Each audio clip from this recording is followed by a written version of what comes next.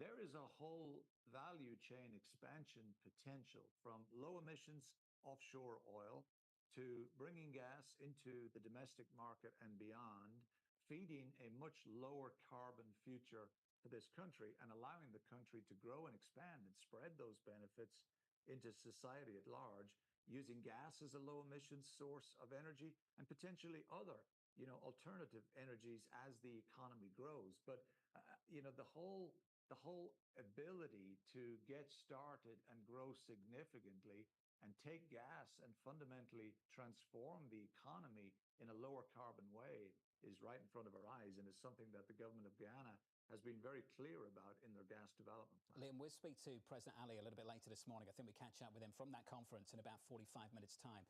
Big question that we've been asking and trying to find out the ultimate answer to is when we can expect a final investment decision to proceed with a sixth offshore oil development in Guyana. Liam, how close are we to that decision now? I will let you confirm this with President Ali, of course, but we're expecting to see that in the first quarter of this year. Is that still the timeline? Yes. Okay. Liam, appreciate your input this morning. Thank you, sir. Liam Mannon there of ExxonMobil. We will catch up with President Ali a little bit later on this morning. Fascinating time, Bramo, for this particular country, with a big dispute with Venezuela underway. If you go all the way back to the original find back in 2015, massive opportunity in front of companies like ExxonMobil. And then you get the IMF a few years later coming out and saying that that deal that they struck with the government of Guyana was too favourable towards Exxon. And then you have situations like this where Venezuela is effectively building up troops on the border. They struck with the government of Guyana was too favourable towards Exxon. And then you have situations like this where Venezuela is effectively building up troops on the border. They struck with the government of Guyana was too favourable towards Exxon. And then you have situations like this where Venezuela is effectively building up troops on the border. They struck with the government of Guyana was too favourable towards Exxon. And then you have situations like this where Venezuela is effectively building up troops on the border. They struck with the government of Guyana was too favourable towards Exxon. And then you have situations like this where Venezuela is effectively building up troops on the border. They struck with the government of Guyana was too favourable towards Exxon. And then you have situations like this where Venezuela is effectively building up troops on the border. They struck with the government of Guyana was too favourable towards Exxon. And then you have situations like this where Venezuela is effectively building up troops on the border. They struck with the government of Guyana was too favourable towards Exxon. And then you have situations like this where Venezuela is effectively building up troops on the border. They struck with the government of Guyana was too favourable towards Exxon. And then you have situations like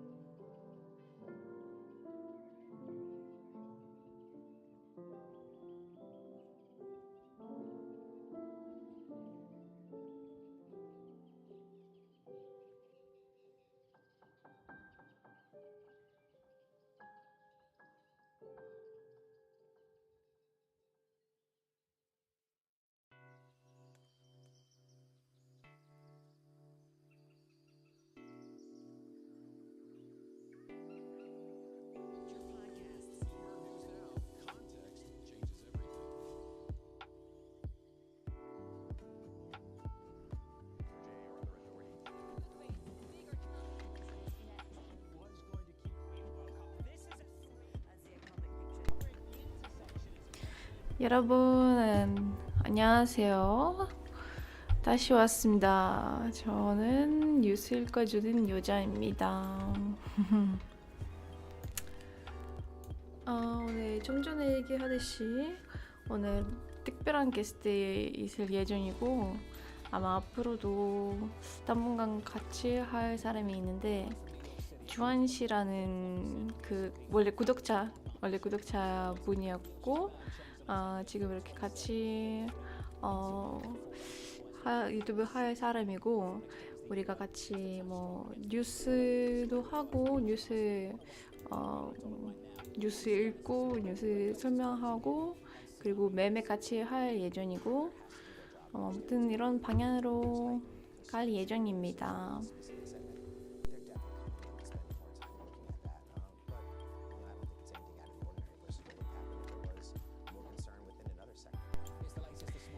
일단 시작하기에 앞서 원래처럼 오늘 어떤 뉴스가 있는지 그리고 어떤 발표가 있는지 한번 알아볼게요.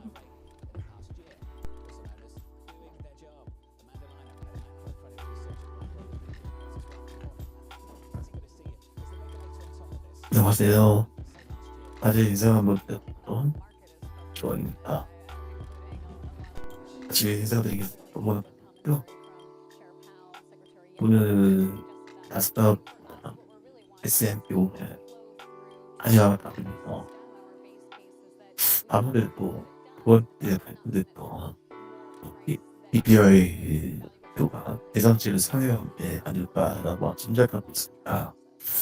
과연 오늘 장 시작 때 이대로 반등을 할지 아니면 이대로 더 하락 발언해서 아무래도 시장의 익스리스를 높여줘서 공포를 조성해서 또 다른 매물대가 나와서 계속 매도세 추세가 이어질지는 좀 지켜봐야 될 것 같습니다. 먼저 우리 리스닝과 이렇게 같이 방송을 하게 돼서 너무 재밌고요. 그 다음에 이렇게 2년 돼서도 저도 리스닝한테 얻는 정보가 있고 또 다시 또 업그레이드가 돼서 여러분들과 모두 다 성공하는 날이 됐으면 정말 좋겠습니다. 여러분들 저희가 많이 부족하지만 조금이라도 좋은 정보를 전달하기 위해서 많이 노력하겠습니다. 많이 응원 부탁드립니다. 감사합니다. 네, 주한씨 감사합니다. 그리고 주한씨 제가 좀 전에 얘기하듯이 그 본인 얼굴과 목소리 노출하는 게 대해서 너무 민감한 사람이라서 그 지금 실제로 목소리 나온 거 아니고 좀 이상한 목소리 나올 수 있는데 그리고 가끔 중간중간 끊기면 좀 양해를 부탁드립니다. 왜냐면 좀 목소리 변경 때문에 좀 딜레이 있을 수 있으니까 아무튼 최대한 깔끔하게 최대한 좋은 목소리로 전달해 보겠습니다.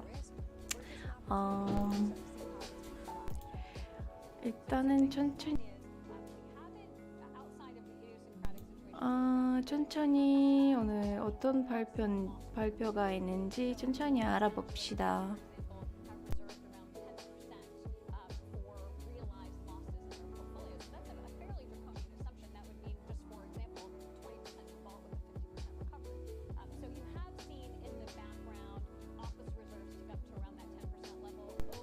일단은 한국 시간으로 지금 9시 52분이고요. 좀 알아봅시다.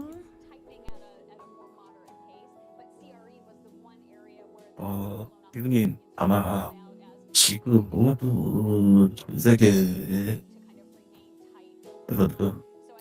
20일 장 마감은 한국 시간 6시 이후에 발표되는 엔비디아의 실적이 모두 다 두껍게 분류되어 있습니다. 지금 나스닥은 무엇보다 계속 상승 나가시킨 이유가 AI에 대한 기대감과 그걸로 엔비디아가 모두 다 끊어놨습니다. 근데 과연 지금 현재 예상치들은 엔비디아의 실적을 상회하고 있는데요. 상회로 보고 있는데요. 과연 그게 아니라고는 시간이 또 다른 충격이 오지 않을까. 그래서 지금 나스닥은 먼저 그런 전 세계의 시장에 가는 거를 반영하는 게 아닐까라는 생각을 하고 있습니다. 근데 그거는 아무래도 조금 있다가 나오게 되는 여러 가지 국채나 또 금리에 대해서 좀 약간 좀 지켜보고 좀 해야 될 것 같아요. 중요 발표는 이번 주는 빅 이벤트는 오늘 발표되는 거가 그다음에 FOMC 이사도 있죠 이번 주에. 예. 이번 주에 2월 22일 국내 한국 국내 시기에 FOMC 회의가 있습니다. 과연 그 비가 어떻게 발표되느냐에 따라서 시장이 많이 놓칠 것 같은데요. 또 이번 주도 긴장을 놓치지 않고 많이 봐야 되는 그런 것 같습니다. 그쵸. 아무래도 되게 뭐라 했지? 갑자기 주원 씨 말을 너무 잘해가지고 비교되네요. 진짜. 아무튼 우리 조심히 봐야겠죠? 그 타인이 지금 나스닥 같은 경우는 한 일주일 전만 해도 가격이 진짜 미쳤잖아요. 거의 한 18,000까지 올라갔거든요. 근데 지금 좀 떨어졌고 17,669원 지금 그만으로 떨어졌고 역시 나스닥은 요즘 미쳤어요. 미쳤고 그리고 그만큼 위험한 주식이다 보니까 여러분들 조심하세요. 방심하면 안 돼요. 아시죠? 봅시다. 그리고 이님 아마 이런 걱정을 하시는 건 잠시 후에 시작하고 나서 매매를 또 하실 때 벌써부터 오늘 많이 지금 하락하고 있기 때문에 매수를 염두에 둬서 걱정하는 그런 말이 아닐까 생각됩니다. 근데 지금은 모두가 전 세계 사람들이 인플레이션과 미국의 연준의 금리 인하가 과연 언제 이루어질까? 원래는 다음 달 3월이었다. 근데 저번에 CPI 발표를 보고 한국은 이루어질 수가 없다는 그런 실망감 때문에 지금 모든 애널리스트들은 원래 5월에서 확률이 6월 7월까지 가고 어쩌면 인하가 없을 수도 예상했다고 생각하는 애널리스트도 있습니다. 그렇다는 거는 전 세계 경제가 너무 지금 아직은 여러 가지 복합적인 요소 때문에 어려운 부분이 아닐까 그렇게 생각하고요. 저는 개인적으로 미국이 평상시에 적자인 상태인데 현재 단가와 그다음에 무금리로 이걸 모든 걸 추하면서 경제를 버티고 있다고 생각하는데요. 문제는 건 하나의 사이클이 잘 돌아야 되는데 그게 만약에 잘 안 된다고 하면 무너한 곳에서 분명히 균형이 일어나고 댐이 무너지면 엄청난 충격이 온다고 생각하고 아직 그 충격이 남아있다고 생각하는 항상 공격을 던지는 사람입니다. 그렇기 때문에 중요한 거 저희는 전체 큰 그림은 낚시 이런 거라고 생각합니다. 낚시를 가기 전에 포인트를 보는 겁니다. 낚시를 나가기 전에 저 멀리 하늘이 오늘 태풍이 올까, 폭풍이 올까, 화창이 올까 그걸 먼저 보는데 중요하다고 생각합니다. 그게 지금 저희들이 매일 지켜보는 매크로월페이터 이 경제에서는 그러면 예를 들어 태풍이 오고 폭풍이 잔뜩 되어 있으면 아마도 낚시를 가면 안 좋겠죠. 그걸 염두에 두고 매매를 했으면 하는 마음은요.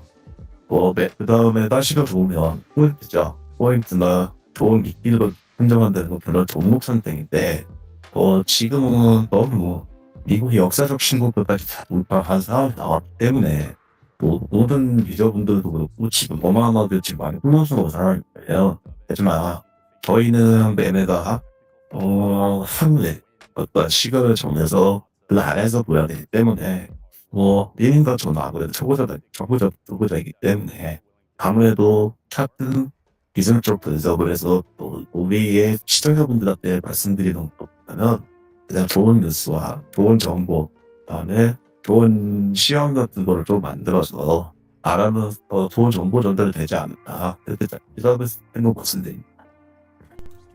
와, 역시. 야, 여러분 박수. 주원 씨 도움으로 제 방송이 고급스러워지네요. 그건 아니고요.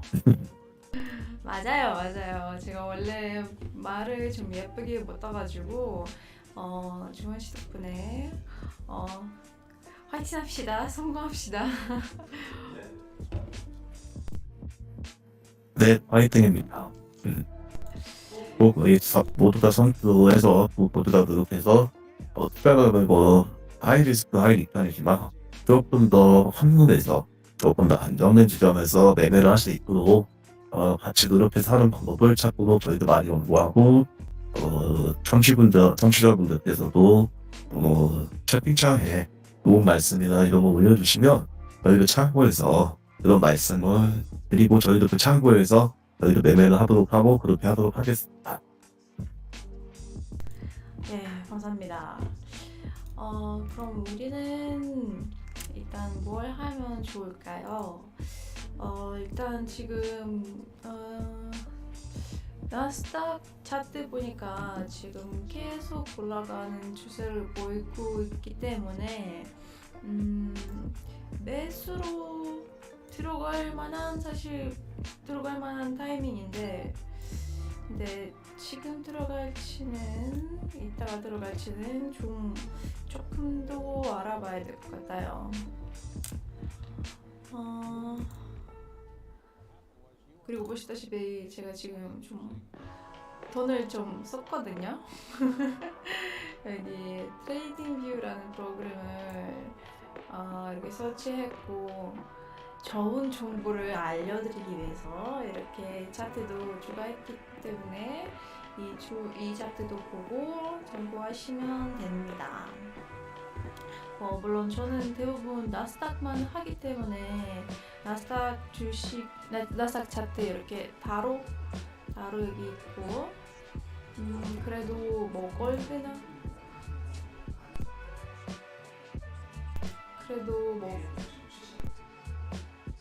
골드나 원유 같은 경우는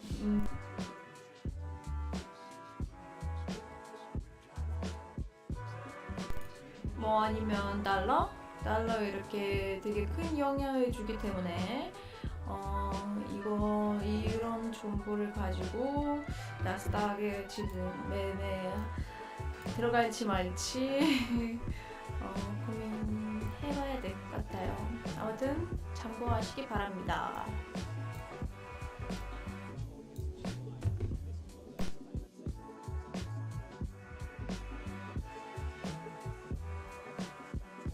네, 님이 말씀하셨던 것처럼 지금 하락 부분이 그다음 식으로 내려오면서 지금 잠시 흔드는 타이밍이죠. 아무래도 시작 전에 시작을 1시간 만들어서 하니까 아무래도 아까 말씀드렸던 이번 주에 가장 중요한 발표이 엔비디아의 실적에 대한 기대감들이 반영돼서 시세가 조금씩 살아가는 게 아닐까 되게 조심스럽게 생각합니다. 그리고 지금 현재 일단 채권에 대한 리뷰를 좀 이해를 좀 해야 되는데요. 아무래도 저희 생각에는 10시간 정도, 10시간 정도면 내용이 나오지 않을까 이렇게 보고 있고요. 그다음에 오늘 한국 정도 볼 수 있고 상권을 많이 하고 있습니다. 원래 무전에 호스피드 하나 더 그러다 보니 엔비디아가 지금 패스너를 배치고 에라스에 모든 걸 다 올라갔는데 오늘의 관점은 과연 엔비디아가 실적이 여러 가지 프로그램 같은 뉴스가 나오면서 큰 매수세에 큰 몸을 보여주면 또한 또 다른 숨겨져 있는 돌발 때문에 이대로 그대로 큰 하락을 보여줘. 하지만 지금 시장은 큰 하락을 한다고 하더라도 사실 큰 이상은 아까도 말씀드렸지만 전세 계가 불량이고 전기 채취에 들어갔고 고금리에 쌓여있고 팬데믹 상황에서도 많은 일이 없었는데 그러면 미국 견제를 당부하거든요. 달러의 강세와 고금리 때문에 과연 이게 어떤 식으로 버틸까 그런 식으로 많이 생각하고요. 저희도 잠시 후 한 10시 20분 정도, 30분 정도까지 20분에서 30분 정도까지 저희도 방송을 하고요. 그 다음 저희도 잠시 공부 정도 한 다음에 얘도 실전 매매하는 11시만 잠시 실전 매매할 때 좀 더 좋은 얘기로 드릴 수 있도록 좀 더 공부를 하도록 하겠습니다. 예, 감사합니다. 그리고 보시다시피 제가 그 뉴스도 여기 계속 나오고 있고 혹시 차트만 보시는 물론 차트만 보시는 분들이 있고 아니면 뉴스도 궁금하시는 분들이 있으니까 그 차트도 뉴스도 참고해 주시기 바랍니다. 그리고 혹시 뉴스 소리 좀 더 키우세요 이렇게 필요하시면 또 얘기해 주세요. 네, 키울게요. 그리고 청취자 여러분들 혹시 저희가 많이 부족한 아직은 초보자들 만나보지만 혹시 저희 얘기들이 좀 공감이 형성되시고 재밌으시고 하시면 좋아요나 구독 추천드립니다. 저희한테는 그게 많이 힘이 되고 계속 공부할 수 있는 여력이 되고요. 저희도 물론 실전 매매를 하는 팀입니다. 하지만 그보다 여러분들의 많은 구독과 좋아요가 저희한테 많은 힘이 되니까요. 같이 서로 힘내고 좋은 2월달이 될 수 있도록 같이 부탁드리겠습니다. 와, 좀 위험하네요. 보니까 주원 씨 말을 되게 잘해가지고 아마 곧 있으면 다른 개인 계정 만들지 않을까 싶어요. 그럴 일은 없습니다. 저는 선생님이 너무 많은 거 저한테 많은 거 재밌게 주셨고 재미를 주셨고 저한테 이런 기회를 주셔서 사실 이렇게 나온 사람이 아까 선생님이 설명하셨던 것처럼 저는 사실 사업들한테 잘 쓰는 걸 이렇게 좋아하는 사람이 아니라 그러다 보니 님이 저한테 제의를 하셨을 때도 저는 그렇고 스폰서 사실은 저는 얼굴이나 그런 걸 할 수가 없습니다. 라고 했더니 님이 이렇게 만들어주신 거고요. 그래서 이렇게 나와서 저의 조그만 짧은 지식이지만 알을 수 있는 기회를 가졌다는 자체에서 참 행복하다는 겁니다. 제가 여러분들 많은 저희한테 힘이 될 수 있도록 많은 지원 부탁드리겠습니다. 네, 부탁드립니다. 구독, 좋아요 눌러주시면 우리는 감사하겠죠? 그럼 일단은 기다려야죠. 그쵸? 제가 제일 좋아하는 거 포지션 말고 괜찮은 타이밍을 지금 계속 봐야 될 것 같은데 근데 지금 좀 올라가고 있다 보니까 지금도 들어갈 법한 포지션인데 일단은 기다려. 근데 누님 저번에도 제가 누님 방송을 계속 청취할 세팅도 하나 드리고 말씀드리고 저는 매매는 됩니다. 매매는 이 지금 짧은 9만 원을 한다는 게 아니고 저는 계획을 세워야 된다고. 예를 들어 제가 지금 들어가야 되는 매도 포지션이니까 매수 포지션 잡기 전 차트는 저는 지금 바보라고 볼게요. 그렇다고 하면 1차트, 4시간 차트, 1시간 차트, 15분 차트 저희는 물론 나스닥이나 해외선물 크도이던, 골드던, 실버던 예를 들어서 S&P 500이던, 다우지수던 다들 항생이시던 보통 저희가 모두 다 좋아하는 나스닥이던 보통 진입할 때 1분만 찍고 진입한다. 그 1분만 본다는 의미는 저는 그렇게 생각합니다. 내가 얼마나 수익을 보며 입점이라는 걸 해야 되겠구나. 내가 얼마를 손해보면 내가 여기서 수입하고 다시 진입을 해야 되겠다. 그럼 계획은 수입하고 가는 게 좋은데 문제는 우리 인간이라는 게 욕망을 먼저 보는 거다 보니 나도 모르고 조절을 잘 못해서 매매 타임을 못 잡을 때가 있어요. 우리님도 그것 때문에 고생 좀 하신 분 많으시죠? 네, 맞습니다. 제가 매매할 때마다 주원 씨 저 항상 놀려셨잖아요. 그리고 항상 매매는 본인 탓이죠. 본인 책임이죠. 그러니까 더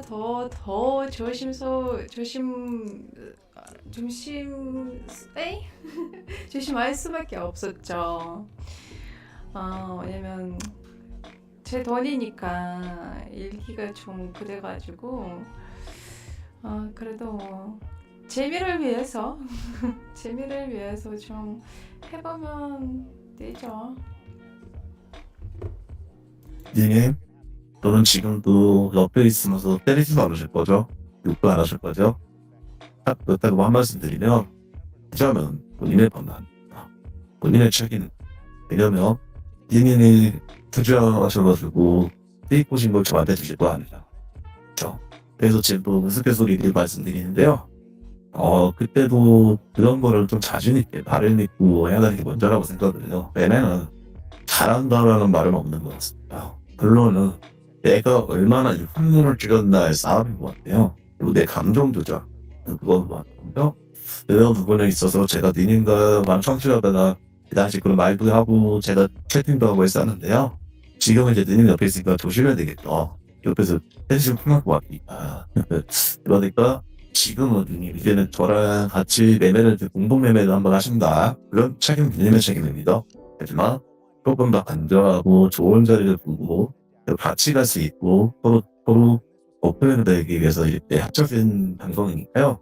그 시간 안에는 저도 최대한 노력할 테니까 누님의 의견도 충분하지만 너무 떨지 마시고 자신 있게 지금이야말로 있으면 있겠습니까? 그런 마음으로 한번 갈 수 있도록 한번 노력 한번 해보시죠, 누님. 네, 근데 아시죠? 주원 씨, 저 욱하는 성격이라서 때릴 수 있을 것 같아요.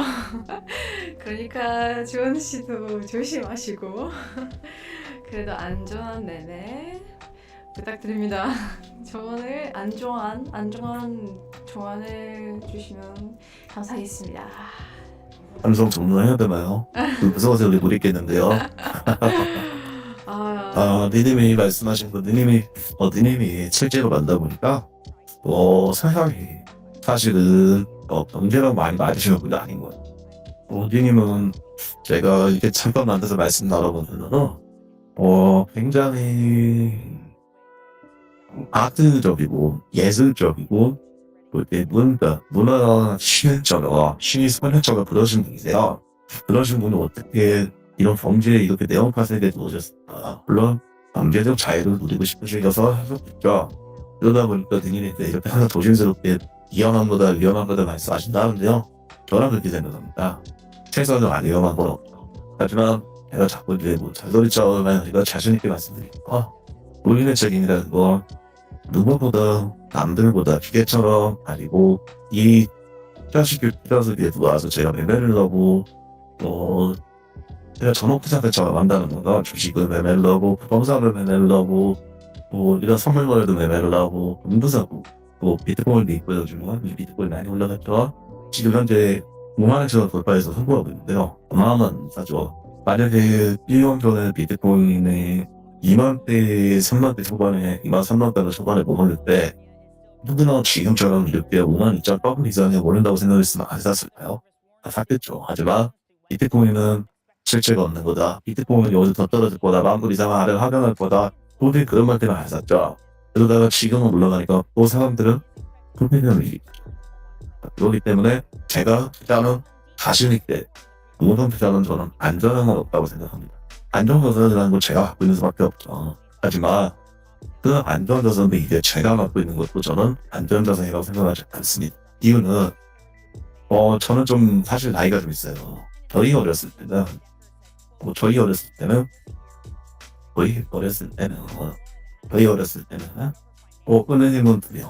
은행은 돈이 안전하게 조금씩 하고 이상이 없는 것 같아요. 하지만 은행이 대출이라는 거를 그 다음에 금리라는 운영상품이 생기면서 이게 돈을 갖고 있으면 본인한테 써보다가는 그립니다. 그러기 때문에 전 세계에 있는 모든 사람 해저실에서 배달을 거기에 그런 현대사에서 제일 판매는 미국 나스닥과 미국 장들이 왜 지금 우리나라가 인명분들이 노화되는 이 사업행위로 움직이는 것도 결론은 더 높은 프리미엄 때문에 됩니다. 그러다 보니 저는 이렇게 생각합니다. 그러면 안전과 물론 모두가 안전하다 노력은 하지만 그 안전만 생각하다 보면 저의 적절한 타격을 묻힌다고 생각합니다. 그렇기 때문에 제가 자신에게 운동을 계속하고 내 자신감을 갖고 충분히 싸움에서 데이터를 갖고 접하고 또는 내가 승리하는 것도 그리고 내가 힘을 얻는 그만큼 사치를 주는 거라고 생각합니다.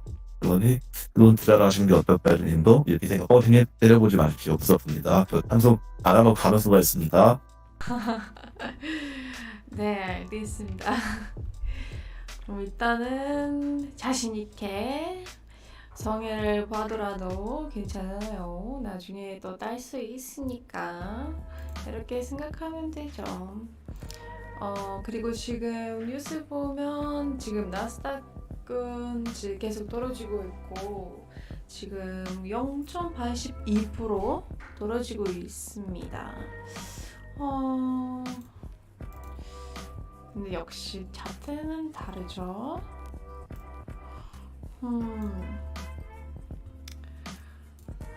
자신 있게 과감하게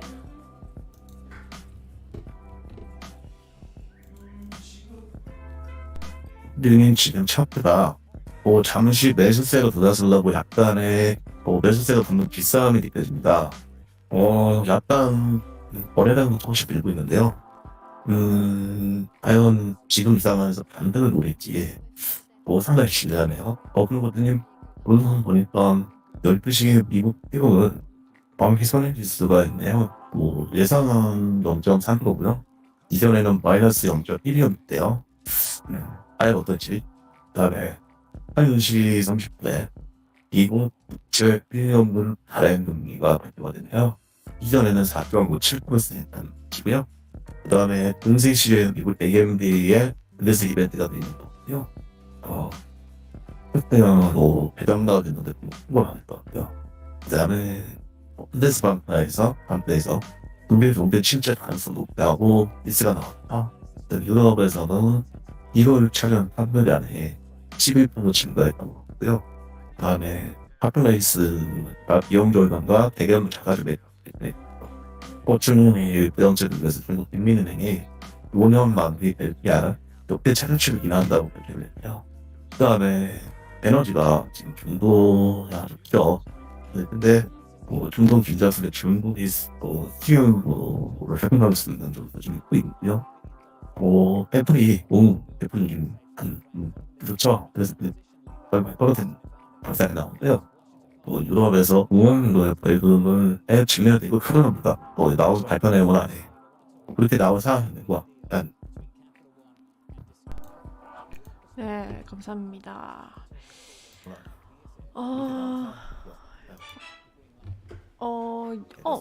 카지노님 참여하고 싶습니다. 예, 감사합니다. 거기 보시면 제가 영상 밑에 링크를 남겼거든요. 거기 들어가시면 거기 입장코드도 누르고 거기 들어가시면 제가 하고 있는 업체에 들어가시면 저랑 같이 이 업체 통해서 하시면 됩니다. 비트코인도 있고요. 비트코인 많이 올라가서 지금 현재 5만원 가까이서 후보가 있고요. 어마어마한 사죠. 만약에 1년 전에 비트코인의 2만대, 3만대 초반에 2만 3만대 초반에 먹었을 때 흔들어 지금처럼 그때 5만 2.8 이상에 오른다고 생각했으면 안 샀을까요? 샀겠죠. 하지만 비트코인은 실체가 없는 거다. 비트코인이 오늘 더 떨어질 거다. 만불 이상 아래를 하강할 거다. 도저히 그런 말 때문에 안 샀죠. 그러다가 지금 올라가서 사람들은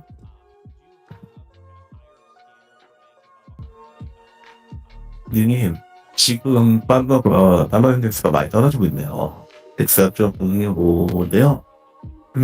달러가 떨어지니까 아무래도 자산시장에서 상승하는 확률이 높은데요. 문제는 신용물채권과 임용물채권이 조금씩 다시 반등으로 올라가고 있네요. 아무래도 채권 안전자산을 써니까 나산 같은데요. 그리고 골드도 조금씩 올라가고 있고 비트코인은 말할 것도 없고요. 그거 상황 같은데요.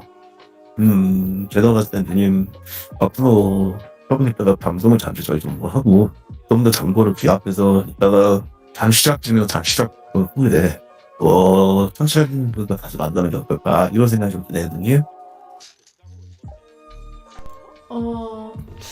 좀 좋은 생각인 것 같고,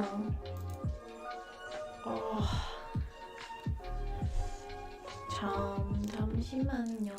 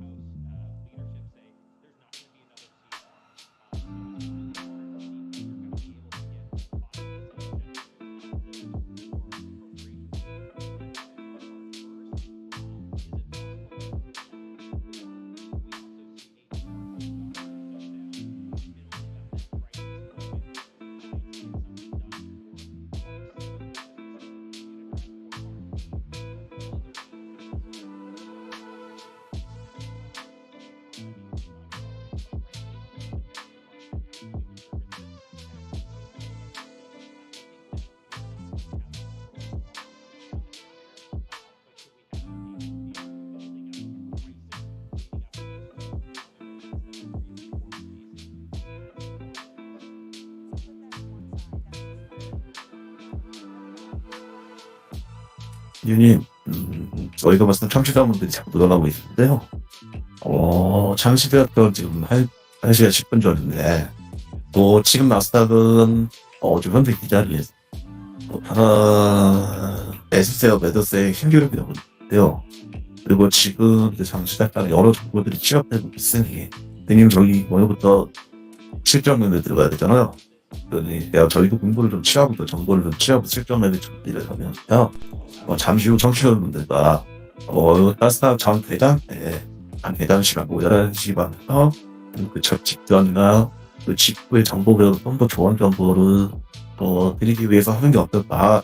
그래서 저희도 좀 더 공부하는 타임인데 좋을 것 같습니다.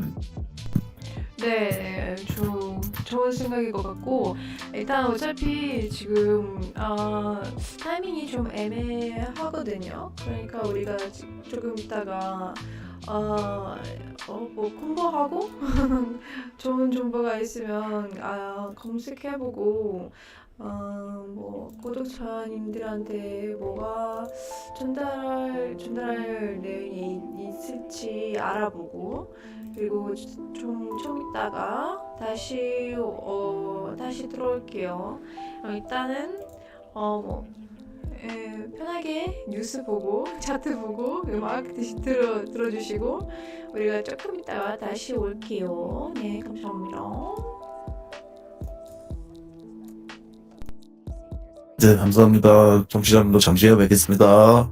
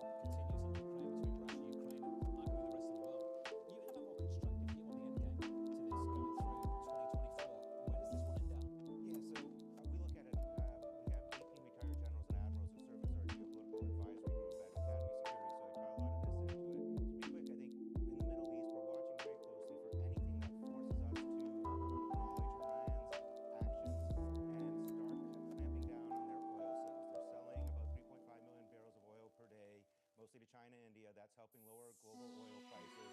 We turned a blind eye to that as well as other sanction levels. So anything that forces that, I think, could be on a tactical level very bad for markets. You'd see oil spike. You'd see a lot of concerns.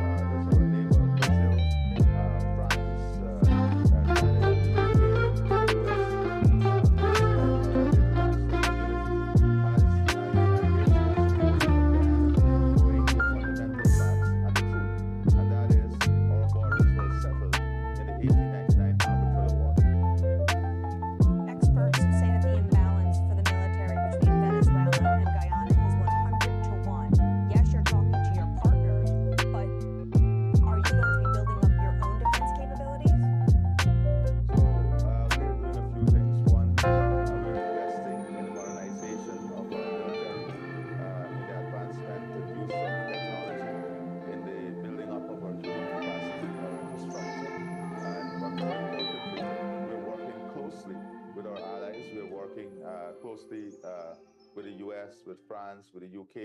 We have many training exercises that we're conducting together. We are working with the regional security system. So it is not only contexts within the country, it is also our work that we're doing in international partnerships with our allies and friends. The U.S. has said that this assessment of this military movement that Maduro has on the border is very small in nature, size, scale, and scope. Do you agree with that assessment? We believe that any threat of our territorial integrity, any threat on our borders must be taken seriously, and that is what we're doing. We're taking this very seriously. We are working with Venezuela now and COCARICOM to ensure that this does not escalate, because all primary focus is to ensure the region remains stable and the region remains peaceful. That is our primary focus. Our primary focus to ensure we do everything to promote that stability and peace within the region. But in our assessment, there's a lot of assessment on Venezuela and their capacity and capability and what is driving this way. For us, it is a threat, and we're taking it seriously, and we're ensuring that we do everything to secure and protect the territorial space we have. Mr. President, how important is it? How much urgency do you feel to monetize the oil and gas reserves in Guyana now before there is some sort of significant transition away from fossil fuels? Well, I think transition, because we have to do the transition too. We still have 36% of the world's energy coming from coal. You still have tens of millions of people around the world who are living in energy poverty. The technology transitional energy source is still not there to become competitive. Transition can still cause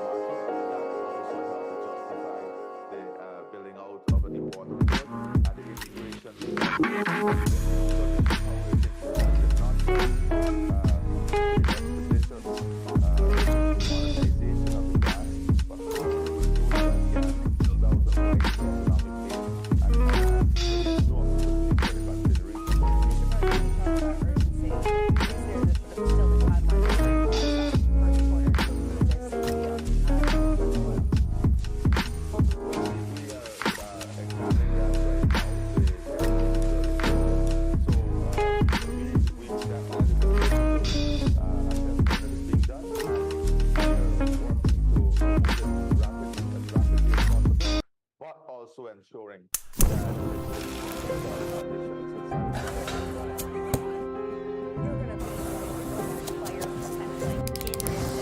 2030 is something that is new for your country. How concerned are you about inflation rising within Guyana? Well, we are working on ensuring that the economy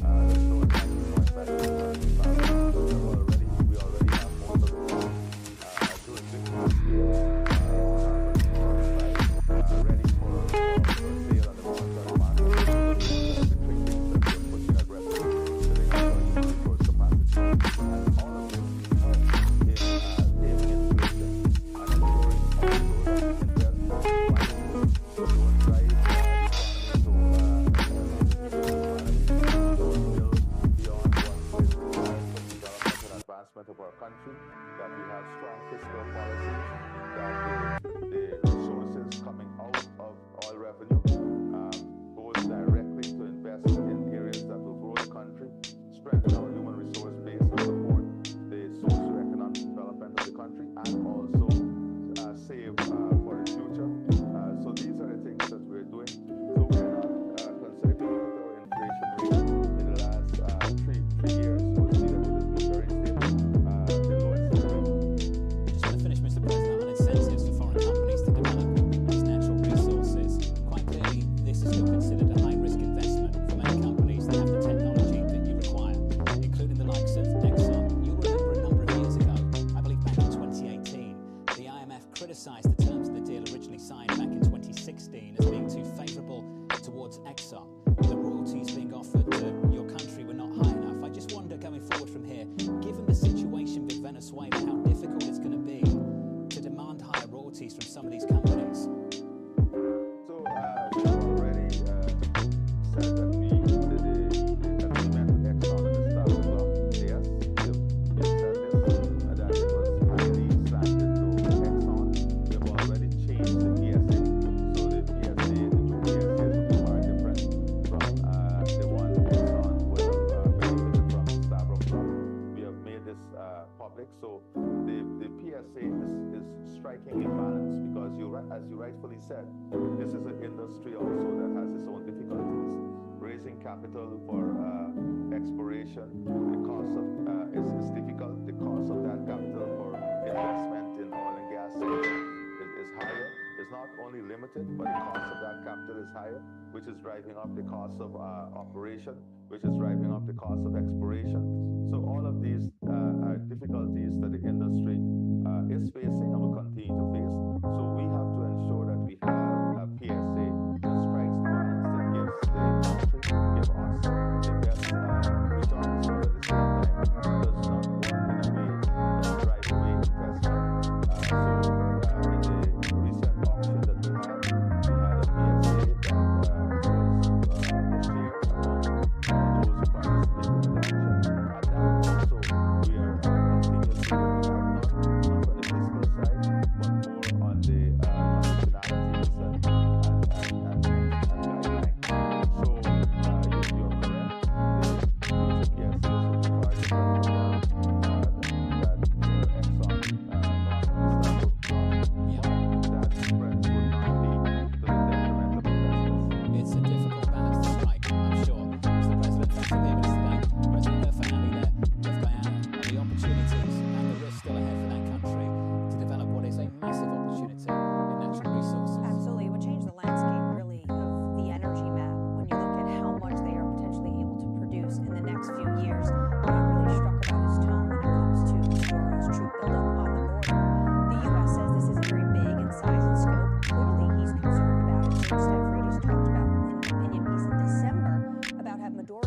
using Putin's playbook. He was bordering up on Ukraine and Donetsk and Luhansk. And potentially that's what's concerning here, because this is so resource rich, this land he's fighting over. So let's watch Frank's on and others too. Let's get you an update on stories elsewhere this morning. Here's your Bloomberg brief with Danny Berger. Hey, Danny. Hey, John. China is ramping up support for the troubled property sector with its biggest cut ever to a key mortgage reference rate. The PBOC announced that lenders will slash their 5-year loan prime rate by 25 bips to 3.95%. The move marks the country's first cut since June and shows increasing focus to combat the property crisis. The U.S. has proposed a UN Security Council resolution warning against an Israeli assault on Rafah and calling for a temporary ceasefire. That, according to a copy of the draft text seen by Bloomberg. So far, the Biden administration has been reluctant to take steps against Israel, but frustration with Benjamin Netanyahu's government is growing. President Biden says he is willing to meet with House Speaker Mike Johnson to discuss a $95 billion emergency aid package for Ukraine and Israel. We're making a big mistake not responding. The way they're walking away from Russia, the way they're walking away from NATO, the way they're walking away from The White House is ramping up its push to pass the bill after the death of Russian opposition leader Alexei Navalny and the recent fall of the Ukrainian city. That's your Bloomberg brief, John. Danny, thank you. Up next on this programme, Capital One agreed to buy Discover for $35 billion. You've got a couple of weaker competitors that are trying to get together for strategic reasons for survival. I think you need to look at that closely as a regulator. Two stocks to watch going into the opening bell. We'll talk about that next. Live from New York City. This is Bloomberg. It's easy to feel distant from nature, but we understand it. We can find tools to protect our world. I'm noticing a lot of efforts to sort of dominant flats. Data price structure carbon dioxide. This is very important solution against climate change. 로컬 프로젝트는 아직은 그 정도 시도하지 않고 탄소 상세 방법을 사용하는데 새로운 관점과 새로운 도전이 필요합니다.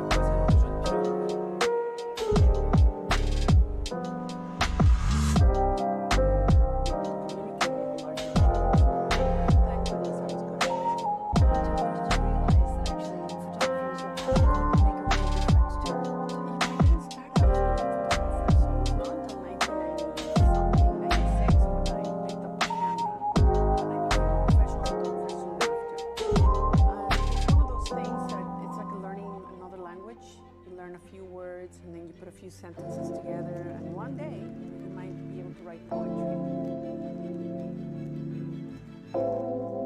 Bloomberg has enhanced search on the terminal to deliver what you need when you need it. Now, you can simply type phrases in everyday English in the command line. Compare financials. Find people. Analyze markets. You can enter phrases or ask questions. What do you want to know today? Ask a question or visit SearchGo to find answers now.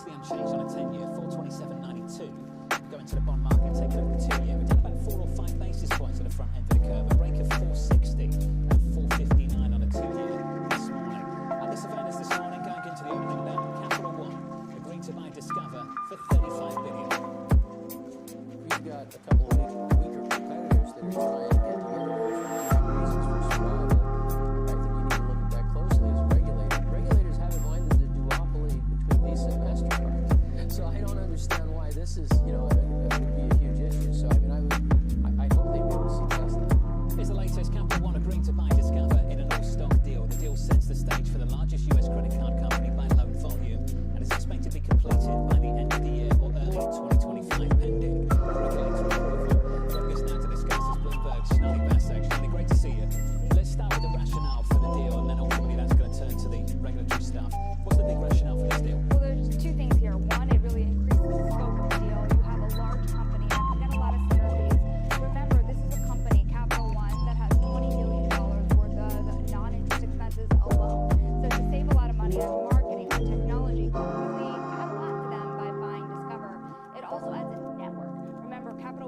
issuer, whereas you have Discover that is a large network as well. So it really gets you inside of the plumbing of the credit card industry for Capital One to buy Discover that they don't have, reducing reliance on Visa and MasterCard. Often in the press release that they put out is really just a letter to the regulator. Dear regulator, this is why this deal should close. What do you think is going to be the difficulty this year? Well, one thing you have to remember, they have changed a lot of guidelines when it comes to bank mergers. And so they waited until the OCC and the Fed and the DOJ came out with those new proposals. So you have to understand that they have a certain degree of certainty, that those overlaps don't exist pertaining to the new guidelines for these regulators here. Well, this raises the question of what would the rationale be then for regulators? Because we're looking at a premium if this were to go through for the 20% for Discover. Those shares up just north of 12%. It's a pretty hefty discount for this not going through. What's the main obstacle at a time where they're not that strong in terms of players and they're facing off against a pretty strong set of banks? They highlighted that network capabilities for a very specific reason here, Lisa, because if you take just the loan volumes by themselves, you have the number 3 and the number 6 company merging. So that would make it the number 1. But you're not talking about JP Morgan and Citi merging. You're not talking about 1 and 2 getting bigger. You are making Discover bigger. This is what you're doing in this regard and helping them compete with the banks. The network, you have Discover a lot smaller than Visa and MasterCard. So while they're highlighting the network, they're really starting to highlight something that Discover is way lower down on the totem pole here to give them scale to compete with 2 and 3. It also raises this question around Capital One traditionally doing a lot of business among lower income families, a lot of subprime loans in a whole host of different categories, and Discover being more prominent and uniting the two. And there's a real question of whether this is a cyclical play, about whether this is something that other banks are trying to get into in terms of credit cards at a time where those outstandings are going up, or whether this is sort of protection against the downside. Yeah, and that's one of the greatest questions. Right before I came here, I tried to take a look at just how different they are. And you have Capital One with almost a third of their customer base here, looking at FICO scores of less than 660, but that's less than a fifth for Discover. So really, they are really rounding out their base here. Now, if you're a regulator, what you might ask is, what does that mean for the people with FICO scores under 660? You start to worry there about what the consumer base looks like. We already know Capital One has been starting to inch higher on the more luxury, more well-capitalized segment of Americans and consumers. But what then happens for those folks who are being left behind in the system? It's a major question. We've talked about, I think it was Bank of America, wasn't it? We talked about just how strong the consumers that they serve actually are. Yeah, it's interesting. You have most Americans have FICO scores well over 700, right? And you have had a lot of these banks starting to shed FICO scores. You're going to have, if you have 2 large credit card companies like this merging, you worry here about what happens on the rest of the board. You have some macro aspects here as well, because they're doing this at a time where many companies are already tightening standards. So if you go back over the last decade, you have historically tighter standards today than you would have had in 2021, 2022, even in the period leading into the pandemic. What should we take away from the activity we've seen so far this year? A lot of it's been all stock deals. Anything single there for you? Well, one thing is you have the winners and the losers, right? Remember, there was a divergence between Capital One and Discover here, because Discover had their stock really lagging behind those FICO score issues. And so if you have stock that is worth enough to buy somebody that is lagging behind a little bit, now is the time to pounce because of that divergence, plus the regulatory paper. And we're seeing a lot of that. Shelley, thank you. It's good to hear from you. Few stocks to watch down into the opening break coming up tomorrow. Just a snapshot, sneak peek of the lineup for you. John Stolfers, Oppenheimer, Asset Management, Mike Schumacher, Wells Fargo, Ricky Schauer of Deutsche Bank, the Marriott President and CEO of Capital One over forward to all of that. Asset to upgrade to Wolfram Goldman on the S&P 500. And up to Jonathan Gold over at UBS in the last couple of hours. Yeah, talking about potentially increasing it beyond the 5,200 even, that a lot of people are calling for. You have to wonder exactly what's behind this. Is it the big 7, the magnificent 2, whatever you want to call it? Is it that just continue to drive this, or is it the broadening out of the It's kind of key in terms of economic backdrop right now as that plays out. Dominant one. What would you call it? Nvidia? What would you call it? I forgot. Earnings coming up after the close tomorrow. Outstanding. Up more than 40% already year to date after just absolutely rocketing through last year. It's like the one that everyone kind of hates, but they also kind of aspire to be. The Civics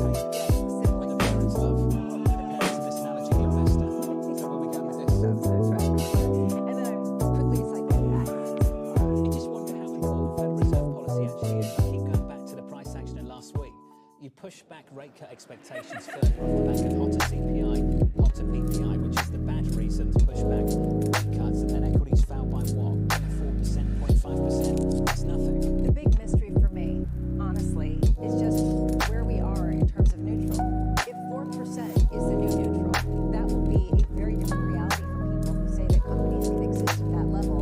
The Fed's not going to cut that much. That's not going to turbocharge certain fixed income investments, but it will allow certain equity investments to do okay. Matt Lazzetti, chief US economist over at Deutsche Bank, on top of that story. Federal Reserve minutes coming out tomorrow. Look out for that. Just how much agreement or disagreement division was there on the FOMC? Given how uncomfortable Chairman Powell looked at that news conference, trying to reflect the consensus or lack thereof of the committee. I have to say that since we've heard from Fed officials over the last few weeks, they seem pretty in line with each other. So I wonder what was going on in that press conference. It's a good question. It sort of raises this issue. Are they basically saying the same words but having a different meaning behind that? Seriously, it's sort of, when you're talking to somebody and you're speaking a similar language, but when you dig a little deeper, you're actually talking about something different. I wonder if that's sort of the measure of how to get, sort of to that level where they're ready to come. I think we'll hear from Bostic tomorrow morning and Thursday. If you missed it, the lineup for Fed Speak: Jefferson, Bauman, Harker, Cook, Kashkari and Wallace. So basically the whole committee. From New York City, equity futures slightly negative. We're down a third of 1%. You're opening about 34 minutes away. AES is the largest seller of renewable energy to corporations in the world. We've been an innovator in bringing new technologies to the sector, such as lithium-ion batteries for grid stability. AES invented the 24/7 hourly max renewable product. This ensures that the energy that they're actually consuming is renewable. We need a partner like Wells Fargo that's creative and willing to work with us to find new ways to satisfy our needs. Bloomberg Television. Context changes everything.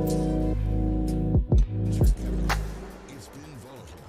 From bank crisis anxiety to AI exuberance, Caroline Hyde and Edward Bode chat with the biggest names about the latest tech trends. Is AI going to dominate the earnings narrative for this sector this week? I think we're seeing opportunity and potential platform shift that we haven't seen in a long time. If you're a company today and you're not embracing the changes that are taking place with AI, you're going to be behind. How do you prove to the investor base that you haven't just tacked on AI to make yourself sexy? It's very hard to differentiate if you're not experienced with AI. The startup stories. I think this is a watershed moment for technology. Certain categories are more exciting than others. Right now, obviously, generative AI is a category that is very exciting to startups out there, customers, and venture capitalists as well. So what we're seeing is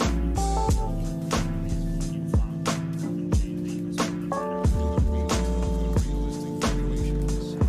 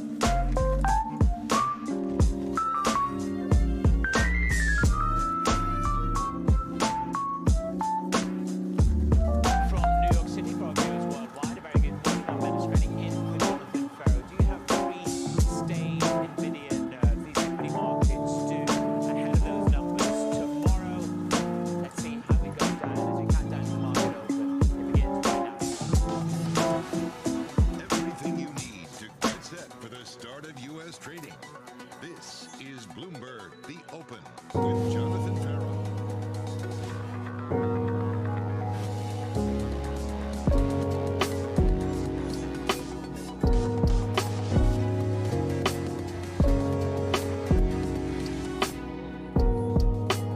Coming up on the show, markets on edge as traders start questioning the Fed's next move. Earnings season failing to move the needle, with Nvidia angst up next, and it's the biggest deal of 2024. Capital One agrees to buy Discover for $35 billion. But we begin with that big issue: is the consumer starting to crack? The consumer has been trading down. I mean, we do continue to see that. And I think Walmart's strength reflects some of that. It doesn't mean it's all bad for the consumer out there. I do think that the consumer is choiceful, as Walmart said, and it has been able to spend where needed. Walmart topping earnings estimates, but delivering a relatively subdued outlook. Home Depot posts the fifth consecutive decline in quarterly sales. So what does it all mean for the consumer and for markets? Let's bring in my guest this morning to join the conversation, BlackRock's Tony DeSpirito and Sanal Desai from Franklin Templeton. Good to have you with us. Two huge reports, which in some ways tell us a little bit about how the consumer feels right now. Tony, good morning. The language used in the report from Walmart strikes a restrained kind of tone. First take? Yeah, so look, I think if you look at the economy has been very strong and even maybe accelerating. If you look at fourth quarter GDP or if you look at GDP now estimates for the first quarter this year. So I would say the economy is good. Then you look at jobs. Unemployment's 3.7%. That's really good. And then you look at wages. Wages are also been very strong. So I think broadly the U.S. consumer is still in very good shape. Now there are a few yellow flags that you would think of us maybe having a little bit of a slowdown here.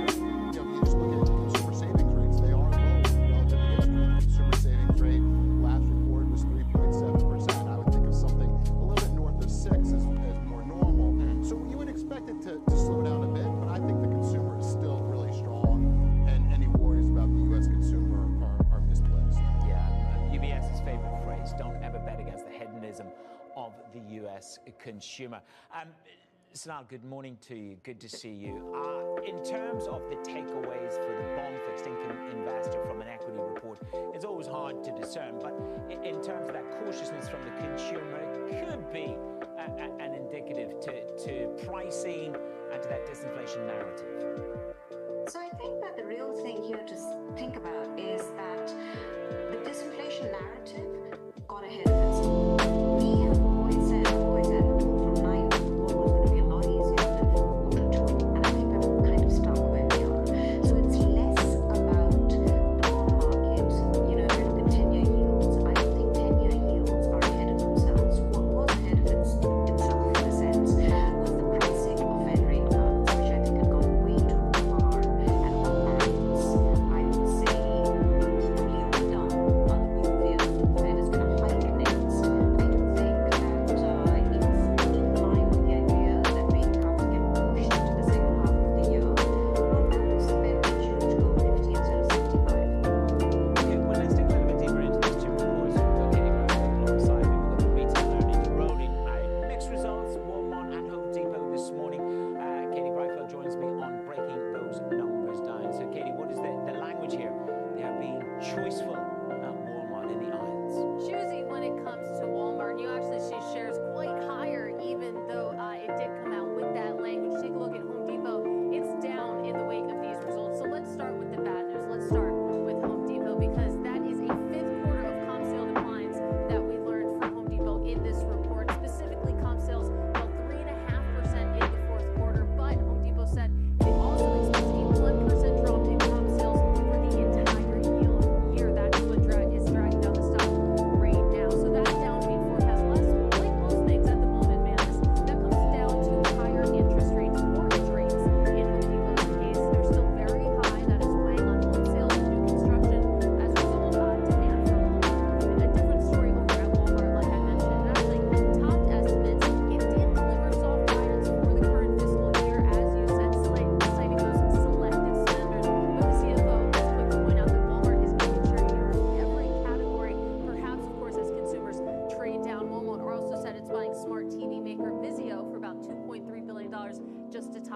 off. So that's the setup as we really head into the heart of retail earnings. Yeah, it is a Goliath, isn't it? Just captures everything on the way up and on the way down. You're just riding those waves like pure surf. Katie, thank you very much.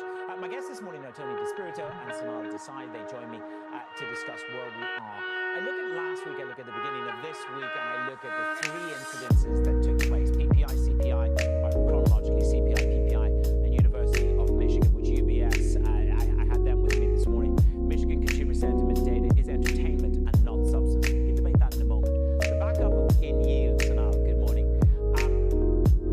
Where are we? Do we go into some kind of suspended animation on inflation and rates in this medium term, Sanal? So, I have been calling for a higher neutral rate for quite a while. I think the neutral rate for euros is closer to 1.2 which is what the Fed has been calling for and what markets anticipate.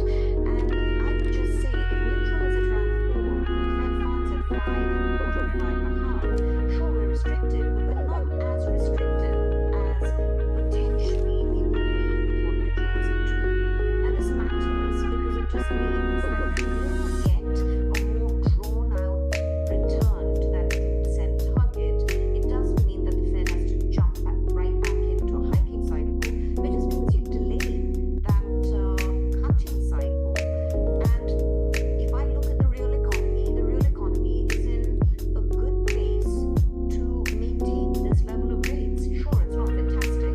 I see that. You see that in home depots earnings, you see that in mortgage rates, all of the above. But the reality is the economy is not tanking. So if we go to suspended animation 4.25 to 4.5 for 10 years, I think that's not a bad place for 10 years to land. Do you think you're slightly on the right-hand tail risk there of assessing where the neutral rate is at 4? Oh, I think I'm way out there. I was trying to be gracious and sort of not very confrontational.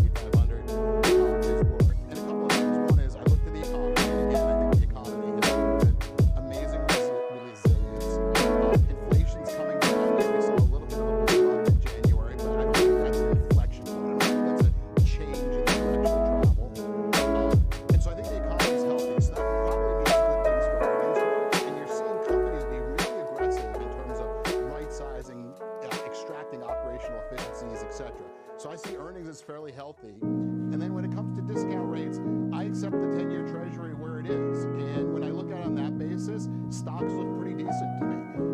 The other thing I would comment is if you look at the S&P 500, while that P multiple looks high relative to historical averages, the S&P 500 has also become a lot more of a growth index over time as it's dominated by the Magnificent Seven. So you really need to look at the equally weighted S&P 500, which is at a discount of about 23-24% versus the S&P 500. Its multiple is only about 17 times, looks much more in line with historical averages.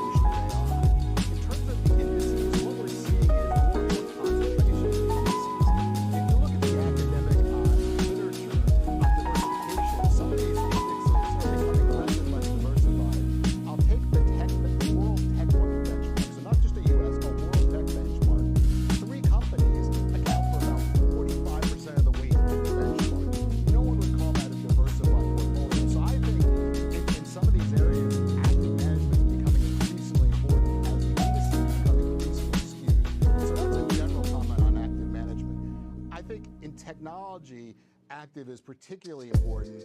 We think about AI in terms of a tech stack, right? And at the bottom layer of that tech stack is the hardware, the chips, the servers, etc. And that's where all the attention is right now.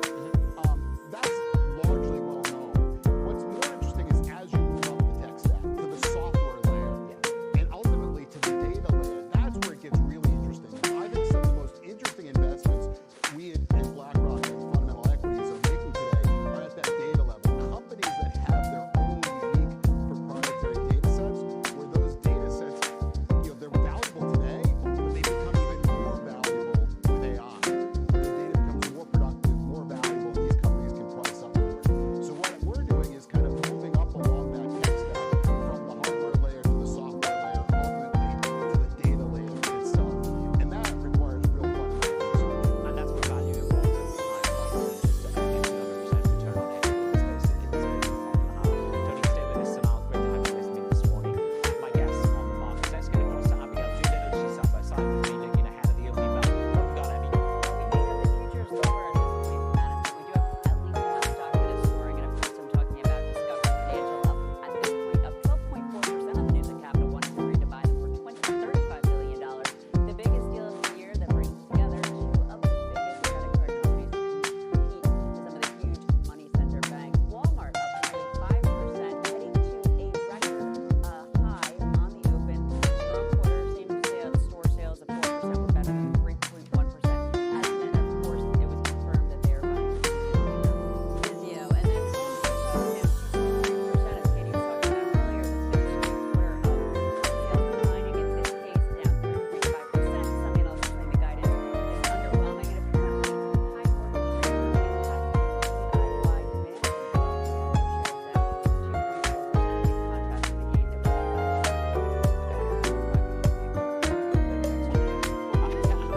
Thank you very much. Abigail Judith there. Coming up on the show, Fed officials, guess what? They're pushing back. To finish the job, will take fortitude. We will need to resist the temptation to act quickly when patience is needed. And the Fed saying on the message there, urging patience ahead of another busy slate of Fed speak. That conversation next on Bloomberg.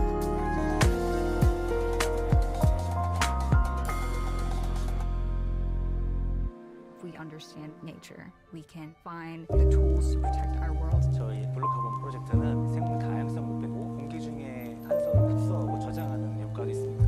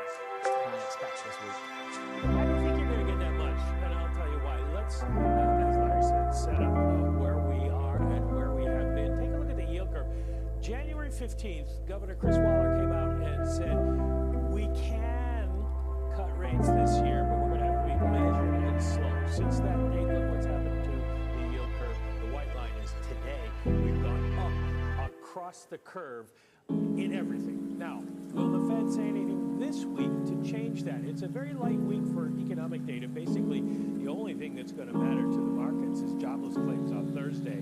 And we get Fed minutes tomorrow, which may or may not tell us something about when they're thinking about cutting, because it's been 3 weeks since that last meeting. Thursday, we also get a ton of Fed speak. You saw the calendar there. But does any of that matter? Because on March 6th, Jay Powell goes to Capitol Hill for his twice-yearly, formerly known as Humphrey Hawkins testimony. And that'll really set the market up for what's going to happen. What does the market think is going to happen?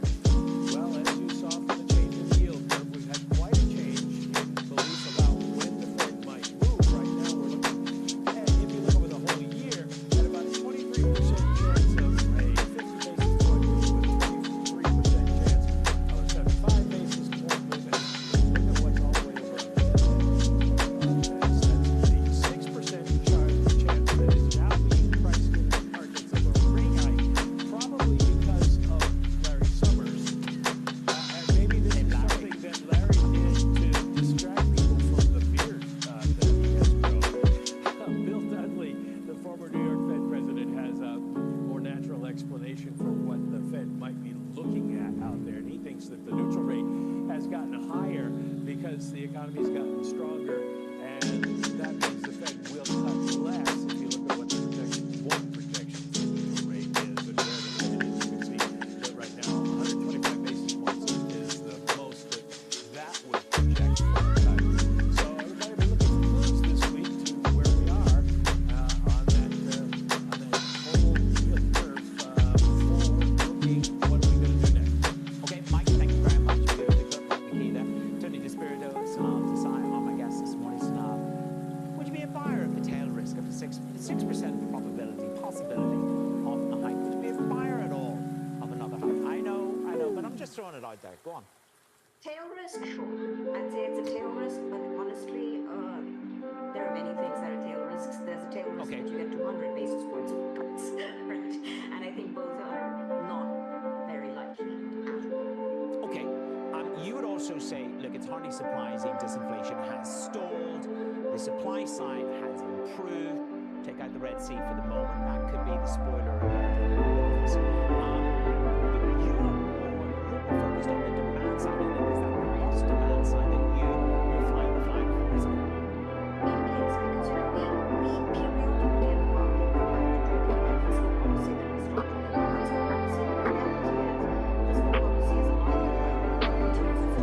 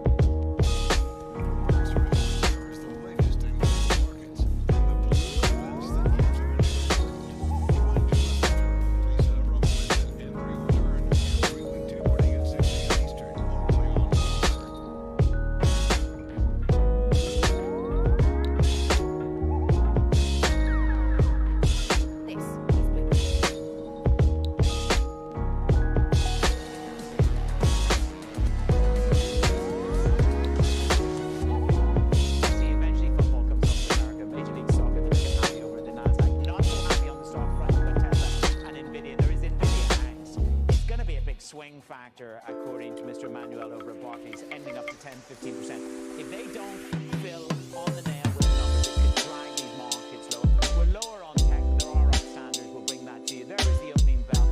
Equity markets are set to open a little bit lower after President's Day. So that's the state of play there. We'll have this jumped in yields on Friday, looking at the highest level that we've seen in 2024. You're looking at a 10-year paper this morning, giving it a tick or two back. Euro dollar is the euro up by 0.5%, and you have crude trading up 0.7% at 79.77. So a little bit of an ad there on the oil market. Two stocks to watch is already deals that have been announced. Capital One and Discover Finance. Capital One agreeing to buy Discover for $35 billion, creating the largest U.S. credit card company by loan volume. Abigail Doolittle has the details. How is the market taking this out? Good morning. Good morning, and Discover holders are very happy about this. The stock right now is about 12% up since November of 2020. For Capital One, not so much, but that's not surprising given the fact that when a company acquires another company, we'll often see those shares shrink. Earnings for Capital One today down nearly 5% relative to potential deals. You mentioned Capital One continuing to buy Discover Financial for $35 billion. Discover shareholders will receive a little more than one share of Capital One. That represents 26%. That suggests that investors and analysts, market forces 여러분, believe that 이게 there could be 무슨 some reason this 일이야 deal doesn't 보시죠. happen. Now I could take a guess that that could be the FTC 지금 or 저한테 진짜 regulatory 좋은 hurdles 상황을 in 벌어지고 있어요. terms of fears 제가 around some sort of 사실은 monopoly. 좀 We 전에 don't know that's the case, but 들어왔는데 that is a very, very 너무 wide 많이 spread 잃었기 between big 때문에 gain that we do 좀 see Discover having, and the premium that was 조마조마했는데 offered. Now, as you mentioned, 그래도 the client 아니다. entity and the reason for the deal 장이 on the part of 열릴 Capital 때까지 One is to be the 기다려보자 biggest 이렇게 credit card lender. 하고 Their assets 지금 together will be 다행히 above $250 billion. Take Citi 플러스로 and 때려왔습니다. 님, 잠시만요. 네. 아까 전에 반등을 노리고 지금 큰 장대 양봉을 받고 있는데요. 누님 아까 전에 저희의 둘이 분석은 시장에 반등이 있을 거라고 저희 판단했잖아요. 그 판단의 기준은 아무래도 엔비디아 실적이 반영이 되고 있는 것 같아요. 근데 누님, 제가 봤을 때는 지금 장대 양봉이 너무 세기 때문에 입절을 한번 하고 다시 하시는 게 어떨까 합니다, 누님. 네, 안 그래도 제가 그렇게 하려고 했는데 해볼까요? 예. 매도 주문이 잘하셨어요. 오케이, 다행이다. 왜냐면 보실지 모르겠지만 거기 한 120, 160 정도 잃었거든요. 근데 진짜 조마조마했어요. 와, 진짜 멋있죠. 다행히 죽이죠. 바로 내려가잖아요. 그러니까 역시 아직 감이 살아있네. 물론 조원 씨 덕분이죠. 아닙니다, 누님.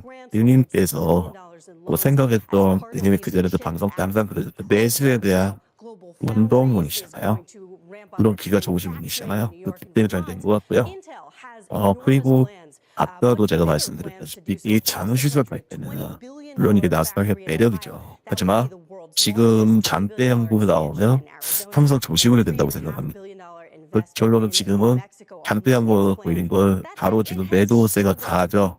과연 이대로 매도세가 내려올지 또 하나는 기린돌을 받아서 더 하늘로 날아갈지 아까 지금이야를 외치면서 들어가셨는데요. 자신있게 했던 플레이가 결론은 지금 잘 된 것 같습니다. 근데 일단은 한 번은 입결자는 안 드리셨으니까요. 또 한 번의 입결을 위해서 타이밍 한번 베스트타임 기다려보시는 걸로 한번 가시는 게 어떠실까요? 결국엔 매수는 좋은 선택인가? 지금 보니까 너무 떨어지고 있는데 너무 매도로 들어가고 싶은데 어떨까? 어떻게 생각하세요? 저는 양쪽 후행석비를 빨리빨리 하는 거를 안 좋은 것 같습니다. 이유는 그게 타이밍이 잘 맞았을 때는 좋은 매매 방법이 되겠지만 아까도 말씀드렸다시피 이 매매는 전체적인 큰 흔적을 잡아놓고 내가 그 순간에 어느 지점에 들어갔냐를 결정할 생각입니다.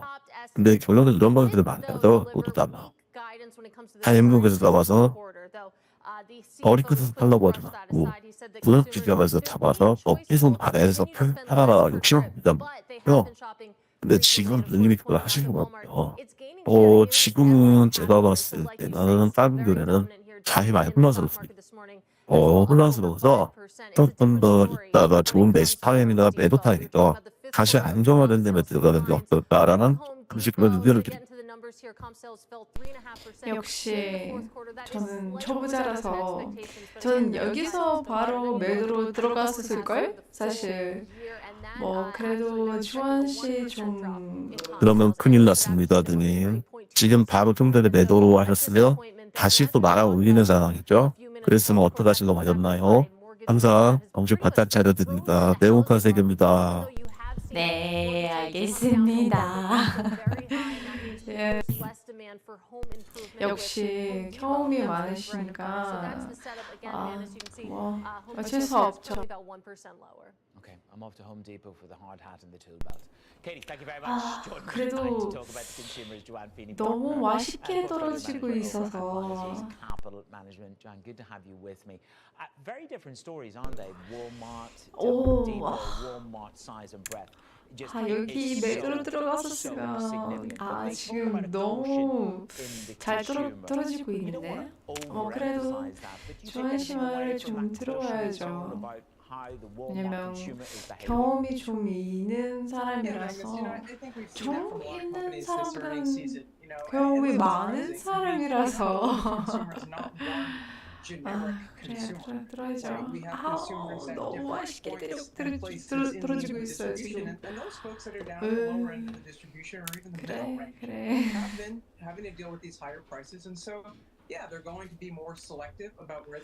그래서 제가 항상 위급한 상황인가? 항상 여기 조금 먹다가 오케이 매도 타임 생각하고 들어가고 근데 나중에 완전 마이너스로 가기 때문에 그때 스트레스 많이 받고 이거 어떻게 수습해야 되나 계속 생각하고 있었고 그래요. 일단 주한 씨랑 같이 하고 있기 때문에 결과를 어떨지는 좀 지켜봐야죠. Of the economy because wages are strong, jobs are plentiful, disinflation 결과를 is taking place. 줘야 좋은 결과 있어야 되지. 아니면 괜히 누님 잠시만요. 조금 전에도 누님이 그 전에 항상 매매하실 때 흥을 자꾸 맞으시고요. 지금 내가 놓친 자리는 가까워하지 마시죠. 네. 제가 왔다 갔다 하는 거지. 장은 경제장은 365일에 휴일 빼고 어떤 특별한 날 빼고 매일 움직입니다. 오늘 만나지 못해 내일 다시 하면 되는 거예요. 이제는 저희의 손실을 얼마나 잘 안전하게 지키고 수익을 극대화시키는 거죠. 오늘도 제가 조금 전에 분명히 말씀드렸죠. 강한 남봉이 올라왔기 때문에 일단은 나와야 됩니다. 이유는 강한 남봉에 나오면 분명히 매물 차익이 나옵니다. 매도 차익이 나옵니다. 언젠가 그게 시간의 차이겠죠. 근데 지금은 바로 꿈에 나오게 나오네요. 여기서 매수를 잘못 잡았다. 여기서 만약에 매도가 다시 또 운봉이 발생을 하면 큰 손실을 보게 되고 물론 로스코스이 되면 그때부터 힘들어지죠. 그러니까 내가 지나간 거에 아까워하지 마시고 다시 좋은 자리를 기다리도록 하시죠. 지금이야말로 친구들 갈 때를 또 기다려봅시다. 네, 알겠습니다. 왜 약간 혼내는 느낌인가? 참. 님, 저한테 부탁하셨잖아요. 제 말을 조금 더 경청해서 수익 구조본다면 제 말을 많이 따라주시도록 하지만 그때는 본인의 책임이 있습니다. 본인이 좀 더 누님이 항상 방송하실 때 말씀하셨잖아요. 따르는 거죠. 그리고 맨날 말씀하셨던 걸 하셨잖아요. 그러시면 따르는 거죠. 왜 그러실까요? 예, 좋은 말씀 감사합니다. 그럼 일단 아무리 맛있는 포지션이라기 해도 좀 기다려보고 다른 타이밍을 다른 타이밍 올 때까지 기다려 봅시다. 그리고 가진원님 많은 정보 부탁드립니다. 네, 관심을 주셔서 감사하고 많은 정보를 알려주고 노력해 봅시다. 조원 씨 어떡해요? 더 떨어지네요. 유님, 지나간 객차나 지나간 버스는 신경 쓰지 마시죠. 앞으로 돌아올 버스를 잘 탑승하시면 됩니다. 그 버스를 리무진 버스를 타야 되는 거지. 이덜거리는 뭘 타면 안 되죠. 근데 무섭네요. 시장의 분수가 나오네요. 빅스지수가 엄청 올라가고 있습니다. 지금 상황은 신문만 채권이 어마어마하게 인도박질하고 있네요. 유형물 채권도 좀 내려가고 있고요. 신문물 채권이 내려간다는 말은 언론은 장세에 대한 사람들은 확실히 없다면서 이걸 좋지 않은 사람들 빨라도 아직 강세를 약간 불편하고 있다. 물리 가격도 내려가고 있고요. 물리 가격도 조금씩 내려가는 데서 지켜보고 있고 손님 저의 개인적인 의견은 아주 무서운 지금 대도세가 나오고 있습니다. 이거는 손님 팬들 하시면서 잠시 기다릴까요? 네, 알겠습니다. 좀 기다려봅시다. billion plus or minus 2%. The market therefore is expecting the very top of that, the 20.4. It does mean that if there's any, in order to meet expectations, they probably kind of have to beat expectations. Anything less than that, given the scale of the expectations, is likely to be disappointing. Sometimes though, it's easy to think that the expectations are so sky high that you can't possibly meet them. It's important to remember that Nvidia is trading at about 35 times its forward earnings, and that isn't actually massively outside of the realms of what some of its peers are doing. In fact, AMD is trading at a far higher multiple. Microsoft is also trading at about 33 times its forward earnings. So yes, expectations are high, but they're not unrealistic. Okay, let's take that thought back to my guest this morning, to Joanne Feeney. Joanne, when you hear that kind of comparison on multiples, do you still feel brave to step in? How defining a moment for risk for 2024 will these NVIDIA results be tomorrow? I don't think the NVIDIA results will be all that informative about risk. I mean, clearly NVIDIA is in the middle of a investment stage for generative AI. We're seeing those capabilities be built, and those are expensive. Lots of chips are required. In fact, it looks still like NVIDIA is constrained on how many chips they can sell into the market because of production limitations, packaging limitations, et cetera. So, whether they beat or miss or guide to where the investors expect they will is an incremental piece of information, unless they say something like, oh, sorry, we thought there was going to be demand, but it has suddenly evaporated. We don't see that as a possibility. And that would really be the only, significant information. So I suspect, they're going to either beat or meet expectations, but it's really largely going to do with their capacity of their partners to produce the chips for NVIDIA. And so that's not so informative. What we really care about is the long-term potential of generative AI and how quickly companies want to create the capacity to run these new models, the large language models and other applications that we're just beginning to see. It looks to us like there's a really long runway ahead and that we're just getting started on the applications that are going to be rolled out. Look to the software companies for other places to get information about the uptake of AI. It seems as if we spend an inordinate amount and an outsized amount of time talking about NVIDIA as if there's nothing else. But you also make it very clear that if you pay attention to the earnings calls, specifically within tech, and whether that's Texas Instruments or whether that is Cisco, you are a buyer of fissures. Perhaps if you listen to the calls, you want to take advantage of them. Why Texas? Why Cisco? Briefly.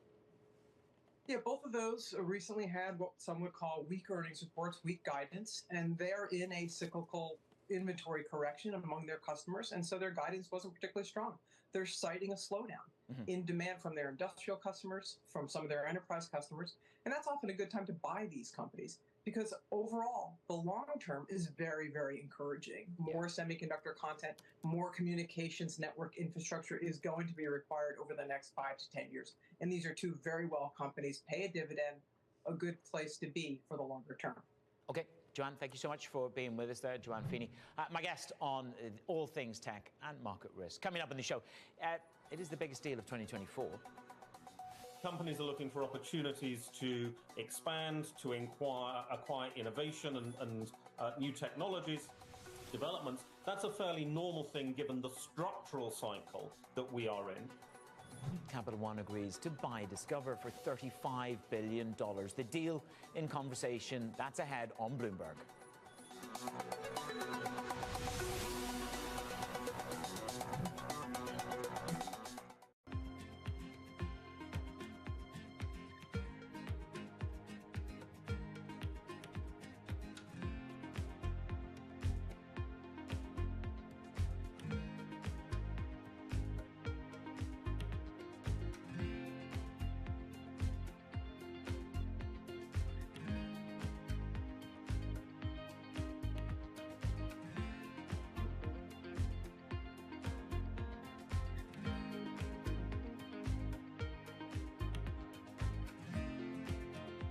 Top names in climate finance are on Bloomberg. I can't tell whether you're optimistic or pessimistic about climate finance. A lot of great stuff is happening, but is it enough? No, it's not enough. I'm biased. I'm a huge investor in both fission and fusion, and hoping that it comes in time. Transition is not going to be an event.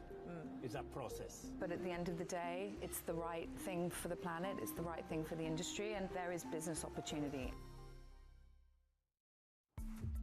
Arch has laid plenty of groundwork for future revenue, but for now, Mark Messler's most pressing challenge as CFO is conserving capital. You have to have the short-term discipline to sort of circle the wagons around cash. I mean, cash is oxygen. I know where every ounce of cash is going, and but we also have to be nimble around that as well because things change by the day. Archer went public in 2021 in a reverse merger with a SPAC, Ken Moelis's Atlas Crest Investments. Through August 2023, the company raised over $1 billion from investors including Stellantis, Boeing, United Airlines, and Cathie Wood's ARK Investment Management. Does that ARK investment open doors for you to bring in different kinds of institutional money going forward? It does. I mean, I think there's a lot of credibility that comes in with an investor like ARK. As I think about, my top targeted list of investors over the next 2 to 3 years, an investment like that gives us some credibility and gives us a little bit of staying power as I go in and talk to other investors. With the SPAC pipe now closed, Archer's facing a new phase of raising capital. I know the folks who aren't willing to invest right now may have large pockets of investment in the future. So I want to be in front of them. I'm wanting to show them progress. I want to create credibility with them that we are marching towards our goals of commercialization. Bloomberg UK, your source for news and analysis covering the biggest challenges facing the UK government, economy, financial services and markets. Tax cuts should not be the priority. It's about a credible plan for growth over the next 2-3 years. In this post-Brexit world, how do you see actually servicing your clients? It was disruptive and it's going to have implications to how capital raising works. Now we're having the perfect storm in the UK. Watch Francine Lacqua Thursdays at 9:30 a.m. only on Bloomberg. Context changes everything.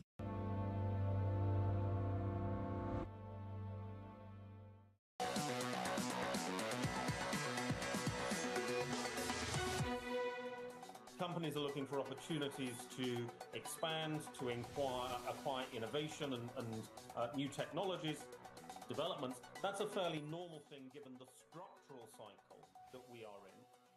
We're not in the sort of frenzy of M&A that we've seen in the past, but that I think is also logical because we're in a more normalized interest rate environment now. So the deal is in. Capital One agrees to buy Discover Financial. Price tag, $35 billion, creating the largest U.S. credit card company by loan volume and opening the door to greater competition against other giants on Wall Street.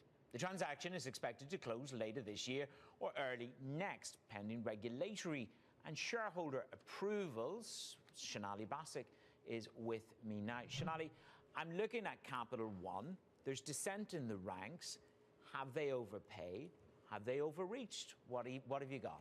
One interesting example that we've been given here by Bloomberg Opinion's Chris Hughes is that if they had waited to buy a Capital One here, for Capital One to buy Discover shareholders get 40% of the combined company. Had they not waited, had they done this before Discover hit some of its regulatory issues, they would have had 50% of the company. So you do have a discount here to some degree that Capital One is getting to buy Discover. But remember, there are a lot of questions still about this deal. This would be one of the largest deals, Manus, since the financial crisis in financial services. And you do have here a number of regulatory matters that Discover has been contending to, hiring hundreds of people to meet those regulatory concerns. And then there's the matter of antitrust and how regulators will look at the deal that would combine two of the top 6 companies by credit card loan volumes in the United States, let alone the globe, really, here. So what you have is really the case that Capital One is making, that it would add for them a network. Remember, it's an issuer that you're seeing primarily in Capital One. It is a diversifying business to add a network the size of Discover, and therefore you have a different company, even though 1 and 2 make, or 3 and 6 in this case, rather, make number 1 in terms of loan values of itself. So where are we on the M&A? I mean, we saw some pretty big deals go through on the oil majors, and that's about integration in the Permian. Here we are, the first major financial deal which has not been pushed through because of angst in the market. How does it set the stage for 2024 then, Shonali? You have to understand that by this deal and the deal you're seeing for Walmart in itself, you have deal volumes up about 55% from when they were last year. And part of that is not only the market starting to find some ease in itself, you also see divergence in major players here. Valuations starting to find a floor in which it is appropriate for those larger companies to buy ones that have been left behind. And then there's that regulatory certainty, Manus. When you think about even just Capital One, for example, it comes after the OCC and the DOJ have outlined new guidelines for mergers. The Federal Reserve stress test scenarios have come out. There is a sense of clarity here for major acquirers to come out in a way they have not in the past year. And another fun fact for you, the deal advisors, more boutiques on this deal. The deal fees are going to smaller banks in this environment. And so let's see if that plays out through the remainder of 2024. Okay, well, we certainly know that those investment banking teams are beefing up for a pretty good year of deals. Let's see if it plays out. Shonali, thank you very much. On the latest with the deal flow. Some price action, sector price action this morning. Let's get back to Abigail Doolittle.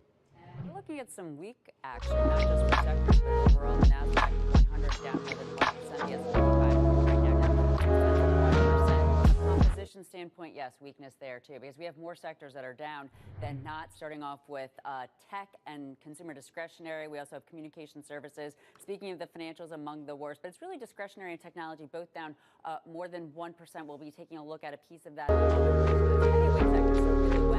To the upside, we have the 3 defensive sectors, basically, consumer staples, utilities, and healthcare. So the fact that you have those 3 defensive sectors higher is risk off, because it tells you which way investors are leaning. As for that heaviness for tech, well, a lot of it has to do with what you were talking about earlier, and that is NVIDIA and fear around its valuation. It has that stock on too far right now, down sharply, weighing on the chip index. You can see over the last 6 days, it is down 5 of those 6 days, and overall down 3.4%. Not a great way for these stocks to trade into that report tomorrow, Manus. Yeah, but as we've heard, the valuation on that stock is not that stretched relative to some of the others in the peer and in the sector. Abby, thank you very much for breaking it down this Tuesday morning. Coming up in the show, market moving events. We're building up to Fed Speak and Fed Minutes. I'll give you your trading diary in just a moment.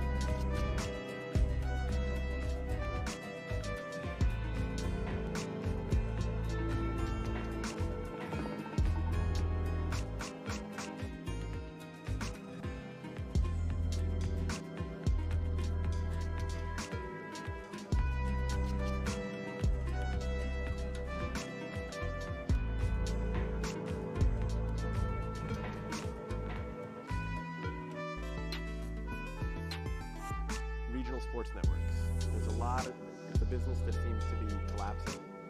Leagues have sort of toyed around with, we do something ourselves. Some teams are doing like local TV streaming. How do you see that shaking out? So, I don't think I'm right on this, but my instincts keep telling me this is what's going to happen. Because if you remember the WWE, they launched their own network that had their own content, had their own pay-per-views. And it was kind of a smart, bold, ahead of its time move. And then they pivoted at the perfect time and they sold their content to, what was it, Peacock? Yeah. And that was really smart too because they were able to leverage that number as high as possible. So they always zagged where the money was and the opportunity was. I think the opportunity for the NBA, the local teams, would be to own all that themselves.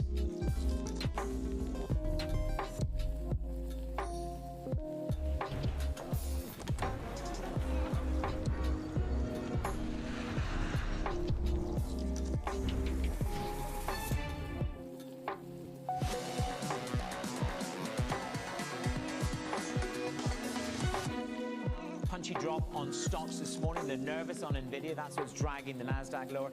And of course, this Fed, it could be a little bit restrained in terms of the action on rate cuts. Your trading diary, we're counting down to the Nvidia report card tomorrow. Plus, we get the Fed minutes. Thursday, we've got the US PMIs and another round of jobless claims. Some people are saying they are the most important numbers every week. Fed speak, Jefferson, Bowman, Harker, Cook, Kashkari, Wara all follow the minutes. And Friday, Warner Brothers Discovery Report. This is Bloomberg.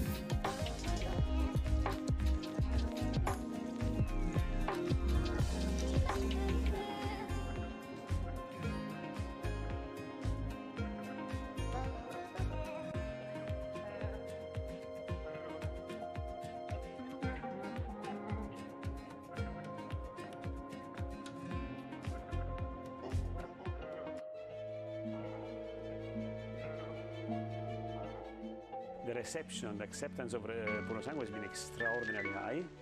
We had to stop the order for a while because we had to understand how to manage the supply chain. So there is a strong traction of Purosangho all over the world. How much do you worry about increasing production and therefore becoming, I guess, less high-end luxury? We are making 13,000, 14,000 cars per year. We will not grow a lot in the future because we want to grow more for value, not for volume. And maybe one number, you know how many cars Ferrari did we put on the road since the beginning, since the first one? 250, 260,000. So a quarter of a million cars in a market where there are a million cars every year.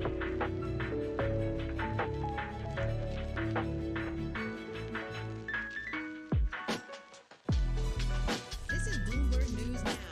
News when you want it at the touch of a button. Another volatile day on Wall Street. We're seeing big moves. All eyes on Capitol Hill as Democrats and Republicans. Today, job numbers casting doubt on the Fed's next move. Inflation remains front and center. And that's news when you want it with Bloomberg News Now. Get it 24/7 on the Bloomberg Business app, Bloomberg.com, and anywhere you get your podcasts. Bloomberg News Now. Context changes everything. Always on the heartbeat of the tech sector across global markets. Time data aspect is going to bring expert analysis on that. Don't miss Bloomberg's interview with them.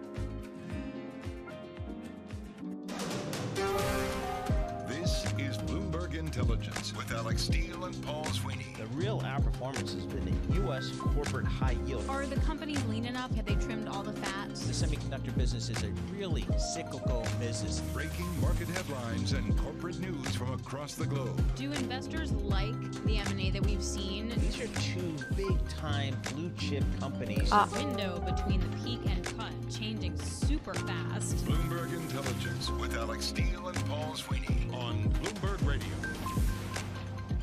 Good Tuesday morning from the Bloomberg Interactive Broker Studio in New York City to our worldwide audience. Alex Steele is on vacation this week. Not to worry, we've got Bailey Lipschultz here.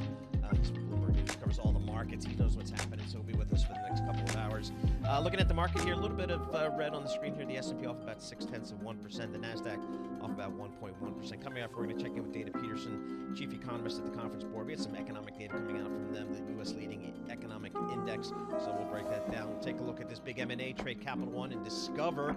We'll do that with the BI analyst who follows that stuff. RJ Gallo, senior portfolio manager at Fixed Income for Federated Hermes. He's going to join us as well.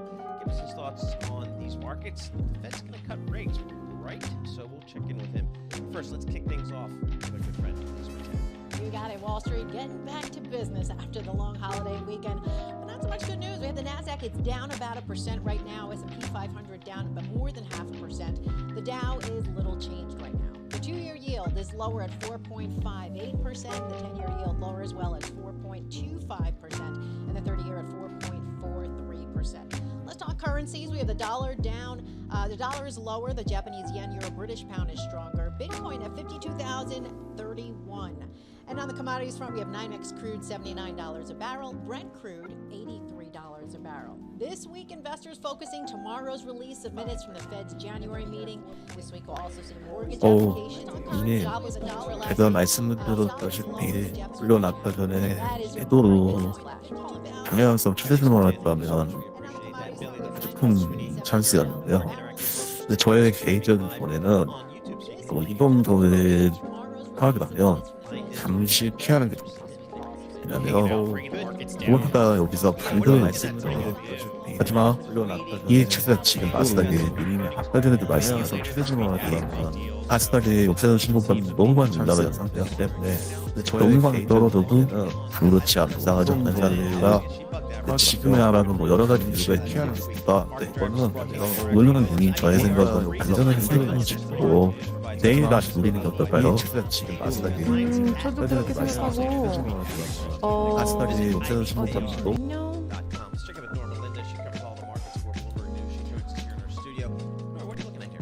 Take a look at Walmart. 네, You've got those shares jumping as much as 괜찮은 6.3% for the 것 biggest gain since 2022, and this is reaching an all-time high for that stock. 타이밍이 별로 괜찮은 타이밍이 없어서 그러니까 일단은 잠수하시죠. 맞습니다. 누님 일단은 저희는 저희 청취자분들한테 그래도 조금 더 좋은 정보를 서로 공유하는 게 좋잖아요.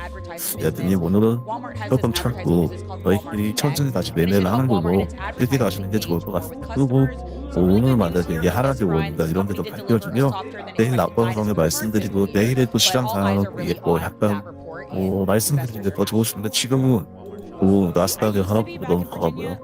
그 다음에 이후에 신문물 채권이 너무 떨어졌고요. 인형물도 떨어졌고요. 비트코인도 약간 하락하고 반면에서 골드가 약간 상승하고요. 그 다음에 오일은 지금 그 자리에서 행보하고 있고요. 달러도 떨어집니다. 다시 스톱하는 상황이에요. 그러니까 오늘은 좀 삿대로 추이 지금 약간 다시 반등세가 올라오긴 하는데 지금 다시 반등세가 시작됐습니다. 하지만 이 반등세를 잘못하면은 달리는 계속 떨어질 수 있는 상황이었습니다. 오늘은 이쯤에서 저희 라이브 방송 마감하고요.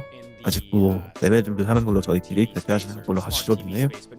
네, 맞습니다.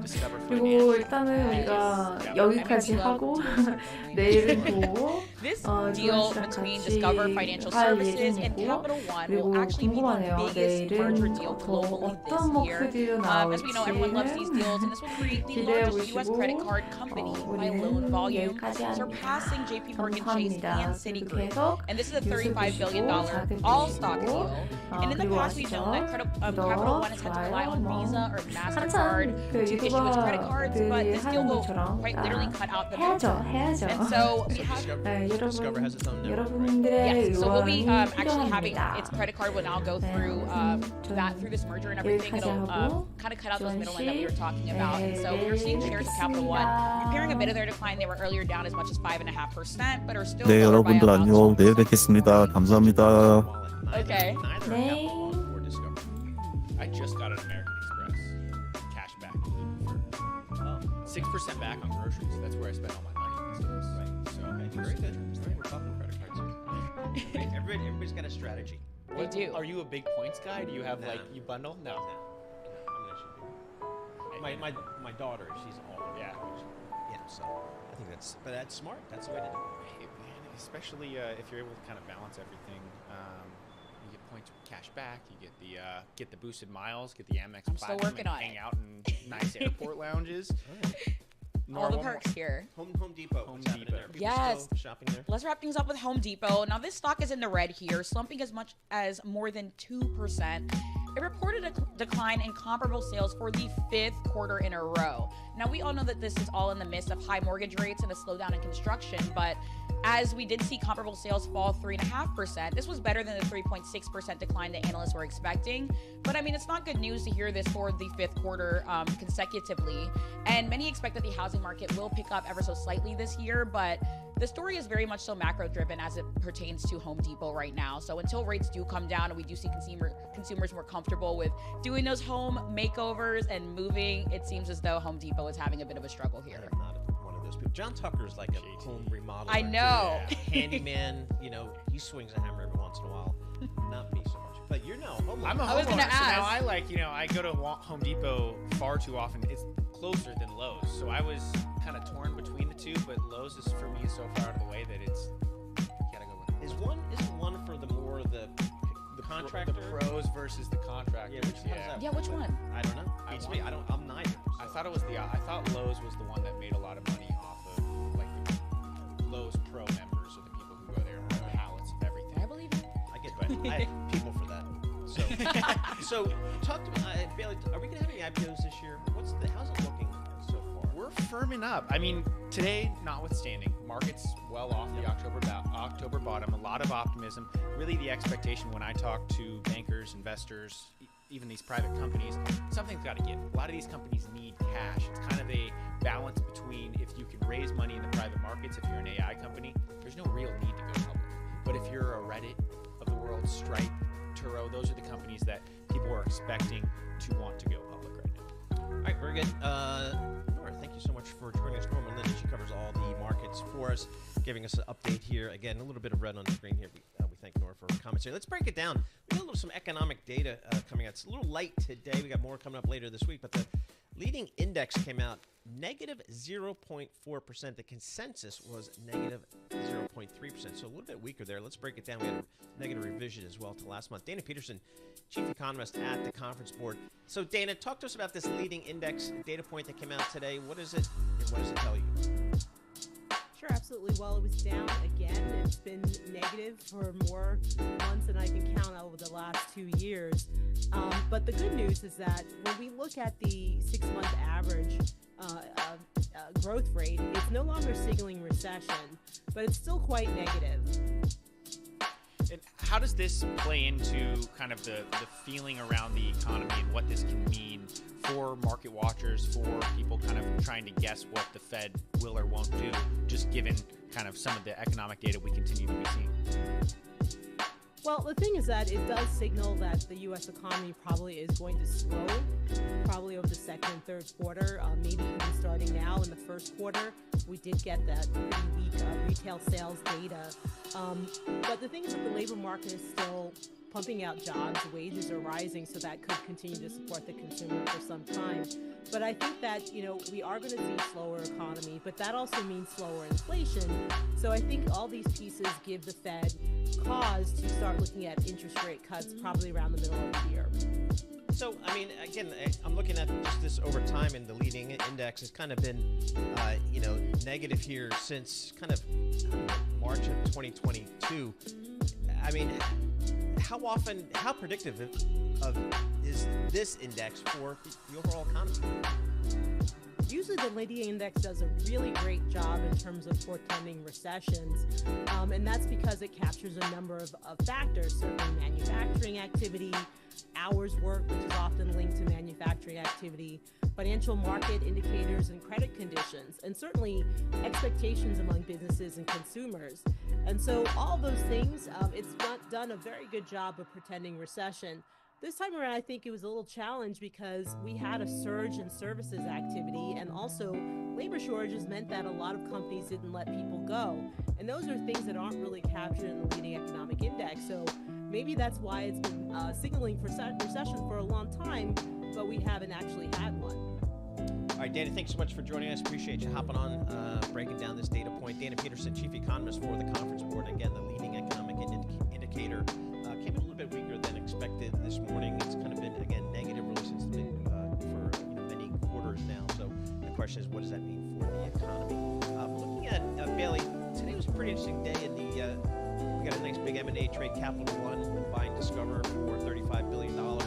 So it looks like the M&A market's heating up a little bit. We had a senior M&A banker from Citigroup on surveillance earlier today. She's been in the market for a long time. She was saying that they're seeing, particularly if interest rates do come down, they expect to see a pickup in deal activity in the M&A space. No, and I think that's been the case when I talk to bankers who focus on IPOs, or obviously kind of this dual track notion, whether you're buying private companies or public companies.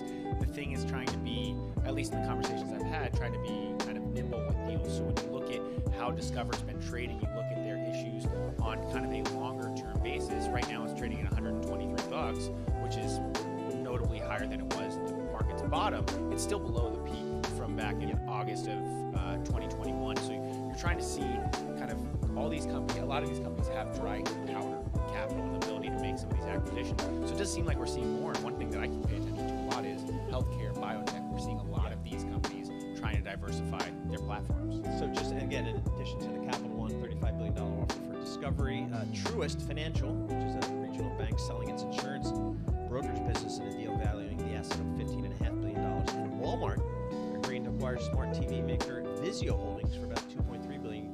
So these take the value of deals, this is according to Bloomberg News, announced globally this year to roughly $425 billion. That's according to data compiled by Bloomberg. And that's a figure that's up 55% year on year to this point in 2023. So when I think of M&A, I think it's when you get to the board level, the C-suite level, they have to have confidence in their business, confidence in the economy to make that type of investment. That's what it tells me when I see M&A activity pick up. So maybe we're seeing a little bit of that, again, given some of the rhetoric we've seen in peak rates. Yeah, and the interesting thing is when you look at some of these deals, right? You've got Walmart buying Vizio, which is a small deal, all things considered, for Walmart, but expanding in a different direction. You have this big deal, as you mentioned, between Capital One and Discover Financial. So you have kind of across the board in terms of deal activity so far in the first, call it, 2 months of the year, where you're seeing some of these smaller bolt-on deals, but also kind of really landscape-changing deals. Again, kind of leading on to Capital One's decision to buy Discover Financial. As you mentioned, we've had a dearth of deals in 2022 and 2023. So globally, it does seem like the whole kind of rhetoric is something's got to give, and that's why you're seeing an increase in deal activity. And it's interesting, maybe some across different industries in the Bloomberg News reporting here since the start of January. Chip design company Synopsys has agreed to buy software developer Ansys. That's $34 billion in cash stock. In the natural resources space, Diamondback Energy has struck a $26 billion deal to acquire fellow Permian Basin driller Endeavor Energy. And in financial services, investment giant BlackRock announced a $12 billion purchase of global infrastructure partners. So you're seeing it across industries here. And in my space, the media industry, there's expectation that we may see a deal there. Paramount Global, the former Viacom, CBS, expectations there that they're going to sell. A lot of chatter as who buys it, strategic player like one of others Discovery, or maybe a private equity player comes in. So there's certainly plenty of private equity, all about the recycling of cash. With that in mind, you have a number of these portfolio companies for private equity that want to exit via IPO, because then they can now liquidate liquidate those assets, make a nice return on that, and then turn around and go out and buy something. You look at a Bloomberg scoop from 20 minutes ago about Advent and Blackstone said to circle a $20 billion Sanofi arm. So this is, again, another big deal, a potential deal in terms of some of the world's largest buyout firms going after a consumer health division of Sanofi. We've seen a lot of companies, whether it's spin-offs, you're looking at GE Healthcare GE continuing to split into 3 companies, or just broader breakups of some of these companies that grew through big deals and are now trying to right-size and attract investors that way. All right, so that's the M&A space. Again, another, I think, element of a healthy market, or a market where investors see some optimism, is in the new issue market. And that's also going to apply a market that's a beat you cover. Are we going to have any marquee names? Reddit's the one everyone's watching. Reddit is seen really as the next candidate to flip public. It's been we've reported, as have a number of outlets, that we could see their filing in the coming week or so, that they could look to go public in March. The big question is what kind of valuation they draw. This is a company that, in terms of comps, you're looking at Pinterest and Snapchat, who haven't really performed well from the 2021 top. I was talking to a company who runs kind of a platform that monitors share trades of private companies, and they've seen a lot of this is just companies getting more comfortable with valuation resets, kind of throwing in the towel that 2021 was more of an anomaly as opposed to what they really were. So is Reddit going to be a down round? Yeah. It will be. It has to be. I mean, you look at Instacart. You look at Instacart. They raised cash, I want to say, at $39 billion. Yep. Right now they're trading around 8. So you're looking at big sell-offs for some of these companies that raise cash. And really, when you talk to some of the CFOs, they just want to get public. They want to get an exit. They want to have liquid stock as opposed to being stuck private and trying to tap VCs for a top-up round at some valuation that maybe venture capitalists don't want to do. Right, exactly. And you know, there clearly was, to a certain extent, still is a stigma to going down round. There's been more than one of them. There's been enough of them to make that seem a little bit less so. If I'm a banker, I'm like, that's just this is the world we're in. Exactly. So now, don't worry about the valuation as much as, do you want to know liquidity? Well, and the thing that comes up when you talk to some of the companies, some of these CFOs, the big thing for them isn't necessarily the perception of the down round. It's the sense that, hey, if you were our last investor, we're sorry that you bought high. It happens in public markets. But if we go public, you can at least liquidate your position, or maybe we'll get back to where we were. Yep, interesting. So we'll see that presumably with interest rates coming down at some point this year. Now it looks like maybe later rather than sooner this year. That'll bode well for markets broadly defined, bode well for the M&A space, as we heard earlier from that Citi banker, and maybe bode well for the new issue market. Right now, the S&P 500 is off 0.6%. The NASDAQ off 1.2%. The Russell off about 1.25% as well. Yields 10-year Treasury 4.25%. We'll have more coming up. This is Bloomberg.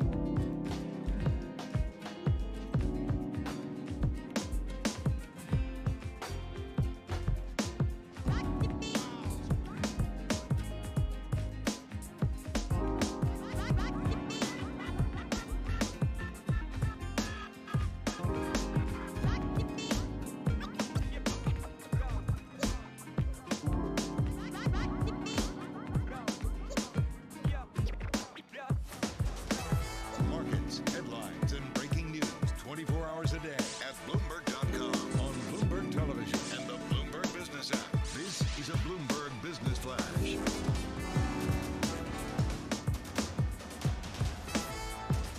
From the Bloomberg Interactive Broker Studio, I'm Lisa Mateo. Not the best start to the new trading rig right now. The NASDAQ down more than 1%. We have the S&P 500 down more than 0.5%. The Dow right now down about 0.1%. The 2-year yield is lower at 4.58%. The 10-year lower as well as 4.25%. And the 30-year at 4.43%. For currencies, the dollar's weaker, Japanese yen, euro, British pound stronger, Bitcoin at 51,692. And on the commodities front, we have NYMEX crude, $78 a barrel, Brent crude, $82 a barrel, spot coal up higher at $2,028 an ounce. A pretty quiet day as far as economic data for today, but tomorrow things change. We have the release of minutes for the Fed's January meeting, and yes, we'll also be watching for earnings from NVIDIA after the bell tomorrow. That is your Bloomberg Business Flash. Paul Bailey. All right, Lisa Mateo, thank you so much. We appreciate that. Good stuff here. It is Bailey Lipschultz sitting in for Alex Steele. Paul Sweeney, we're live here in our Bloomberg Interactive Broker Studio. We're also streaming live on YouTube. Head over to youtube.com. Search Bloomberg. There you go. All right, nice M&A trade here in the financial space here today. We got Capital One Financial. They're acquiring Discover Financial in a $35 billion all-stock deal, so no need to go to the bond market. They're going to create the largest U.S. credit card company by loan volume, giving the combined entity a stronger foothold against some of the big Wall Street behemoths. Let's see what's behind the deal here and what the numbers show us. Ben Elliott, he's a consumer finance analyst for Bloomberg Intelligence, joins us via Zoom from Washington, D.C. All right, Ben, what's Capital One thinking here? Is this another one of these deals that's really driven by scale? Yeah, so everything is driven by scale in the credit card business, Paul. And the big thought here from Capital One is that if they can acquire this sort of rare and valuable thing that Discover has, which is a discrete proprietary payments network, then they can sort of start to compete with Visa and MasterCard on a much bigger scale over time, and they're paying a premium for it. Ben, is the timing at all a surprise, just given kind of the issues that Discover had towards the end of 2023? So it leaves Capital One with a potential legal overhang. The legal issues are not settled yet at Discover. They've had a couple of new issues that are sort of outside of the scope of what they've been dealing with over the past couple of years. Discover's been talking about sort of a $500 million a year run rate of additional compliance expense. So that's sort of a burden that Capital One is going to have to take on with this acquisition. But I think it's probably pretty well understood, the scope of that, and I think it's probably priced into the deal.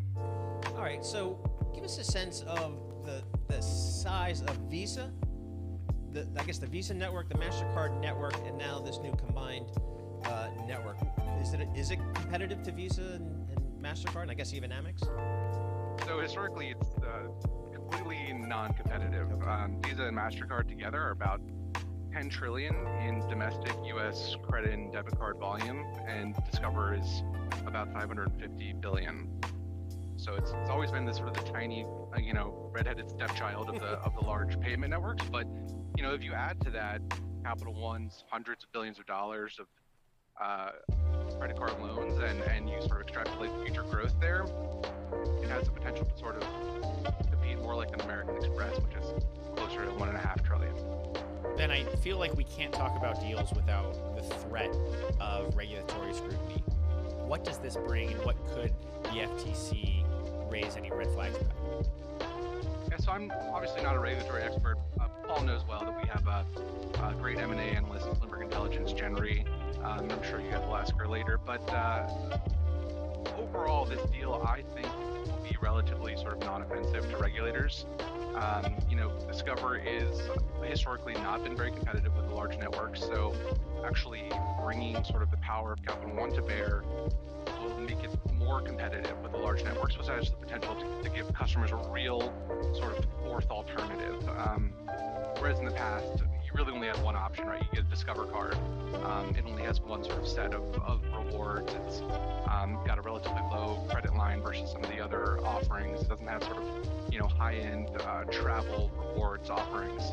So I think if Capital One can start to issue some of its sort of higher end cards on the Discover network, that could be pro-competitive, and that might make the deal somewhat more attractive to regulators. So I'm looking at MasterCard, the shares of MasterCard and Visa, they're each down maybe 2-3%. Do they really care here in terms of a response? You know, I think they're looking at this as sort of an interesting gambit. It's definitely like, you know, it's a shot across the bow of Visa and MasterCard, but this is a huge, probably decades-long battle that Discover Network, backed by Capital One, will be fighting. You know, they plan to keep the Discover branding in place for the most part and ship primarily debit card volume to Discover at first. So, you know, even in the first, call it 3 years of this transaction, they're not really going to be issuing Capital One credit cards on the Discover network. And so that really puts off any concern for Visa and MasterCard, you know, into the medium to long term. Ben, in terms of kind of what these credit cards offer, Discover, from my understanding, mainly cash back. Capital One has a range of some of those rewards cards. How does that impact potentially acquiring new customers and new users for both companies, or I guess the folded-in company? Yeah, so I think that will make it a challenge for Capital One to issue some of its sort of high-fee, high-reward cards on the Discover network, because historically the Discover network's only been used for a very limited cashback card with capped at, I think it's like $1,500 a quarter of cashback. So for your high spenders, people who are putting tens of thousands of dollars on a credit card, that's not a very attractive offering. So that means that the brand has not been sort of in their minds as, you know, a potential credit card they might acquire. So Capital One is going to have to do some relatively heavy lifting, and you see that in what is a very modest run rate synergy assumption in their sort of deal model, which only cuts back Discover's marketing costs about 10%. So, you know, Capital One is going to have to do some pretty heavy marketing, I think, to start to leverage that network on the credit card side. American Express, what's the investment call there these days? Ben, what are investors thinking about Amex? You know, Amex is the super premium bastion of the highest spending, sort of most financially sound customers. So that is a sort of, you know, it's sort of a recession-safe trade, if you will. So, you know, when people are looking at the forward curve and they're seeing rate cuts, you know, they're expecting a recession potentially, they look at the Amex spender and think that this person will last the longest and have the sort of lowest level of charge-offs through a potential recession. So that makes it very attractive. And additionally, Amex has a ton of momentum in acquiring millennial and Gen Z high-earning customers, which is the most valuable sort of wallet share that's out there, and Amex does it better than anyone else. So that also kind of makes them attractive to investors.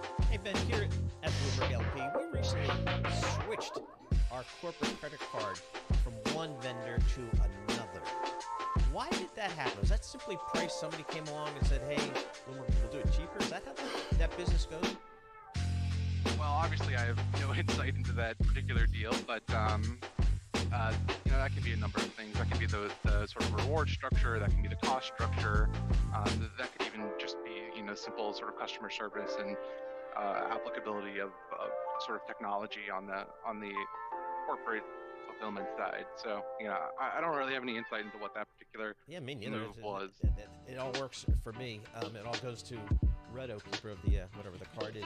All right, Ben, so what is the big competitive overview of kind of consumer finance? Are we using more credit, more debit, more Venmo? What are kind of the big trends there? Yeah, so there's been a huge growth in credit volume over the last couple of years, especially sort of in the post-pandemic period. There's been even more of a secular shift away from cash. As for the various sort of channels, right, credit is really attractive to higher end consumers, people with more discretionary income, because that offers huge valuable reward potential. And then if you step down to debit cards, there's some cash back, but for the most part, not a lot of rewards there, but there's some convenience.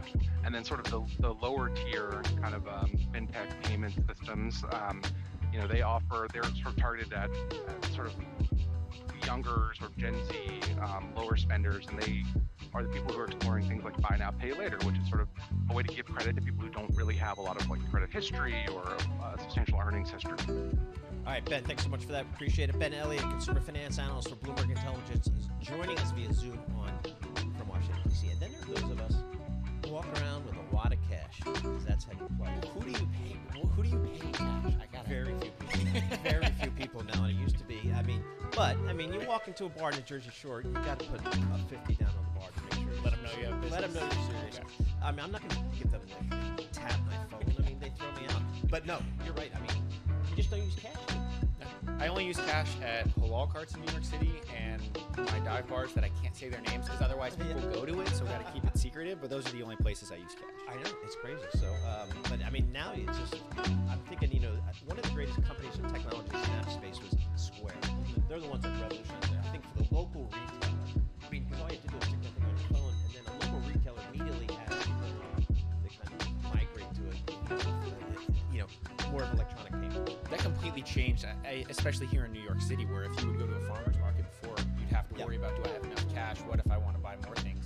Just tap to pay. It's so much more simple. But so great company, Square, great ticker symbol, SQ. What do you do then? You change the name of your company to Block. You trade at $65 down from a high of $281. Yep, just crazy. Now let's change our name. S&P 500 off 0.7%. The Nasdaq taking on chin off 1.5%. With our news in New York City, here's Michael Barr. Paul Bailey, thank you very much. The U.S. has proposed a UN Security Council resolution calling for a temporary ceasefire and for Israel not to go ahead with a planned offensive on the southern Gazan city of Rafah. Bloomberg's news director for Europe, the Middle East, and Africa, Rosalind Matheson.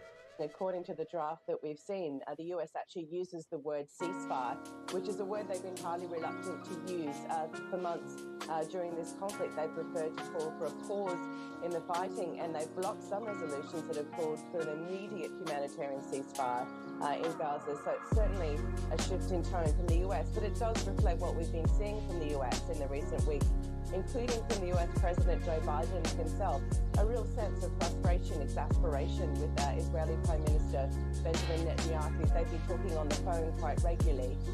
Bloomberg's Rosalind Matheson also says attacks in the Red Sea continue, deterring shippers from going through that area. Lawyers for WikiLeaks founder Julian Assange are back in court for another attempt to keep their client from being sent to the U.S. for leaking of sensitive American intelligence.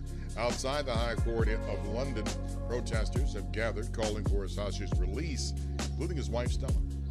Julian is a political prisoner and his life is at risk.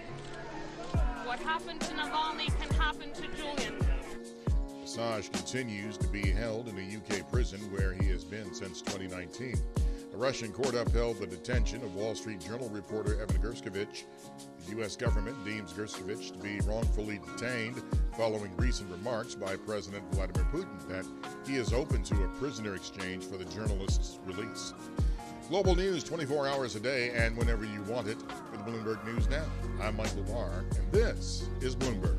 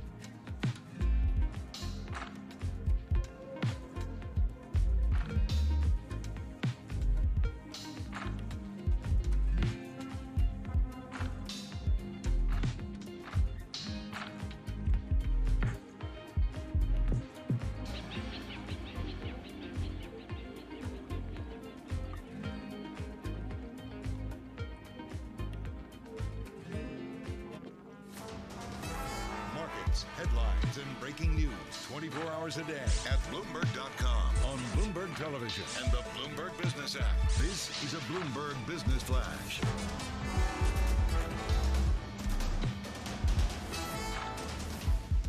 From the Bloomberg Interactive Broker Studio, I'm Lisa Mateo. Red on the screen this Tuesday, the Nasdaq down more than 1%, the S&P 500 down more than 0.5%. The Dow right now is little changed. The 2-year yield is lower at 4.57%, the 10-year at 4.24%, and the 30-year at 4.42%. We'll check in with gold. COMEX gold is at $2,038 an ounce. That's higher. Spot gold at $2,027 an ounce. Then over to oil, NYMEX crude $78 a barrel, Brent crude at $82 a barrel. As far as currencies, we have the dollar weaker, the Japanese yen, euro, British pound stronger, and Bitcoin at 51,545. That is your Bloomberg Business Flash. Paul Bailey. Hi, Lisa Mateo. Thank you so much. We appreciate that. Bailey Lipschultz sitting in for Alex Deal. Paul Sweeney, we're live here in our Bloomberg Interactive Broker studio. We're streaming live on YouTube. Inner office mail envelope. You didn't know what that was. No idea. The inner office. I graduated in high school in 2012. So, I mean, when was it phased out? No, I guess when you got email, right? When you got email, you didn't need to send it. No, we were still using it a little bit. Really? After. Oh, wow. Crazy. Exactly. Very good. All right, the cultural divide continues between Bailey and myself. RJ Gallo joins us. He's the senior portfolio manager of fixed income at Federator Hermes. RJ, it's been a tough couple of years for you fixed income guys. 2022 was just brutal. And thanks to November, December of last year, you had some positive gains, some pretty nice positive returns. This year, starting off in the red yet again. What's kind of your call here as you look ahead in your fixed income space? Well, good morning. It has been a wild ride, but I think if you were looking at a fixed income 101 textbook, if you told a college student reading that textbook that inflation would rise to over 9% in short order, do you want to own bonds? Yes or no? And then if you told them that inflation would fall from over 9% to a 3-handle, maybe even a 2-handle in short order, then your answer would be different. It's been a difficult time to be a fixed income portfolio manager, but I also think we've reestablished value in markets where yields have been suppressed for so long due to the subpar growth in the post-global financial crisis environment. The pandemic unleashed many forces. The most important one was a series of inflationary forces, and the bond market paid the price. I think that price is in the past. I think that the returns prospectively are much more attractive, vastly superior to what we saw in 2022. The fourth quarter of 23 was extraordinary, but I think we're expecting mid-single-digit kind of total returns in a year that we face now as inflation is apt to settle. Its recent bubbling has been a little unwelcome, and the economy is doing relatively well. A recession doesn't seem to be in the offing. But we think that this environment for fixed income, given yields that have reset to much more attractive, real positive levels, still have a place for investors. RJ, what do you like in an environment that I would say continues to be relatively warm from an economic data perspective? Well, I can tell you how we're positioning our fixed income portfolios. I mean, generally speaking, the interest rate volatility that we just alluded to, we think the worst is behind us. We've been constructed with a neutral to a slightly long duration at various points in the last 6 months. That's an expectation of the fact that we think inflation will resume a downward march, and the Fed will ease monetary policy, lowering rates because high positive real rates are not normal. The Fed has admitted that they're restrictive in their current positioning, and that won't last as inflation continues to march down towards 2%. The Fed will feel compelled to support lower real rates as well. They don't want to maintain a restrictive policy when inflation is cooperating. The economy has been strong, it's very true.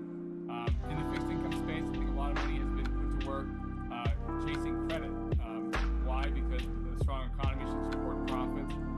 We've been a little underweight credit. Number one, we anticipated we'd have slower growth last year than we did, so that ended up being not helpful for our overall performance. At this point, though, we think the valuations have gotten very rich. So some slowdown in the economy we think is apt to produce opportunities where spreads might widen a little bit. and relative value will be more compelling than what we're seeing now. So we are overweight higher grade products. So we're still overweight mortgages, for example, in our multi-sector funds, leaning long duration, as I mentioned, and then underweight IG, high yield, and commercial mortgage-backed securities where we think credit and valuation are not too compelling just yet. You know, RJ, I would say up until, I don't know, a couple of weeks ago, people were certainly pricing in cuts, and it was just a question of whether it was March, and then the Fed took that off the table. Then it became, if you look at the work function, maybe May, maybe June. Now, in the last week or so, I've actually heard, we had a guest come on and say, hey, you have to have a scenario where the next move is a move higher in rates. Does that seem reasonable to you in any case? I can see why they would say that. I mean, so remember, we finished last year with this like torrid fixed income rally, and we were happy about it. You know, we were constructive on bonds. It was great to see some positive returns that we thought we would get by the end of the year, and it really all happened in that fourth quarter. But the market overshot. The market had gotten to the point that some of the justifications I just mentioned for being constructive have been fast forwarded and baked into prices to a degree that wasn't sustainable by the data. Economic data is pretty clear. The economy is in pretty good shape. The labor market is still strong. Inflation's a lot lower than it was, but it's not low enough to justify 6 or 7 eases that had been priced into the market, say, by December of last year. We felt that data would come along to probably push back on the market a little bit more effectively than, say, Fed speak push back on the market. Ultimately, what we saw was that data has proven more powerful pushback than speeches from the FOMC. But the FOMC has made clear they aren't going to ease preemptively. They're only going to ease if the data continues to back up justification that inflation is declining and the Fed should be normalizing policy at a lower level. What is normal policy remains a key question, obviously. The Fed suggests 3 eases in this calendar year as the median dot in the summary of economic projections. They still have a long-run neutral Fed funds rate of 2.5%. I would argue the bond market, if you look at forward rates, thinks it's about 100 basis points higher than that, give or take. I would side with the bond market on that. That means that the bond market can rally some as the Fed eases and the economy slows, but absent a recession, I wouldn't be holding my breath for the 10-year to hit 3% anytime too soon. That's going to take a while. RJ, you mentioned economic data mattering. We have FOMC minutes tomorrow, and then initial jobless claims, PMI. What data points are you looking at to get a better read on what the Fed can do and will do next? It's funny, the Fed looks at the totality of the data. I love that expression. But if you had to provide some insight on what you give greater attention to or greater weight, what you assign greater weight to, the inflation data is fundamentally important. The Fed would be very happy to see real economic data, data portraying an economy that is continuing to expand, accompanied by declining inflation. That's the soft landing. That's what they want. So I think the inflation data still is first and foremost the most important in the broader scope of data stream that's coming out.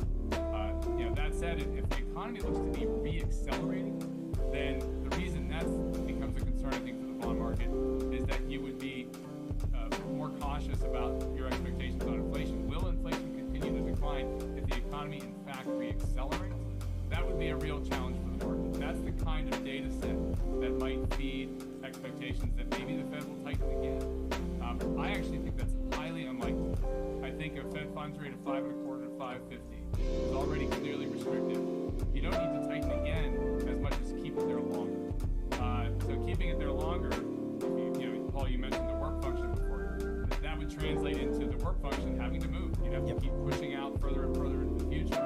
You're easing things. So the Fed would react to data that portrays a stronger re-accelerating economy and or sticky inflation by just holding the fort. Stay at 5.25 to 5.50 longer, and then that will reprice markets, as we've already seen this year, as the market had to reprice to higher expected yields after the overshooting of last year. All right, RJ, thanks so much for joining us yet again. We always appreciate getting your thoughts. RJ Gallo, Senior Portfolio Manager, Fixed Income, Federated Hermes, joining us via Zoom from Pittsburgh, one of my favorite towns, great town, and Federated, big money managers in Pittsburgh. S&P 500 off 0.6%. The Dow's unchanged. The NASDAQ off 1.25%. We're going to have more coming up. This is Bloomberg. Good morning.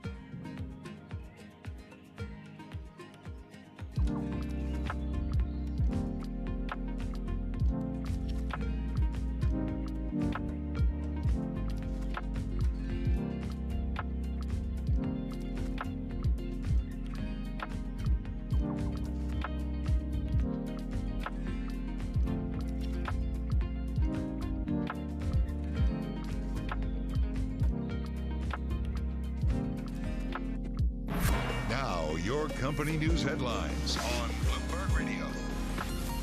From the Bloomberg Interactive Broker Studio, I'm Lisa Mateo. Home Depot, we'll start there. They reported a fifth consecutive quarterly decline in revenue. Drew Redding with Bloomberg Intelligence tells Bloomberg Surveillance that it's about the slowing demand for home renovations and consumers' ability to spend. I do think that the consumer is under greater pressure, and at the same time, I think that the home improvement industry has some unique factors going on because they're so tied to what's happening in the housing market. And as we've seen over the last year and a half, housing is just frozen at this point, and transactions are completely depressed, and we think that keeps a lid in the near term on demand.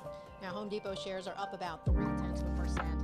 Now, on the flip side, we have Walmart. Those shares are higher. They're up about 3% right now. And this is after earnings topped estimates last quarter. It also agreed to buy Vizio for about $2.3 billion. And sticking with retail, Macy's said it received 9 nominations to its board from Arkhouse Management, who's looking to buy the company. Right now, Macy's shares are down about 1%.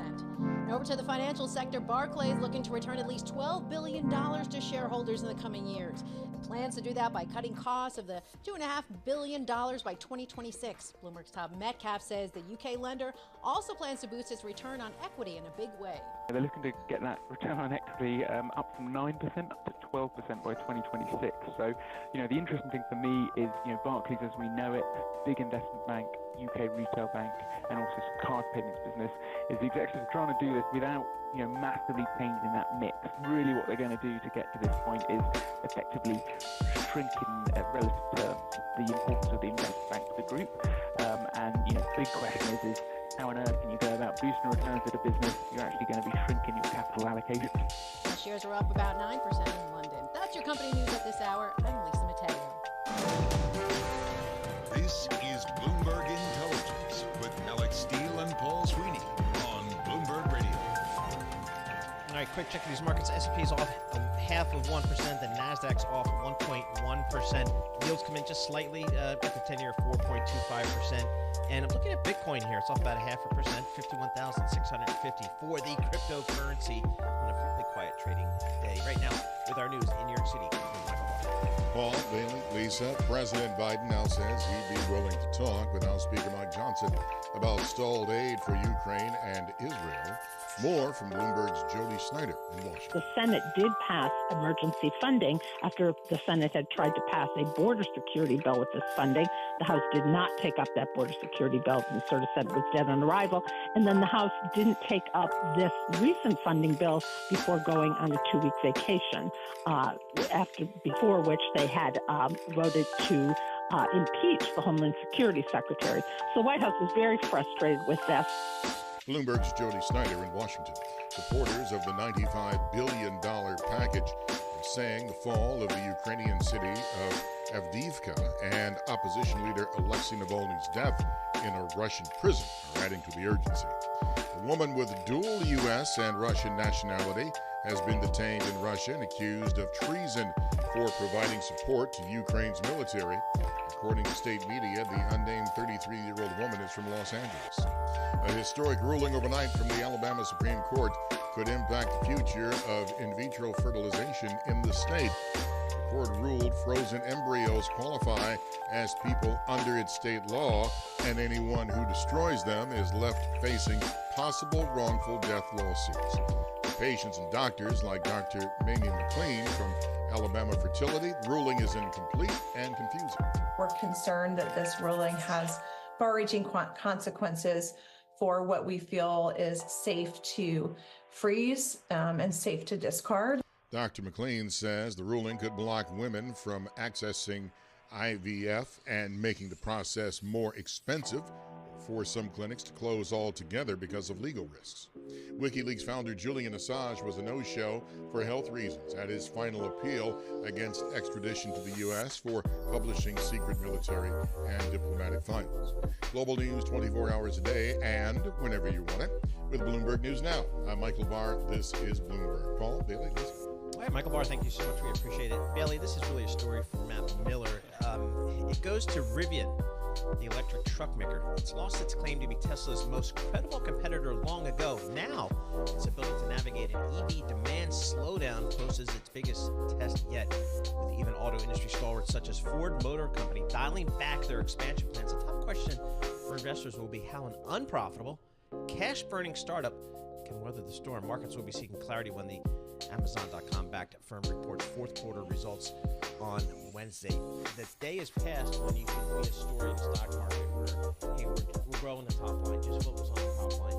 It's been a couple of years now where the market's kind of pivoted and said, for a lot of companies, including Meta/Facebook, we need to see improved profitability, and that's certainly the case with these EV manufacturers. And that's why you're seeing a company that went public right around the top back in November 2021, traded as high as $179, right now at 15.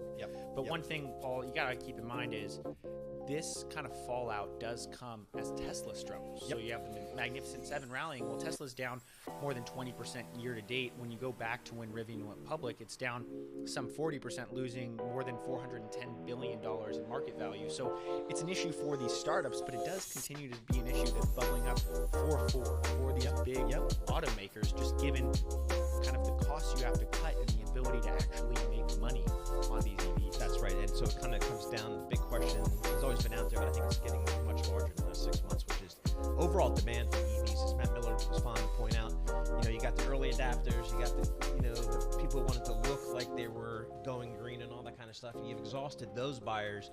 Now you got to kind of get to the meat and potatoes of people out there. And do they want to pay a premium? No. Do they want better performance? Yes, in terms of charging and all that kind of stuff. Morgan Stanley basically saying their math spits out that it costs over $64,000 just to make each car. So high price tags for people to maybe buy cars. All right, Rivian Automotive, keep an eye on it. This is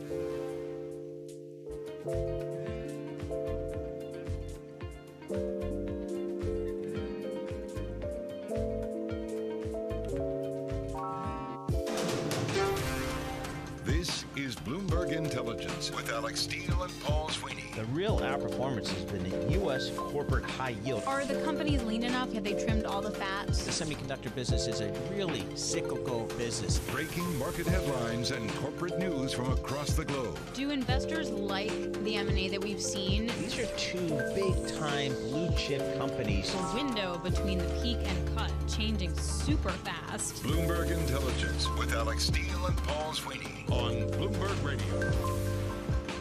All right, coming up in this hour, we're going to check on some companies reporting earnings. We're going to check in on the restaurant business. Drew Redding, Bloomberg Intelligence, U.S. home building analyst. He's going to join us to talk about Home Depot. HD is the ticker there. They reported some numbers. We'll break that down. Then Michael Halen, Bloomberg Intelligence, restaurant analyst. Give us a sense of how things are going in the restaurant business. Are people spending? Are they going out as much? Are they spending as much? And where are they going? What types of restaurants? We'll break that down here. But first, let's go to Lisa Mateo and get a Bloomberg Business Flash.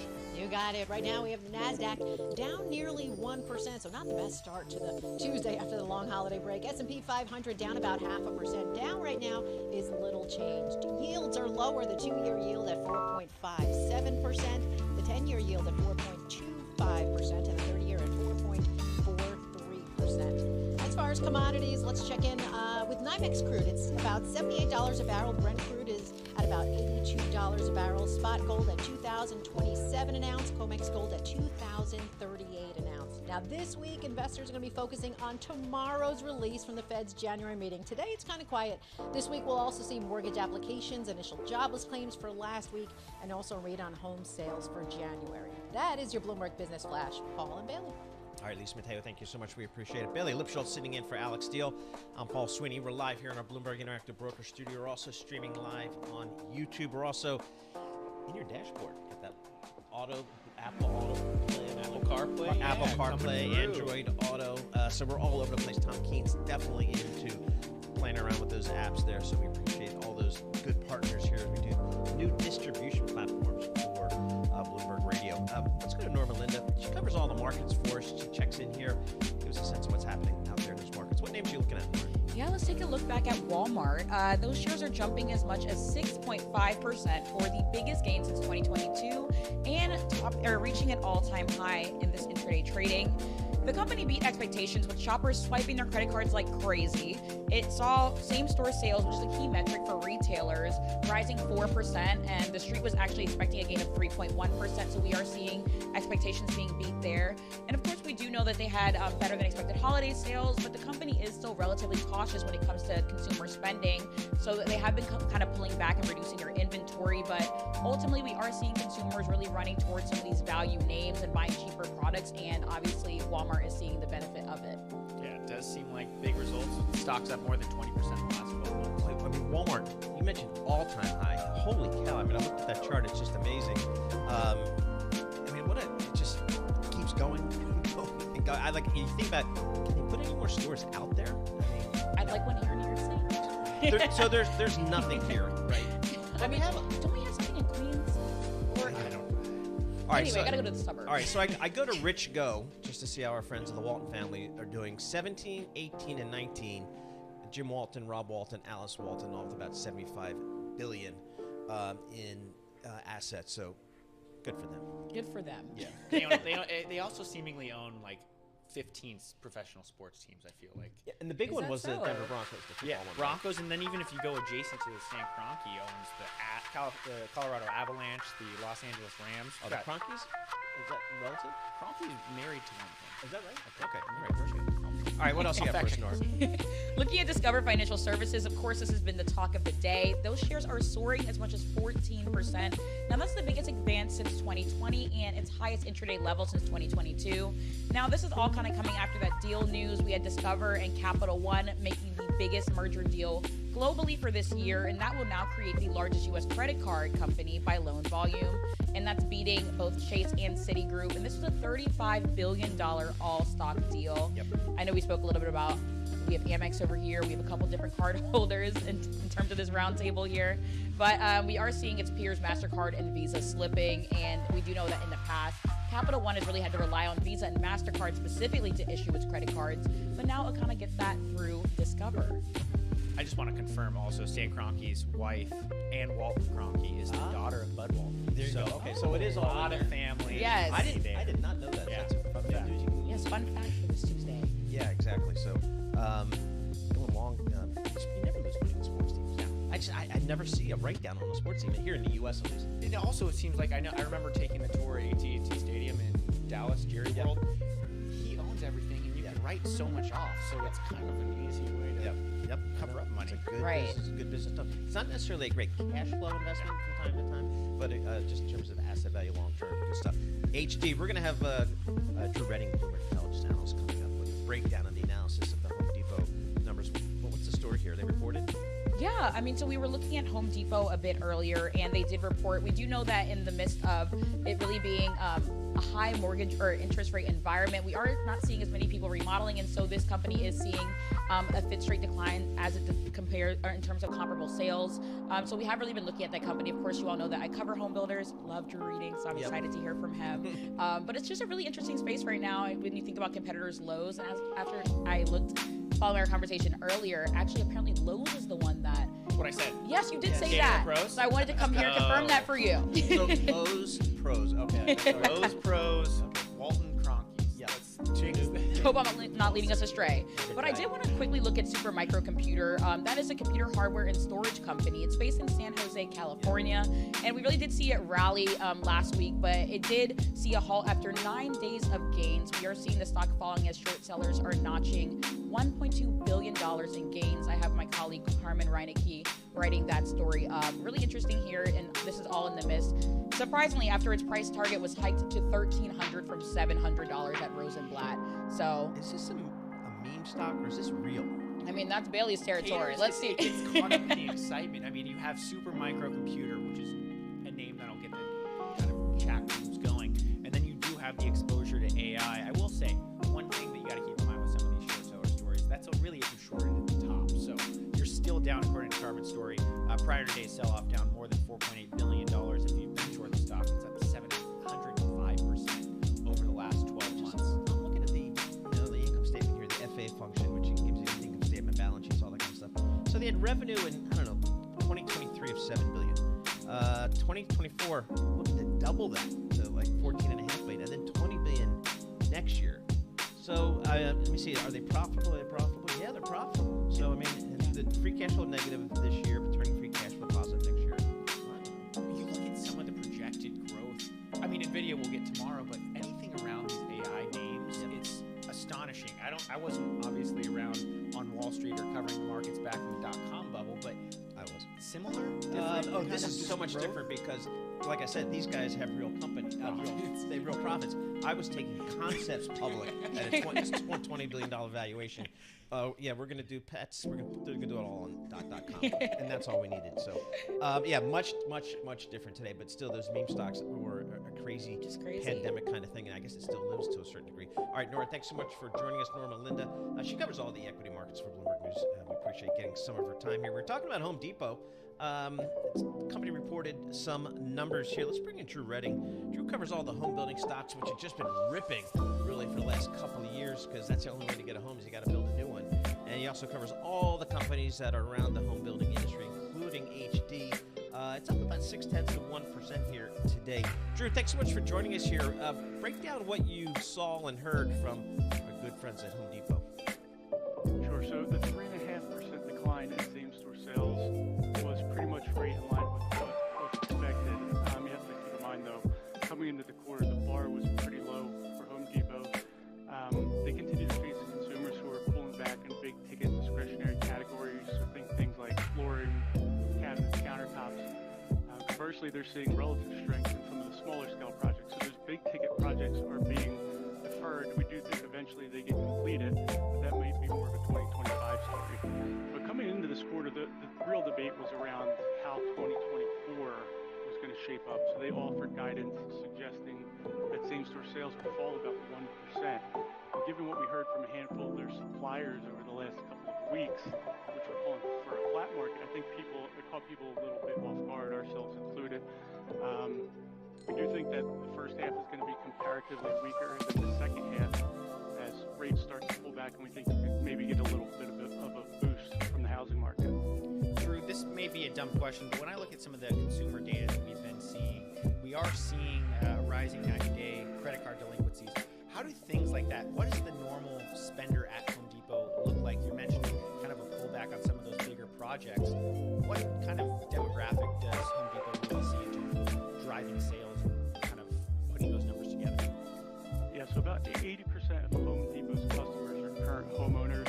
They typically have higher incomes, so they are higher spenders, and they're a little bit more resilient of a customer.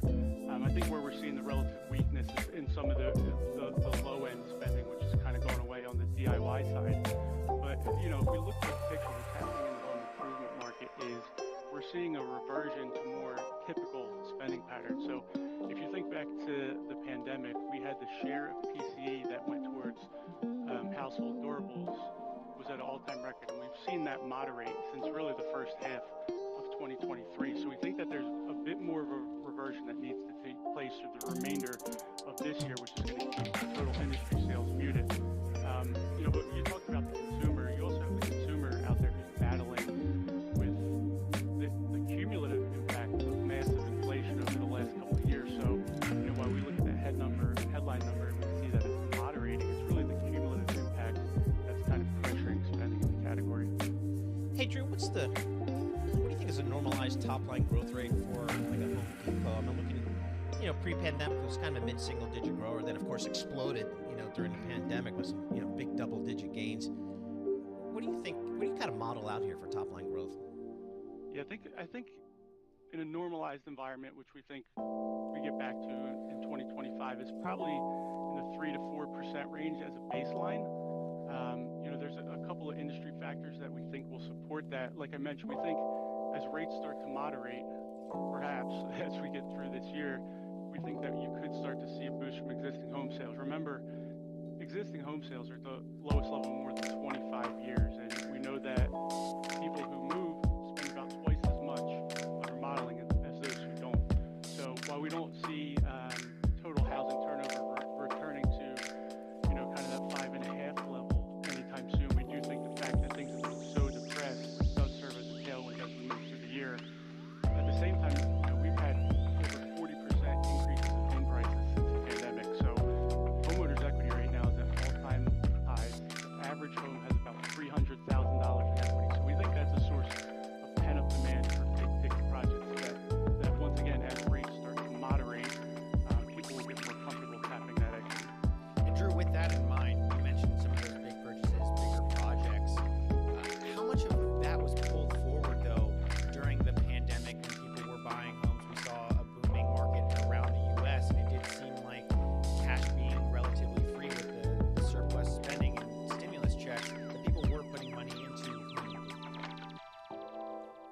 great question, and I think that goes back to the share of personal consumption that was spent on home improvement. It was a lot of that stimulus money that was out there for everybody. In terms of the big ticket project, we think more of the pull forward was probably done in the DIY segment. That's really where you saw the boom early in the pandemic. That being said, we have seen contractor backlogs over the last couple of years be, elevated compared to more traditional levels. So to some extent, it has been in both the DIY and big ticket categories. But we do think that the big ticket category is where we're likely to see more growth for Home Depot as they go after the professional contractor, as they leverage the age investments consumers are making because the age of the housing stock and the enough equity they have in their homes. Hey, Drew, from an investment perspective, how do you differentiate Home Depot versus Lowe's? Yeah, so I mean, both of the stocks you mentioned earlier, the housing names have ripped recently. I think Home Depot, since the end of October, is up more than 30% because investors were placing their bets that the Fed rate hike cycle would come to an end. So I think they're trying to get out ahead of that improvement in home sales. In terms of comparing the two, Home Depot has really benefited relative to Lowe's recently because of their exposure to that professional customer. It's driven, outside same-store sales. It's driven better margins, and we expect that the professional contractor is going to be a relative area of strength going forward. Now, with that being said, Home Depot is trading at a premium to the market and one of the biggest premiums versus Lowe's over the last decade. So to the extent that Lowe's is able to leverage its investments in e-commerce and in their professional contractor business, that could be something to look out for. Drew, as we mentioned, D.R. Horton, Toll Brothers, all these home builders building out new apartments, new homes. Does that benefit Home Depot or Lowe's, or is that going to more benefit the likes of the world? Yeah, so that's primarily more geared towards the building product manufacturers. Home Depot and Lowe's business is more built around that remodeling market, less so on the new construction side. So, what's the average ticket size of a Home Depot? The reason I ask is I never really go there. So, what's like an average ticket size, and is it different between Home Depot and Lowe's? They're similar, probably somewhere between $75 and $90. And what we've seen more recently is that average ticket size has come down. That's one of the things that's pressuring same-store sales. And the reason that average tickets are coming down is because you don't have the same leverage to big ticket spending, those categories I mentioned earlier, like flooring, like cabinets, like countertops. Those are some of the things that really drive that growth, and with that pullback, we've seen moderation in tickets. We were talking about the sales declining for a fifth quarter in a row. When does that break out? Is it just easing comp numbers going to ultimately lead to a rebound? So that'll be part of it. I mean, the way we're looking at the market is that the second half outperforms the first half. I think Home Depot and the industry can start to return to growth later this year, kind of exiting 2024. And we think once we look ahead to 2025, that's when you start to see a more normalized growth environment in that low single-digit range, call it. All right, so Home Depot, they're primarily a U.S. company. Did any of these companies think about opening stores outside the U.S.? Yeah, they have. I mean, both Home Depot and Lowe's have had businesses outside of the U.S. Lowe's recently sold its business in Canada. Home Depot operates in Mexico as well. But for both of them, they've both made an effort over the last several years to really focus on the U.S. market. So that's been a strategic initiative for both of them, just because they see that long-term growth in the housing market, and that's really where they want to focus their attention to. All right, Drew, great stuff as always. Appreciate getting some time. Drew Redding, he's a home builder analyst at Bloomberg Intelligence, joining us via Zoom from the Bloomberg Intelligence headquarters in Princeton, New Jersey. Again, Home Depot putting out some numbers here. Stock, numbers up a little bit, but here again, if nothing else, the comps have to get easier. But it's tough comping over those pandemic years. People you just know they pulled a ton of spending forward. Exactly, and as Drew was saying, when it's the consumer like myself who's out there maybe making a small adjustment, repainting a room, or going out and buying a new screwdriver, right, electric power tool, you did that when you had free money. Exactly. And for John Tucker, you're still rebuilding the palace down there at the Jersey Shore. Can't wait to see it. We're going to have more coming up. This is Bloomberg.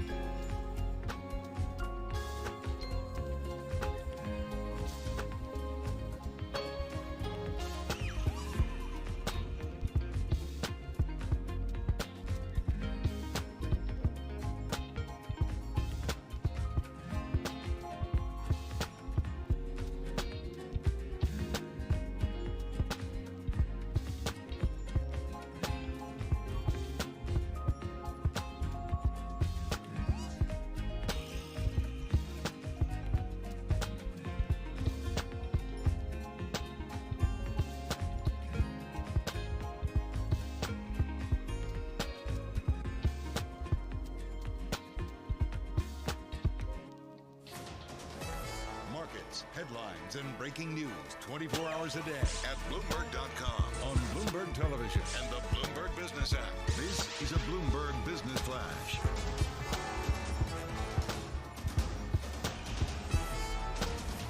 From the Bloomberg Interactive Broker Studio, I'm Lisa Mateo. Stocks kicking off the new trading week lower. The Nasdaq down more than 1%. To S&P 500 down about 0.5%. Dow is little change. The 2-year yield is lower at 4.55%. The 10-year yield lower as well at 4.25%. And the 30-year at 4.42%. Commodities, NYMEX crude $78 a barrel. Brent crude at $82 a barrel. And I want to check in with the 11 major industry groups right now. The biggest drag coming from information technology, specifically semiconductors, semiconductor equipment. If you look a little further under the hood, we have NVIDIA at the top of that list. They're down about 5% right now, and that's followed by Advanced Micro Devices and also Broadcom. Now we'll get NVIDIA's results tomorrow after the bell. That is your Bloomberg Business Flash. Paul and Bailey. All right, Lisa Mateo, thank you so much. We appreciate that. Bailey Lipschultz sitting in for Alex Steele here today. I'm Paul Sweeney. We're live here in our Bloomberg Interactive Broker Studio, streaming live on YouTube. We're also in your dashboard with Apple CarPlay and Android Radio. So come and get us everywhere you need to get us over there. Let's take a look at the restaurant business. I don't know about you, Bailey, because you eat out a lot. Yeah, it's a big part of it. You a high-end eater? Are you a fast food guy? Not a fast food, but there's so many good places to go there where I live. So anyway, we go out a lot. But I don't know if you got kids and stuff like that. You're doing that so much. Cook at home. But I like to turn to Michael Haley to get a sense of what's happening in the restaurant business. Michael Haley, senior restaurant and food service analyst for Bloomberg Intelligence, joining us from HQ for BI down in Princeton, New Jersey. So Michael, let's start high end here. Give us kind of the trends here over the last couple of years coming out of this pandemic, in terms of how much people are spending on restaurants these days. Yeah, obviously there was a couple of tough years due to the pandemic, mainly for the full-service restaurants due to, limitations on hours and different regulations on indoor dining rooms, also just apprehension by customers. But there was a pretty strong bounce back in restaurant sales in 2022, and then they kind of got hit with that margin pressure, right? 2023 started off pretty strong. In early 2023, we were lapping Omicron, so the comparisons were very easy. So early 2023 was very good. Sales started to slide in the second half of last year, and they're really, now that they're lapping those strong comps from a year ago, we saw some real weakness in January and so far in early February. And when I look at, Michael, when I go to the fast food restaurants, when I do eat out, Paul, I'm a cheap guy. Prices are high. I go to Chipotle and it's costing me $17. How do price hikes and expanding margins, how are those things playing out, and how are those going to continue to play out in 2024, given this uncertainty around consumers maybe tapering some of this spending? Yeah, that's a great question. There was a lot of, ruckus really online over the $18 Big Mac meal in some locations last week. So, this is something that we're looking at. And, same-store sales were so weak in January. They were down over 2% for fast food, which we typically don't see unless we're in a recession. They were down 7.7% at casual dining. Investors are kind of looking past it, saying that the weather was really cold, but people still have to eat, right? And so, so there's kind of some worry here for us, because like some of the economic indicators we watch, when you look under the hood, aren't looking great. So credit card debt is at an all-time high, 1.1 trillion. Credit card rates are at an all-time high at 21% APRs. Delinquencies have been rising for auto loans as well as credit card loans, and they're now above the 15-year average and pre-pandemic levels. So there is some concern, but right now there's just so many variables going on with the weather, with the tough comparisons, and with these economic indicators to figure out exactly how much of this weakness is because of what, right? And so, but one thing we've seen is customers are dealing with the higher prices and with the higher inflation by putting it on their credit cards, which is not a sustainable situation. Michael, when we were talking about the Capital One Discover deal, one of the things that was mentioned was how American Express is relatively immune from a potential slowdown. What are some of the names that you cover that if we do see the general consumers tightening spending, we'll be better positioned to Interestingly, it's going to be a different consumer. So in what we've seen, one of the weakest segments has actually been fine dining. And it's a lot of that has been just a pullback in spending. People have been buying less expensive wines, cutting back maybe on appetizers. In a real economic slowdown, fast food and quick service tend to do better because they'll have value menu items. Discounts will be more prevalent, and so although you'll see a lot of low-income consumers kind of trade down to the grocery store, the quick service chains will see a lot of middle and higher income consumers trade away from a higher price full service occasion and maybe dine at McDonald's a little bit more often. Hey, Michael, talk to us about the labor situation in the restaurant business. I know for a long time, like a lot of industries, the restaurant industry had trouble getting labor. Where is it now? It's full service is pretty much where it was prior to the pandemic. So think of Chili's and Applebee's and most of those casual dining chains that you cover, Cheesecake Factory, they're fully staffed right now. So they've recovered pretty nicely. Quick service has been slower. Turnover remains a lot higher, which is crazy to say because it's probably 140% for hourly turnover heading into the pandemic. Now it's probably about 170%. So they're having a lot more of a difficult time holding on to employees. That being said, it's been improving. It improved throughout the year last year. One of the toughest times to staff the store was that late night portion. But chains figured out it's supply and demand, and they have to offer more higher wage to those employees to attract good workers, and they've been doing that. And so that last kind of part of the day that was really struggling to hire is starting to come back too. So it's getting better. It's not where it was 2 years ago. 2 years ago it was very difficult. There's a lot of people concerned that restaurant workers would never come back, but a lot of them have, and it's much better than it was. Michael, to take the labor conversation and twist it just a bit, I was just in California for the last 2 weeks where minimum wage is going to be $20 in April 1st. Oh, went in and out twice, don't you worry. But so $20 minimum wage, I'm seeing a lot of these self-service kiosks getting rid of the kind of front of house, if you will, at some of these fast food chains. How does a higher minimum wage impact what these companies are going to do and impact their margins in turn? Yeah, I mean, you hit the nail on the head. It's going to be more technology, and it's no coincidence that the companies that we cover that have the highest exposure to California, so that's Jack in the Box, that's Chipotle, they're leading the charge when it comes to automation technology. Right now, Jack in the Box is testing AI automated fryers.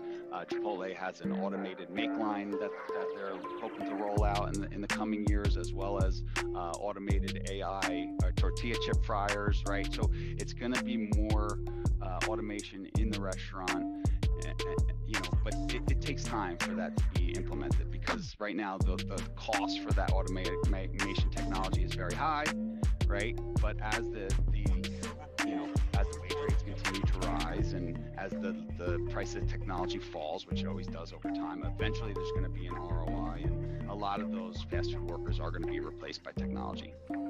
Bailey, I can't let Mike go without asking about one of my favorite restaurants on the planet, Cracker Barrel. Oh, I love Cracker Barrel too. The Country Boy Breakfast. I'm taking Lisa there soon. We're going to blow it up. It's off 5% year to date. It's off 30% over the past 12 months, and it's really underperformed the peer group over the last 5 years. Michael, what's going on here? Don't the truckers need to eat? The truckers do need to eat. We've written it in the past. Well, we had a focus idea a couple years ago. Part of the problem was that they had an older customer base, and we thought they'd be slower to come back to the restaurants post COVID. I think their inability to kind of bring younger consumers into the brand has hurt them. That being said, they have a new CEO from Young Brands, and she's looking to kind of shake things up over there, and so maybe they can kind of figure that out. But I think that's been probably one of their biggest problems. They've been slow to adopt consumer-facing technology, right? It's just not resonating with Gen Z, Gen Y, and Gen Z. I mean, you could. I was down in one recently in Bowling Green, Kentucky, on a Sunday. The line out the door.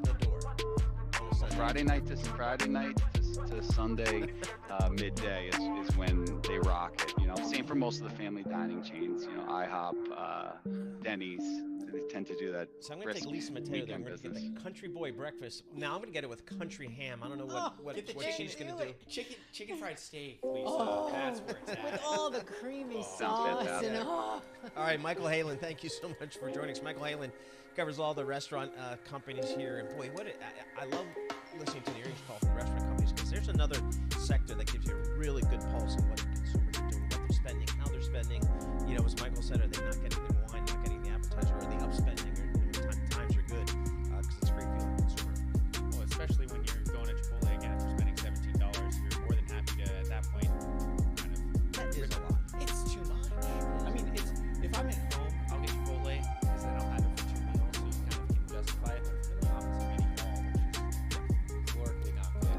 But exactly.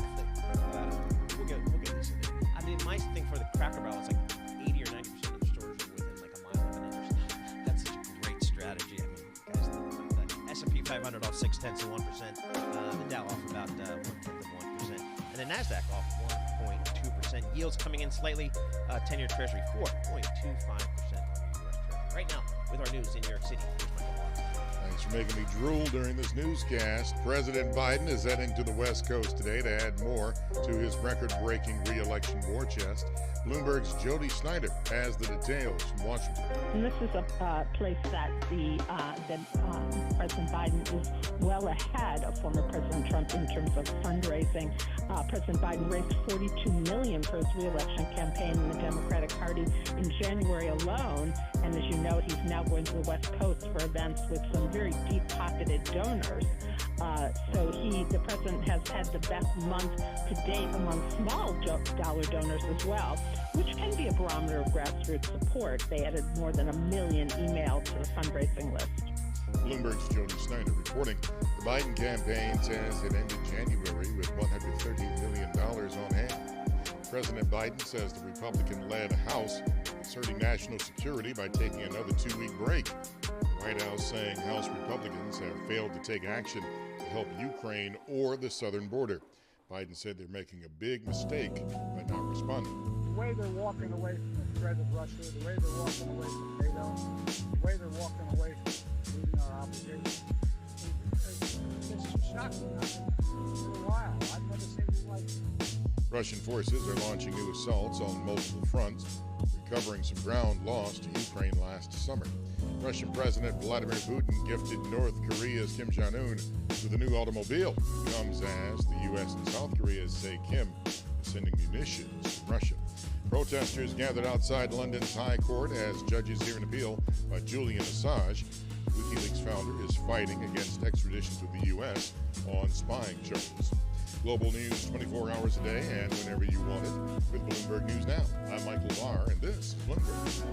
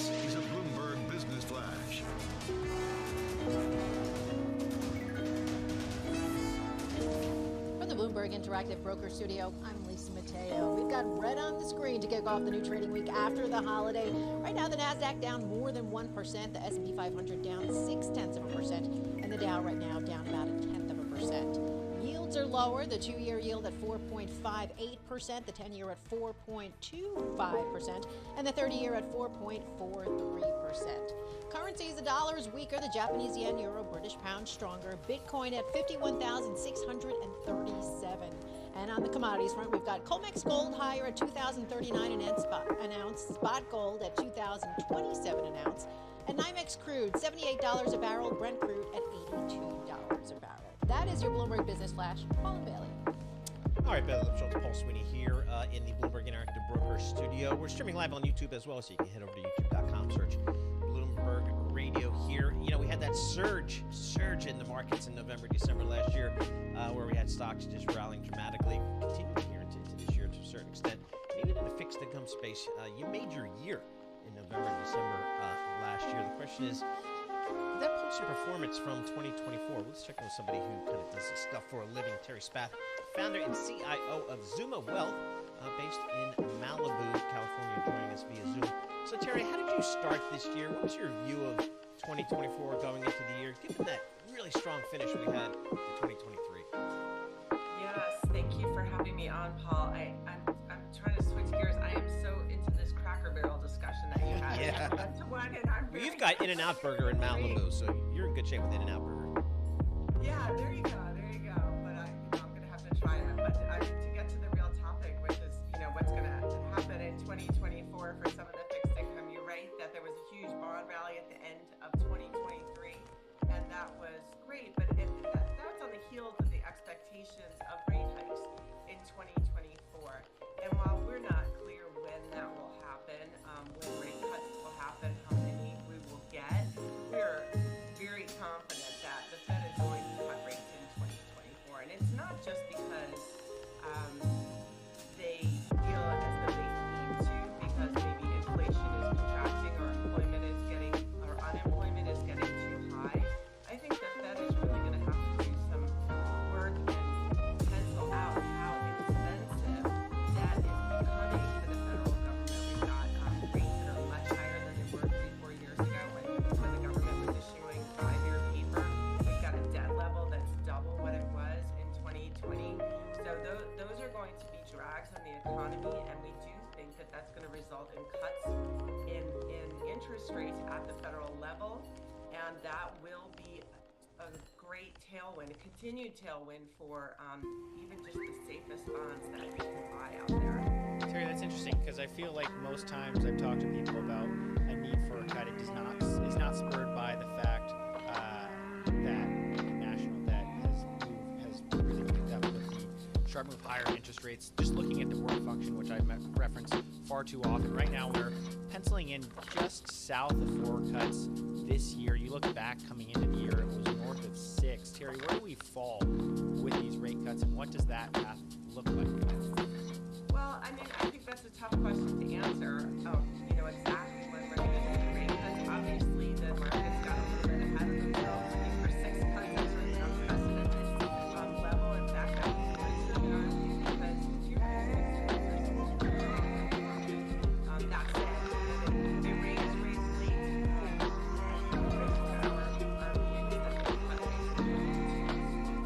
But I do think that we're going to see that in 2024. And the reason for that is that unemployment is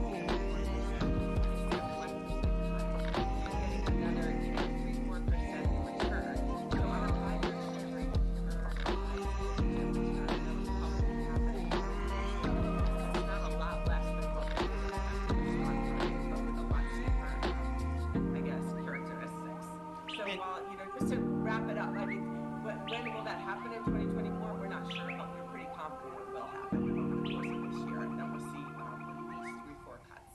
So Terry, if I do think there's going to be some cuts here, constructive for stocks for sure, do I stick with those Magnificent 7 or maybe they're Magnificent 5 now names, or do I try to find some performance elsewhere, whether it's small to mid caps, whether it's value? How do you think about that? Yeah, I mean, listen, it's hard to, make a case against the Magnificent 7 with the momentum that it's enjoying, but anytime there's Magnificent in front of something, for an investment, it makes me a little bit worried. I think even if you strip out, if you look at the Mag 7, the earnings have been spectacular, and that has really driven the returns for those stocks. But even stripping those out, I think you can see some strength in large cap stocks continue through this year.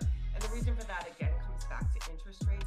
The problem, the trouble for small stocks, and they've been really lagging, and the trouble for that is that their access to capital is weak, interest rates are high, and they're just, that's just a challenge, whereas large cap names have a lot more access to capital that can handle a little bit higher interest rates, and we're going to see some nice earnings in the large cap stocks, high single digit type earnings along with a dividend yield. So this is a nice situation where you've got a year where we can see nice gains in large cap stocks, as well as kind of barbell over to the strongest, the quality treasury market, and you can have a really nice return in that type of a portfolio. Okay, so Terry, with leaning into some of the bigger stocks, are there industries or sectors that you prefer? I think that there's sectors that we don't prefer. Right now, the energy sector has been weak, and the reason for that is that inflation is coming down. And when we look at the commodity sector, and that's another reason why we think inflation will stay cool in 2024.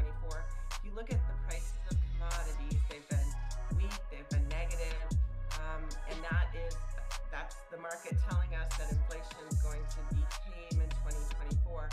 So those sort of inflationary plays are not attractive right now.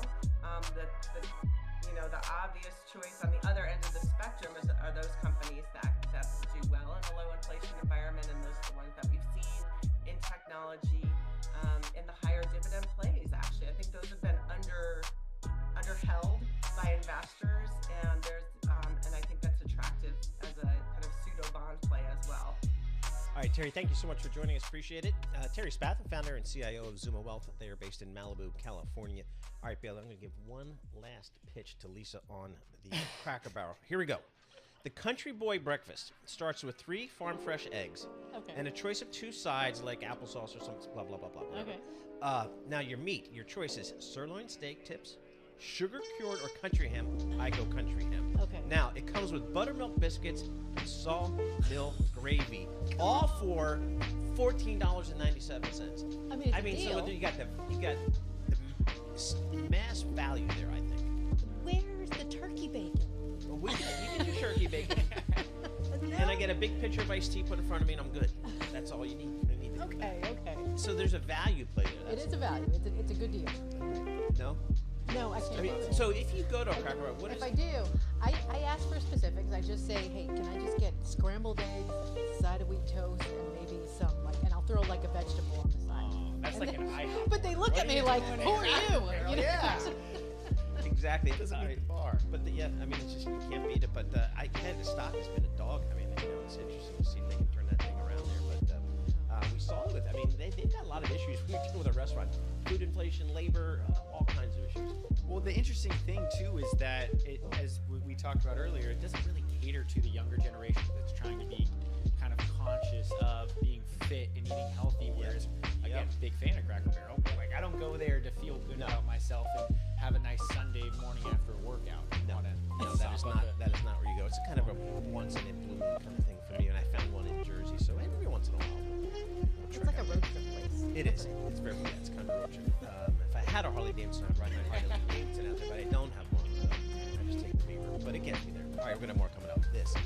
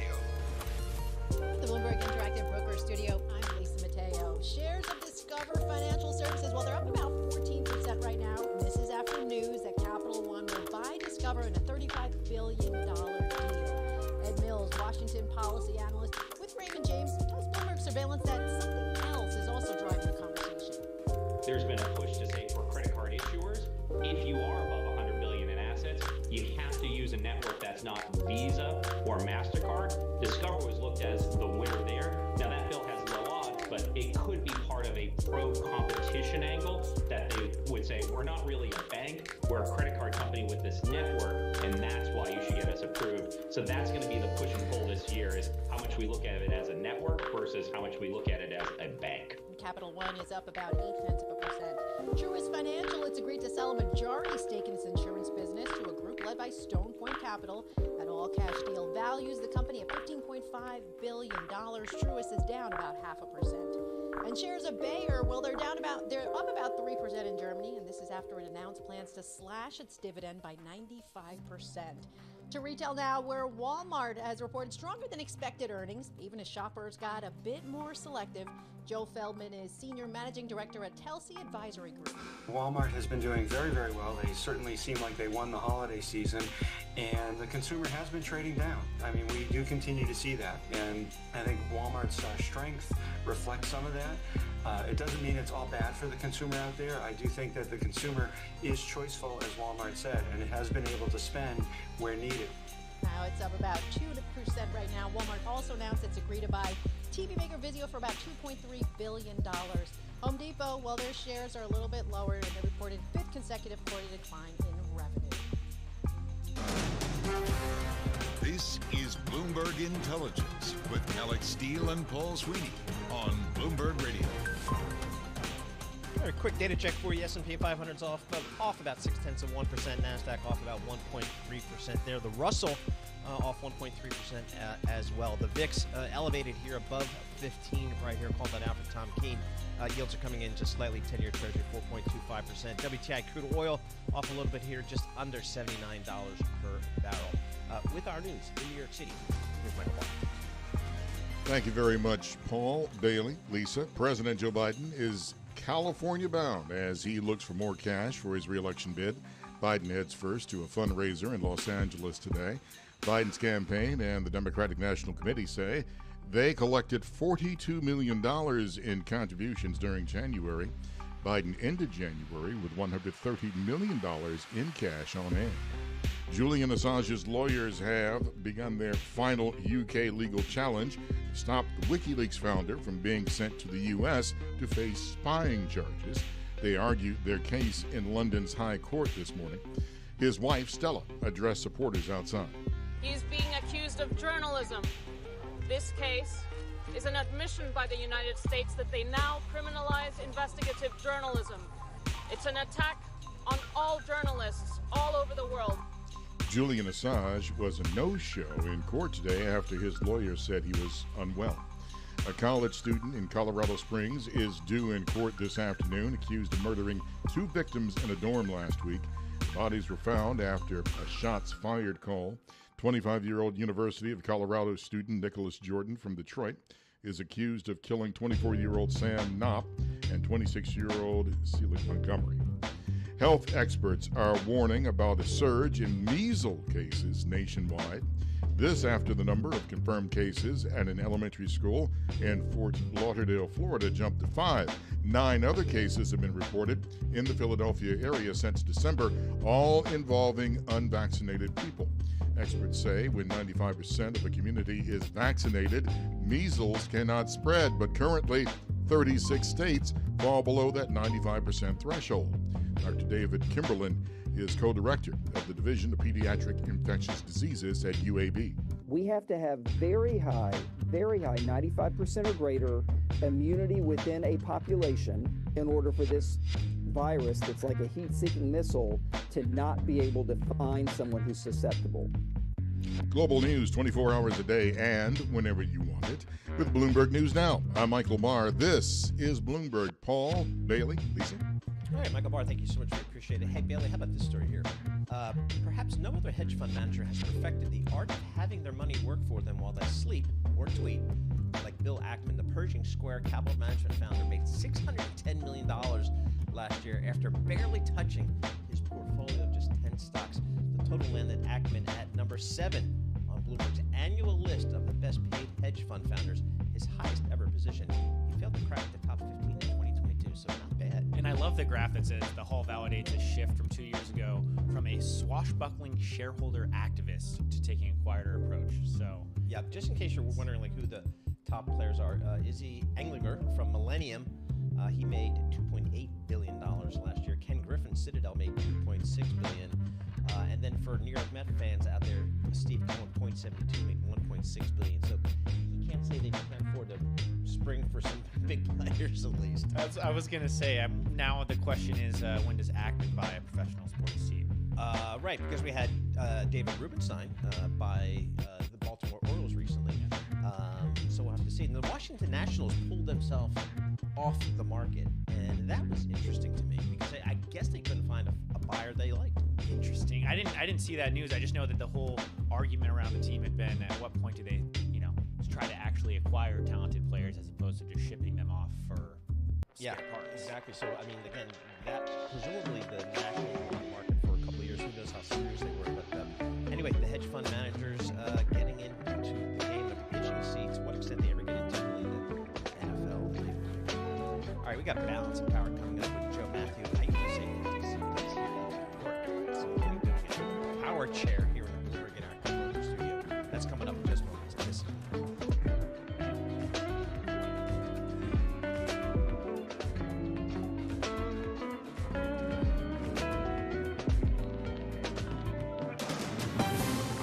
From the world of politics to the world of business, this is Balance of Power.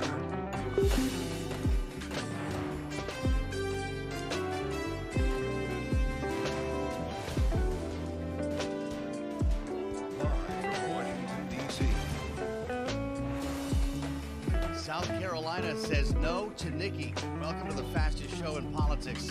With two new polls out from the Palmetto State today showing a big win ahead for Donald Trump this weekend. We'll go through the numbers for you. Walk through it with Bloomberg's Gregory Cordy in Washington. Goldman Sachs looks into its crystal ball to see exactly where the economy will be on Election Day in November and who it will help. We'll dig into the details with economist Danny Blanchflower this hour, and we'll have analysis from our panel. Bloomberg Politics contributor Jeannie Shanzano is with us, along with Lisa Caluso-Miller, the former communications director at the RNC. And we start, as always, with a look at Wall Street. With me here at World Headquarters in New York is Mr. Charlie Kelly. Hi, thank you very much, Joe Matthew. Great having you here in New York. We've got the Dow, the S&P, NASDAQ, all in the red right now as we kick off the show. Big tech dragging the stock market away from its all-time highs. Wall Street awaiting NVIDIA's earnings tomorrow for confirmation that it can meet the sky-high expectations set by the AI boom. Right now, we've got NVIDIA pumping today by 6%, 682.30 on NVIDIA shares ahead of earnings. So here's where we stand. S&P down 41, a drop there of 0.8%, back below 5,000, 49.64. The Dow at 38,501, down 196, drop there of 0.3%. The NASDAQ Composite Index now down by 0.4%. 10-year yield 4.24%, with the 2-year at 4.57%. Spot gold today is pushing higher by 0.5% at 2,027. West Texas Intermediate crude down 0.4%, 78.86 a barrel. Speaking of crude, ExxonMobil has pledged not to curtail exploration or production plans in Guyana as Venezuelan President Nicolas Maduro continues to ramp up his territorial claims in the region. ExxonMobil's upstream president, Liam Mallon, spoke this morning with Bloomberg Surveillance, and he discussed the oil giant's rapid expansion in Guyana. We've been extraordinarily successful in a very short time. You think about, today we're producing over 600,000 barrels a day. That's gone from 0 to 600,000 barrels in 4 years, and the average development time from when we discover a well to actually bringing it online and putting that oil in the market is less than 5 years. That's about half the industry average. We've got ExxonMobil shares, little change, or like 0.1%. Again, recapping a lot of red on the screen. Back to work Tuesday for a holiday shortened trading week. S&P down 41, drop there of 0.8%. Balance of Power continues. Once again, here he is in New York, Joe Matthew. Thank you, Mr. Charlie Kelly. Good to see you in the flesh. And Charlie reminds us it's not Monday. It just feels like one. Welcome to Tuesday and new numbers with 4 days to go now to the South Carolina primary. It seems so far away. So much seems possible. Iowa and New Hampshire. future, not so much now, as I read on the terminal. Nikki Haley vowing to stay in the Republican presidential race against Donald Trump, regardless of the outcome of Saturday's contest, and that's a good thing, because she's looking at the same numbers we are. Not good today. Suffolk University, USA Today, shows those among those at least very likely to vote in the Republican primary in South Carolina. Donald Trump leads Nikki Haley by close to 2-1, 63% to 35%. Emerson is also out with a poll today showing not quite as wide a gap, but a slam dunk for Donald Trump. And that's where we start our conversation. With Gregory Cordy, he's with us from Bloomberg's Washington Bureau, of course, Bloomberg politics reporter. Gregory, we've seen remarkable consistency in these numbers, whether it was Winthrop or Suffolk or Emerson coming out of South Carolina. Nikki Haley's going to lose badly this week. That's what they're telling us, right? Yeah, if you want to look at the bright side for her, she is gaining ground on Trump. Back when, just after the New Hampshire primary, she was trailing by 30 points on average. Now, if you average out those polls that you talked about just now, she's trailing by 25 points. But the problem is, the primary's in 4 days, and at this rate, she will overtake Trump sometime far in the future, and it won't matter anymore. And so, yeah, these are discouraging poll numbers for her, but she's pledging to soldier on at least through Super Tuesday, when frankly, the polls and the party rules are even more foreboding for her, because then you get into winner-take-all states where all Trump needs to do is win a bare majority. He gets all the delegates, and those can stack up pretty quickly. And at this rate, he could clinch the nomination by early to middle of next month.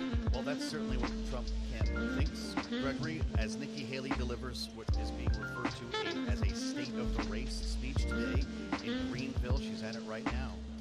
Donald Trump's senior advisor on the campaign, Chris LaCivita, says this is done in the next 4 weeks. Not who's ahead, who's trailing, like done, presumptive, we have the delegates. This is the math. Even if Haley reprises her New Hampshire performance, in every state voting over the next 4 weeks, the campaign has crunched numbers to show that Donald Trump would still cross 1,215 delegates required on March 19th. That's the day Florida, Illinois, Ohio have winner-take-all primaries. Nikki Haley, if this really is a campaign in waiting for something to go wrong, continue through all of this? Hang in there. Yeah, she really is waiting for some big game-changing moment, but it's hard to see where that will come from. Of course, former President Trump is facing 4 different criminal indictments, but the trials for those won't start until late next month at the earliest. And even those don't seem to have much of a sway on Republican voters who tend to rally around him every time he faces these legal challenges. There's just such a big chasm here with where the Republican base is now behind Trump, and where, those sort of moderate, those more moderate to liberal Republicans, we might call them traditional Republicans, Main Street Republicans, country club Republicans, whatever you want to call them, they still exist in the Republican Party. They still would love to find a Republican candidate that they like, certainly more than Donald Trump and certainly more than Joe Biden. But there's just not enough of them to carve out space for Nikki Haley at this point, it seems like. We do have an ear, Gregory, on her speech right now. She did play around a little bit when she came out there, but not dropping out, as some suggested. She did acknowledge that right off the top. If you have to tell people you're not dropping out in a campaign speech, where does that say? What does that say about your campaign? No, the problem is when you're behind at this stage of the race, you have to tell people every day you're not dropping out, because the one day that you don't tell people that, people assume you're going to drop out, and then that's where the donor money dries up, and that's where things really start to go south. So, yeah, she has to come out and say that she's in this for at least the medium term, and that includes South Carolina, obviously, on Saturday, but then also Super Tuesday early next month. And in between, we have Michigan, where her campaign just put in $71,000 in the Detroit market and television advertising. That's not a whole lot, but it is laying a marker to say, look, clearly I'm looking beyond South Carolina. And so she has to do those kinds of things to at least project that this is not a campaign that's going to drop. drop out, because remember that the yardstick that she set for herself after New Hampshire, she said, you know, I came in third in Iowa, I came in second in New Hampshire, and all I need to do is improve on my performance from state to state. She's now moving those goalposts to say that she's in it no matter what after South Carolina. That's not what she said right after New Hampshire. She needed to improve on New Hampshire to stay in it. She's not necessarily saying that in her speech in Greenville as we're watching today. Yeah, that's for sure. I wonder what a Tim Scott endorsement might have meant at this stage. Was able to wrap that up. Of course, Donald Trump got it in New Hampshire. Gregory, it's good to see you. Thank you. You'll be, of course, a part of our coverage here of South Carolina primary. It's only 4 days away. It's not looking good for Nikki Haley, but as we keep hearing, that doesn't mean us that or plans. It's staying in the race. Enter Goldman Sachs. It's the economy student. You want to advance to the general election and get a sense of what voters will be basing their decisions on. Check this report. February 5th, reading about this today, a fascinating read on Bloomberg. Wouldn't know about it if you weren't on the terminal at Bloomberg.com. This is new research that explores where the economy will be when we vote and who that might break for. And it finds that President Biden's economy will be right around the dividing line that separates winning re-election campaigns from losing ones. And they've identified about a dozen areas here in which they can plant their flag and essentially make a prediction. This is fascinating stuff. And we knew there was one man to talk to about it. Danny Blanchflower is the economist, of course, at Dartmouth College, recipient of the Commander of the Order of the British Empire in 2009. He put the fishing pole down to talk to us for a couple of moments today on Balance of Power. Mr. Blanchflower, it's great to see you. Hi there. Could anyone in their right mind could anyone in their right mind predict where the economy is going to be in November? Well, honestly, it's really, really difficult. It certainly looks like a soft landing. It certainly looks like the economy is in pretty good shape now, much better shape than I expected with all the rate hikes. But in 9 months' time, who knows? But I don't think there's a prospect of very rapid deterioration between now and November, unless something catastrophic happens, which I don't foresee. But we're going to see unemployment rates below 4% or something like that.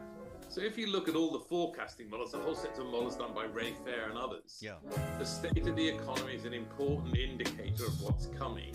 People's living standards are important, and people's perceptions are important. But in a sense, the contradiction is people's perceptions of how the economy is doing are not that great.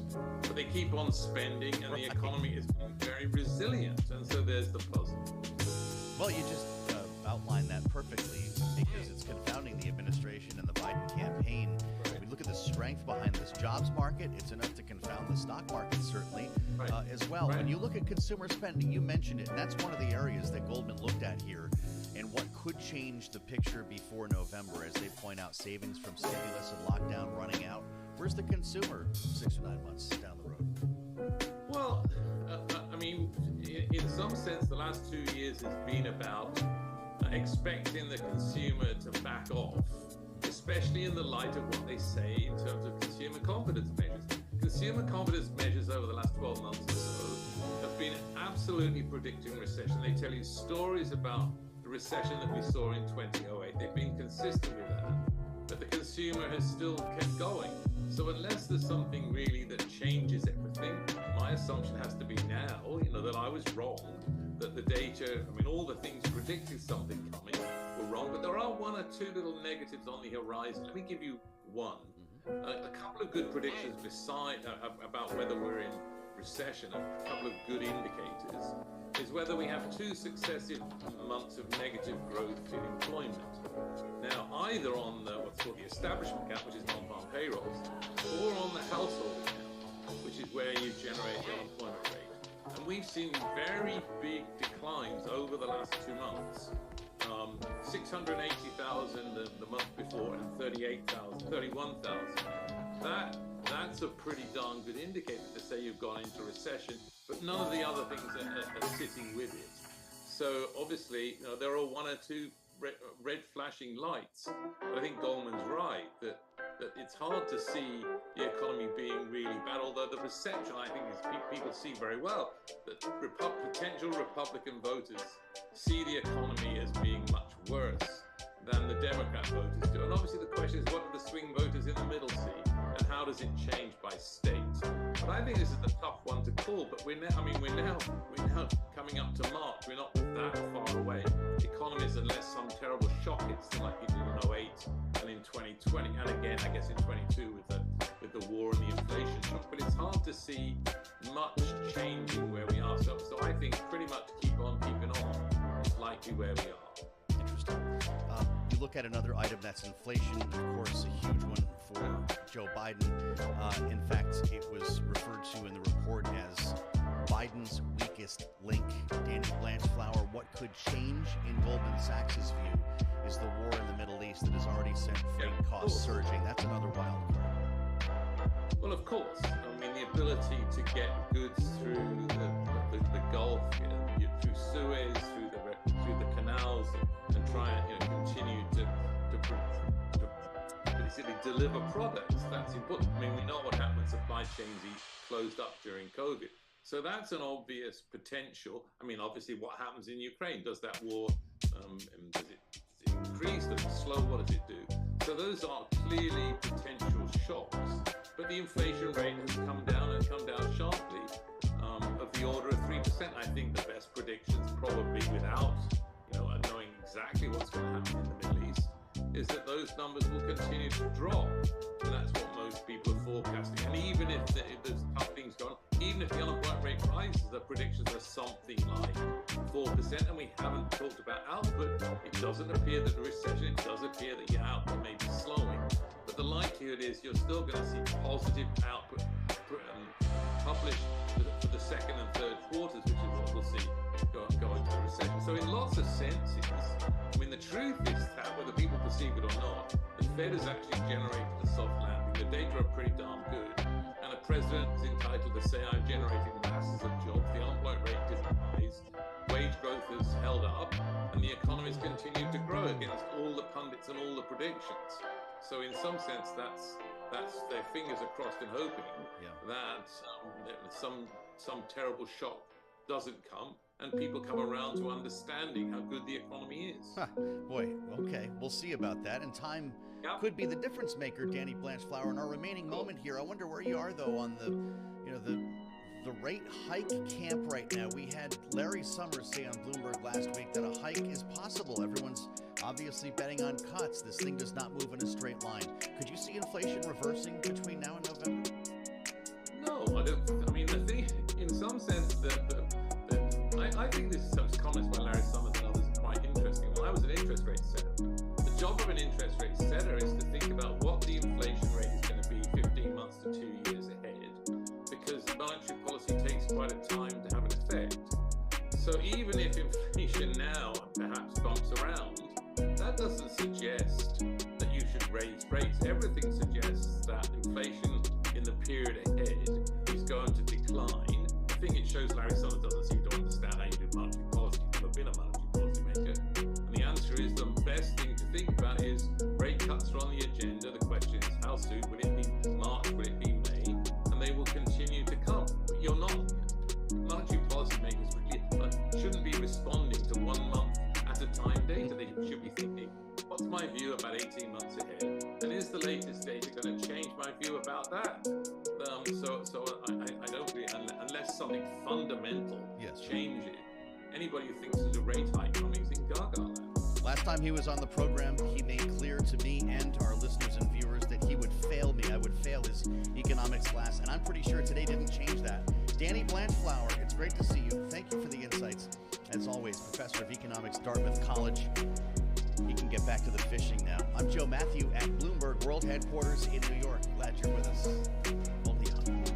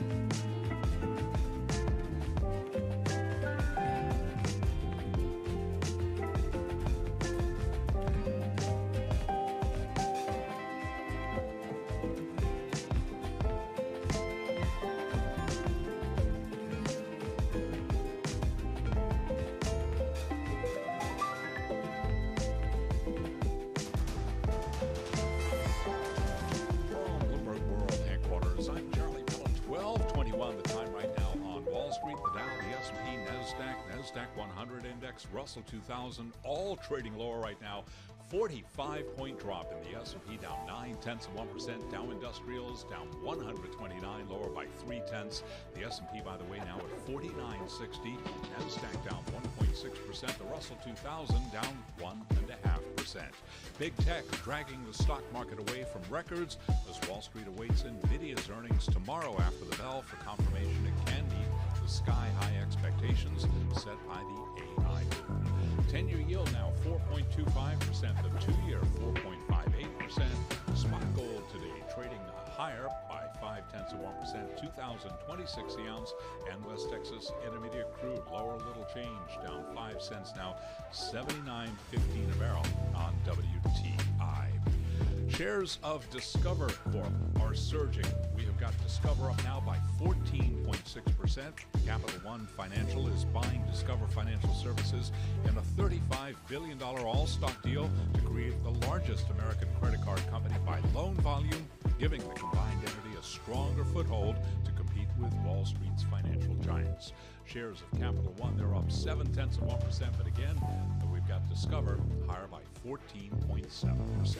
Again, recapping stocks lower, S&P down 45, down 0.9%. I'm Charlie Pellet. Balance of Power continues. Once again, here's your host, Joe Matthew. All right, Charlie, thank you. It's another day where no one's talking about it, but we will.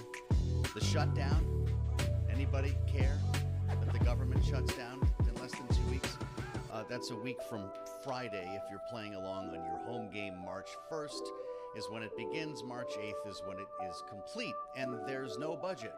There's no plan for a budget. They're not writing spending bills unless something emerges from this recess that blows our minds. There won't be a compromise likely to pass them either. And so it becomes a question of either, as Tom Emmer told us last week, the majority whip, we do this in mini buses, as we like to call them in Washington, not to be confused with omnibuses, or we just actually shut down. And that might be the case, because Mike Johnson, of course, is being threatened, as his predecessor was, with being fired if he does that very thing. We were told no more stopgaps, no more CRs. And Nathan Dean is watching this from his perch at Bloomberg Intelligence. The BI Policy Watch, U.S. government shutdown impacts. When Nathan starts to try to figure out what's going to happen if we shut down, that means we're probably closer to shutting down. And he's with us right now. Nathan, good to see you. Where are we as we enter this new week here, this week of recess, knowing that there will only be 3 days when we come back? Is the conventional wisdom that we are, in fact, finally shutting down in March? No, I don't think so. I mean, we have a low chance of a shutdown for that reason that you just said. We only have 3 days. And also remember, when the Senate comes back, they have to deal with the impeachment of the DHS secretary. Now, I think Senator Schumer's going to say, look, let's focus on the shutdown and not that. But there's one thing that Congress has been able to do this year. It's called kick the can down the road. And I honestly think, despite the fact that Speaker Johnson is going to have this vacate motion threat, he's had this before, he's called their bluff, I think they'll call their bluff one more time, and then we'll kick the can maybe to April or after the Easter holiday. The one thing that we should just always remember to tell our clients, and this is what we do, is that, and I've said this before in the program, is that scary headlines associated with shutdowns don't equate to scared markets. This is something that the market has seen before. This is something that you're going to see again. The one date that we are telling folks that they should be paying attention to is April 30th, because if we're still operating under a continuing resolution at that time, we have an automatic 1% sequester cut to everything, including the Department of Defense. That's right. You are pointing out in your piece today the large contractors will be protected during short-term shutdowns. So not advancing all the way to the sequester, but if there were an interruption here of days or weeks, the Lockheeds, the Boeings, the Raytheons would not be damaged by it. That's correct. I mean, obviously there's headline risk that could be associated with, but these large contractors have projects that are funded multiple years. Who's impacted? Smaller contractors that have smaller term contracts, or contractors that are automatically furloughed in a shutdown. They usually don't get the back pay, unlike government workers. And then also, if you're in the process of working with the government on trying to secure a new funding contract, if the government shut down, and remember in this case it'd be 4 out of the 8 go on March 1st, the rest go on March 8th. So if you're working with the Department of Agriculture and they shut down on March 1st, they're not going to answer their phone, and you're just going to be delayed. The one thing that contractors are paying attention to, on the other hand, is the Ukraine, Israel, and Taiwan funding, where depending on that funding level, you could see 1 to 3 to 4% revenue growth over the next few years. Now, I think that Senator Schumer, when he comes back, will say, you know what, we're going to offer the House a funding deal just to kick the can down the road, but there is a chance that he may say, we're going to offer a funding deal and we're going to include Ukraine and Israel and Taiwan aid. If he does that, the odds of a shutdown go greater because Speaker Johnson now gets put into a political corner where President Trump is going to get involved. And so, you know, a lot of things can happen there. We are optimistic that Ukraine aid is going to happen by April 30th, but the pieces are going to be kind of hard to predict exactly when that's going to happen. Why are you optimistic when we hear the not another dollar cry from the Freedom Caucus crowd? So much discord over the way this has gone so far. The border, on again, off again. We saw the Senate pass something, but it doesn't have a path to the House, does it? No, it doesn't have a pass in the path in the House. Now, the reason why I'm optimistic on the Ukraine aid is because this is one of those issues where I think if you were to give most of the people in Washington truth serum, they'd say, look, we're in favor of this. Now, there's political angles that have to come into play here. But ultimately, when Senator Schumer usually sends these deals to the House, he does it in a way that entraps the Speaker and forces the Speaker to make a decision.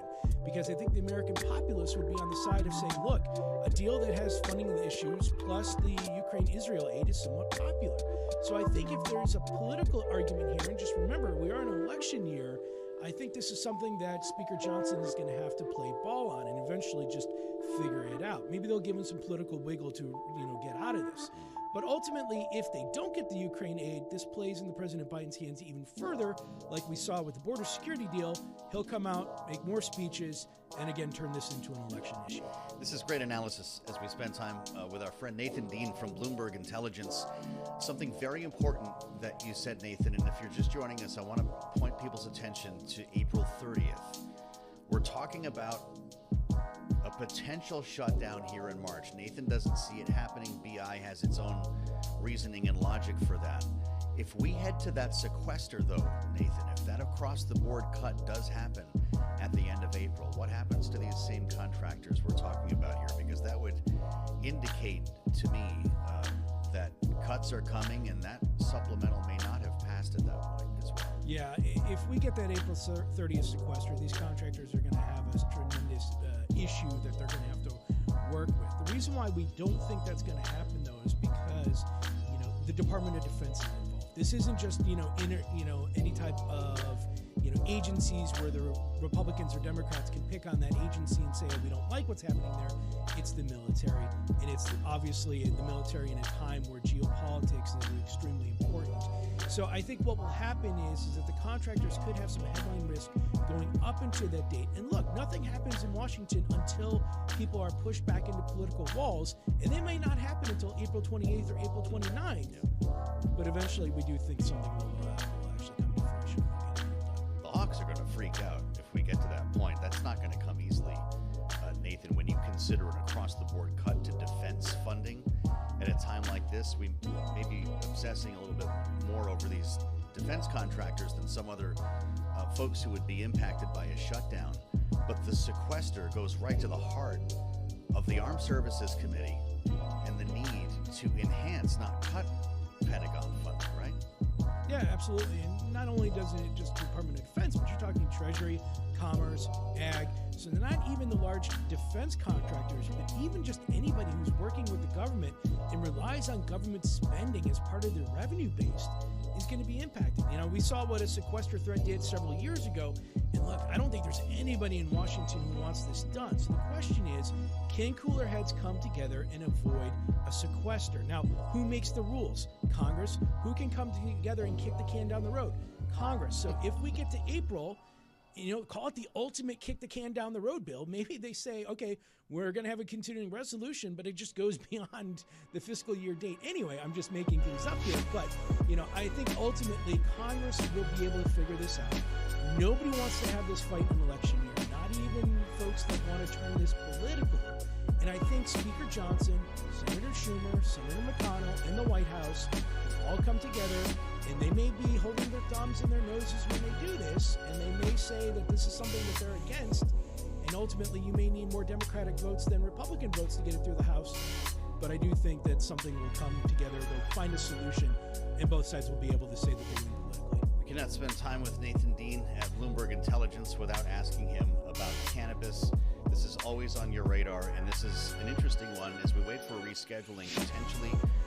Nathan, I'm just bringing this up because the FDA put out its fiscal year drug safety priorities report on Thursday, highlighting the rationale that it's using in the research that it conducted here to lead it to recommending rescheduling. What's going on with this? Is the DEA listening? So we actually have heard rumors that the DEA is almost imminently going to release its rescheduling decision. Now, I should state, these rumors have happened before, so we don't actually pay attention to rumors. But what we do know is that we do think that there is a high chance, a 70% chance, that the DEA is going to say, let's move this from Schedule 1 to Schedule 3. Now, what's going to happen to these marijuana equities when that happens? Well, the primary relief here is what's called 280E tax relief. And it moves your tax base or your tax rate effectively from about 40% to around 5 to 15%. So a lot more cash is going to come back into these marijuana equities. Now, in terms of process and catalyst, you're going to have that decision, but then also on that same day or probably the next few days after, they're going to put out a proposal. So it's not going to be set in stone. This proposal will have a comment period, finalization, but ultimately you will know that that tax relief is coming. Things like decriminalization legislation, that's just not going to happen. Nowhere else you're going to hear this kind of specific analysis on these stories. Thank you, as always, Nathan. I wish I was there with you. Nathan Dean in Washington, senior policy analyst at Bloomberg Intelligence, with us on the regular here on Balance of Power. I'm Joe Matthew at World Headquarters in New York. We'll assemble our panel next after we check world and national news with Nancy Lyons in the Bloomberg 99.1 newsroom in Washington. Hi, Nancy. Hey, Joe. Elon Musk's X social media platform says it mistakenly flagged and suspended the account of Alexei Navalny's widow, Yulia, a day after it was used to challenge Russian President Vladimir Putin over her husband's death. This video shows the opposition leader's mother, Lyudmila, calling on Putin to release her son's body from the Arctic prison where he died. In a post on X, the platform says its defense mechanism against manipulation and spam flagged Yulia Navalny's account as violating its rules. The company adds it is now updating the process. A Los Angeles woman is being detained in Russia after being accused of treason. Russian authorities allege the 33-year-old dual national raised funds in support of Ukraine. A statement also said the unidentified woman repeatedly took part in public actions in support of the Kyiv regime in the U.S. The punishment for treason in Russia is up to 20 years in prison. Well, the rain keeps coming in Southern California. Much of the state is under a flood watch. Officials in Santa Barbara County have issued evacuation warnings for waterfront neighborhoods. This official is warning people to be careful. We ask you all in Santa Barbara, please stay away from the creeks. They're absolutely dangerous. Many parts of California are already saturated. Global news 24 hours a day and whenever you want it with Bloomberg.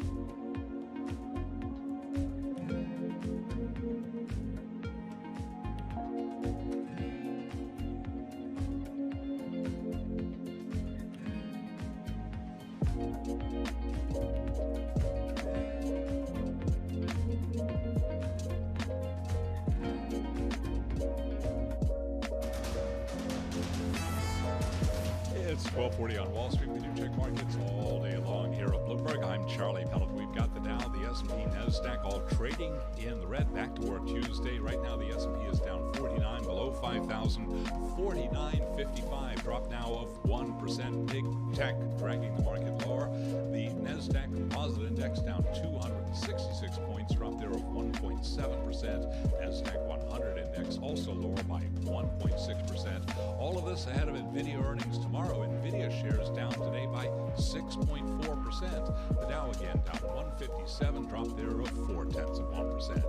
10-year yield 4.25%. The 2-year 4.58%. Meanwhile, the U.S. economy outlook remains clouded. And with that story, here's Bloomberg's Vinny Del Giudice. The index of leading economic indicators dropped again in January. The index is intended to project the U.S. economy's path. It's been negative for almost 2 years, though the economy has skirted a full-blown recession. The labor market and the interest rate spread accounted for much of the weakness. Factory orders, building permits, and consumer sentiment were also in the red. Vinny Del Giudice, Bloomberg Radio. And again, 10-year now at 4.25%. Spot gold up 0.5%, 2022 the ounce, while West Texas Intermediate crude just about flat on the day. WTI 79 handle now 79.17, a drop there of less than 0.1%. Walmart after earnings up 3.3%. Home Depot after earnings down by 0.5%. Recapping, S&P down 45, down 0.9%. Balance of power continues. Back we go to New York, and once again, here he is, Joe Matthew. And big warm welcome, Joe. I do appreciate it, Charlie Pellet. I get to sit right across from him. If you're with us on YouTube, go there now, search Bloomberg Global News. I'm lucky enough to actually be in the room with Charlie Pellet today. I don't have to ride the subway or listen to the radio to hear his voice. He's the voice of the New York subway. Thank you, Charlie. And I'll tell you what, the new polls out today pretty much tell us what we already knew or thought we knew about South Carolina. It is not a question of whether Donald Trump is going to win. It is a question of by how much. USA Today's Suffolk University poll today. Wow, that's a spread. 28 points, 63 to 35. The Emerson poll, 22 points, 61-39. This is in sync with the other polls that we've seen, and there haven't been a lot of them. Every day, Nikki Haley must wonder, is this the one that's going to show me turning this around? And it's not. She delivers a state of the race speech today in kind of a last ditch to be taken seriously before potentially losing her own state badly. We reassemble our panel. With us today, Jeannie Shanzano, Bloomberg politics contributor, joined by Lisa Camuso-Miller, Republican strategist, former communications director at the Republican National Committee, host of the Friday Reporter podcast. Jeannie, I'll start with you as our polling expert here. When you see such consistency, such continuity between polls, between different shops, that's got to tell you something, right? It does. And these are both very good, reputable polls. You know, one of two things is going to happen on Saturday. It's the polls are going to be proven right, and she is going to lose in double digits, or we are going to have a real shockwave across the polling industry. You know, the one sign I keep hearing that maybe the internal polls are showing something a little different than the public polls is the fact that Nikki Haley has changed her expectations. You know, she was saying we have to do better than we did in New Hampshire, which was about 11 points. Now she's saying she expects it to be close. Well, if this thing is going to be close, the polls are not showing it. So that would lead us to believe her internals are looking better, or she is just saying something publicly that the internals don't support at all. When you see these numbers, what does it make you think, Lisa? Whether it's 20 or 30 points for Donald Trump, what's going to happen this weekend? Well, I mean, so far the polls have really been on target, and so in other states, and so I expect that we probably will see that as the result of Saturday's primary. But also, too, Joe, I'm curious about Nikki Haley's plan here, because I don't think the plan is to win South Carolina as much as it is to show stamina and staying power, because I suspect that this is a little bit of a longer game for her. This is her plan to show that she can turn out the vote for herself, whether or not, certainly not winning, but also can also show some stamina and some consistency across the board in these states as she continues to go into Super Tuesday. I know a lot of this is talking game here, but the research or the philosophy, the theory we're getting from Mr. LaCivita is pretty remarkable here. This is Donald Trump's senior campaign advisor, Chris LaCivita, who's got a map, essentially, the next 3 to 4 weeks of how Donald Trump is going to shut this down. Jeannie, he says that even with the New Hampshire level performance, in every state voting the next 4 weeks, they will have this done and cross the 12-15 delegate threshold by the 19th of March, when big states like Florida, Illinois, Ohio hold their primaries. It could be a week earlier, depending on how Super Tuesday goes. Jeannie, does that sound real? It does sound real, because the way that the Republicans do their math, there are many winner-take-all states. So to his point, even if she wins, 30, 40%, even if she does comes close in a winner-take-all state, it doesn't result in delegates. And so that means Donald Trump, if he wins by even just 1 point, which we think he'll win bigger, he's going to take all those delegates. And so that is the problem for Nikki Haley, which is why so many people have asked, is she still staying in the race? And she, of course, just addressed that. She said so many of tuned in to hear me say I was dropping out, and she is staying in this thing. But the question really now is why, to what end? Because we can't imagine, unless these polls are wildly wrong, that she's got a shot at the delegates she needs. So maybe she's hoping for something that happens to shake this thing up a good deal, but otherwise his math is right on the delegate count. Well, the conventional wisdom is correct, and I think what you're looking at here, Lisa, for the Nikki Haley campaign, doesn't matter. You could shut it down tomorrow. She's not trying to win the nomination at this point. She's trying to hang in there in case something bad happens to him, right? I mean, that sure seems like the strategy, Joe, and it seems like it's probably not. Well, it's a hard strategy for her to sustain over time if her funders don't stay with her. But her messaging has been consistent, and sometimes some people are even saying that it's too little, too late. But Nikki Haley is a smart political mind, and she has a lot of really good, she's got a really good track record. So to me, this is less about winning the delegates and more about her long game, and that's what's, I think, curious to people. But also, too, as her funders stay with her and stay supporting her, she can stay in the race, if for no other reason, to support be an alternate voice for the party. To me, it's interesting and something to watch. Not necessarily for long-term success, but who's to say what's going to happen as the courts continue to do their work and make decisions about these indictments going forward. Lisa, I saw Mike Johnson paid a visit to Mar-a-Lago. He tweeted a photograph of himself with the former president. Will he make a similar visit to Nikki Haley? Oh, I don't think so. I mean, I think he's pretty clear about who his loyalty is and where it is. He's already made an endorsement, Joe, so I don't necessarily think that he's going to do any outreach to Nikki Haley unless something dramatic happens. It's crystal clear that the House Republican leadership, the Senate for the most part, they've all sort of shown their loyalty to the front runner. And that's true of any elected Republican if they want to be taken seriously over the course of the next couple of months, because it's crystal clear that Donald Trump will definitely be the nominee. And I think, to Chris Lasavita's point, it will be sooner rather than later. I didn't really think he'd be meeting with Nikki Haley, Jeannie. Joe Biden probably won't either. But we're in a pretty interesting world here when this campaign could essentially just go on mothballs for months, waiting for July. And whether Donald Trump has trouble in court, that's pretty much what we're talking about here, isn't it? It is, Joe. I thought you were going to mention with the Biden campaign, I think they tweeted or X'd it out. They said that this was, Mike Johnson meeting with the Speaker of the House, and they showed the picture of the two of them meeting, which was pretty good. Yeah, Joe, good news. We are in potentially for the longest general election fight of our lives. So, gear up. It's going to be a long one. When Jeannie says that, the wave of exhaustion just flows through the newsroom. That's what we're here for, though, and we are in for the cycle with Jeannie and Lisa today. A great panel, and we're going to talk about a bit more about what Joe Biden is up to in the sneakers. Did you see the golden sneakers? We're getting fundraising numbers out today. Donald Trump's hoping he'll buy a pair and help the campaign. The deadline's at midnight. We'll have more next with the panel here on Bloomberg.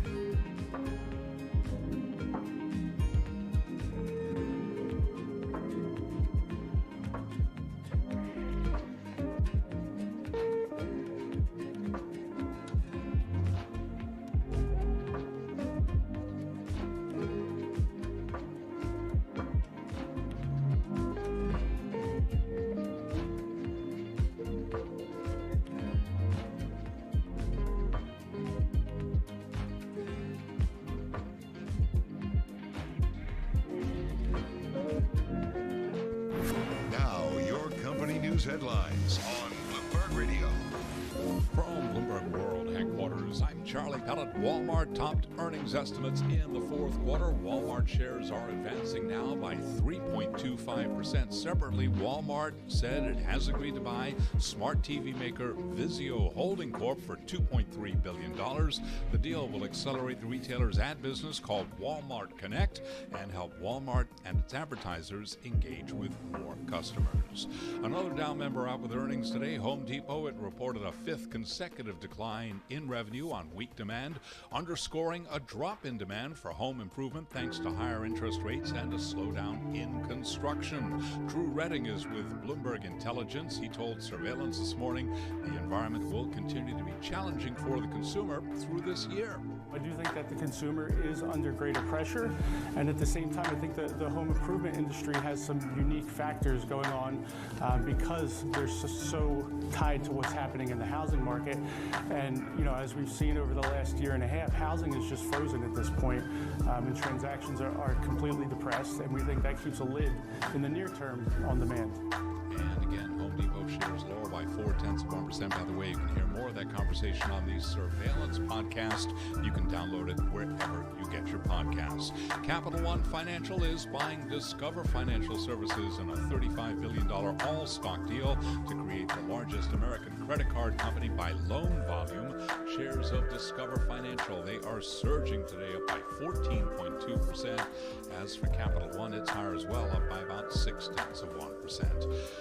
Bayer, out of Germany, plans to slash its dividend by 95% in an effort to dig itself out of the hole created by the acquisition of Monsanto. Those are our top company stories, and this is Bloomberg.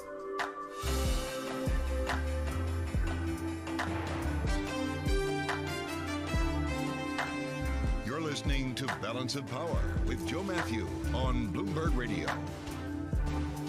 Live from World Headquarters in New York, Kaylee Lyons will join the conversation from Washington in just 5 minutes. Thanks for being with us here on the fastest show in politics. So what do you do a day after you're ordered to pay $350 million from a judge in New York?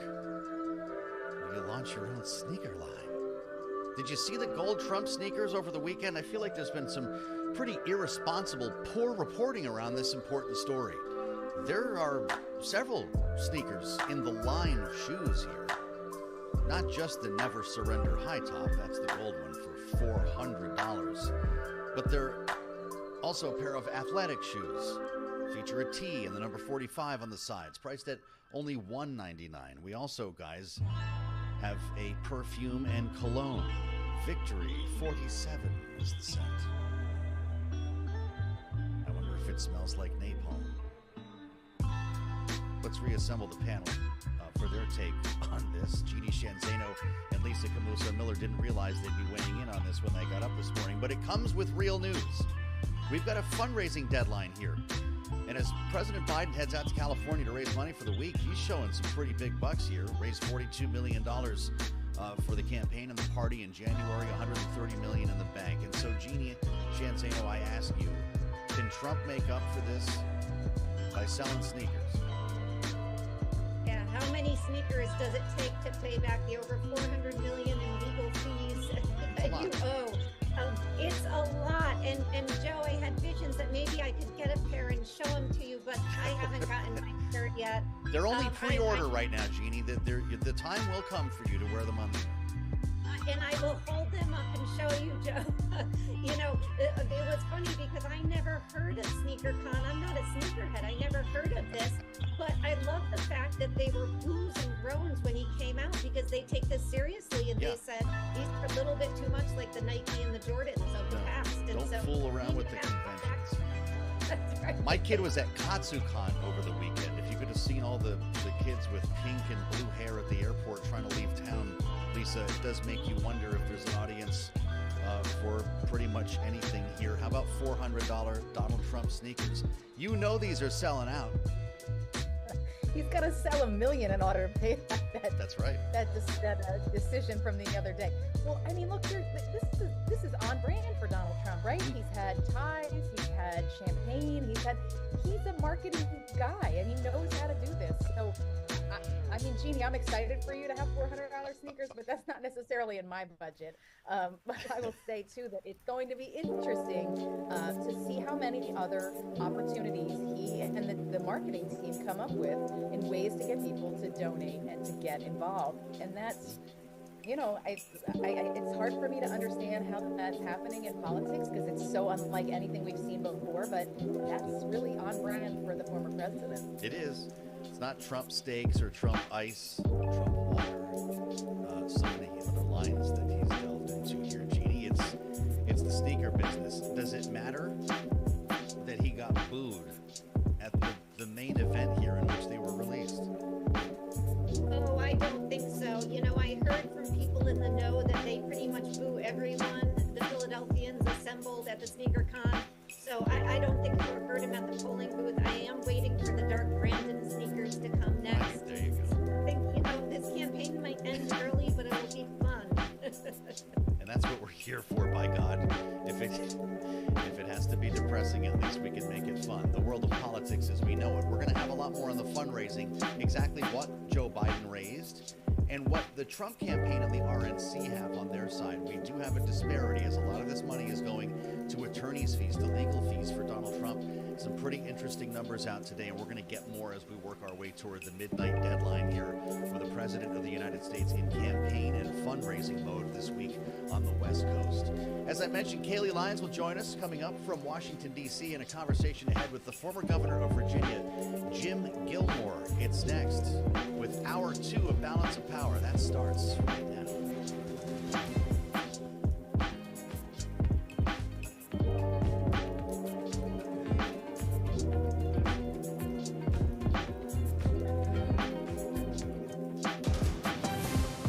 From the world of politics to the world of business, this is Balance of Power.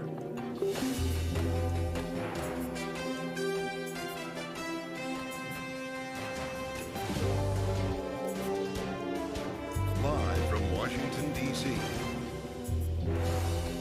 Nikki Haley braces for a loss in her home state. Welcome to the fastest show in politics.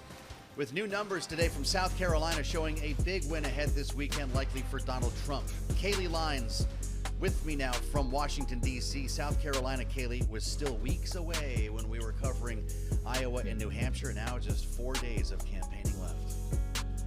Yeah, not a lot of time to change minds, and that may be problematic for Nikki Haley when polls, as you mentioned, Joe, show her 20 points plus behind the frontrunner in the state in which she used to be governor. It could be pretty bruising, and yet she says no matter what happens in South Carolina, she's sticking in this race. That's for sure.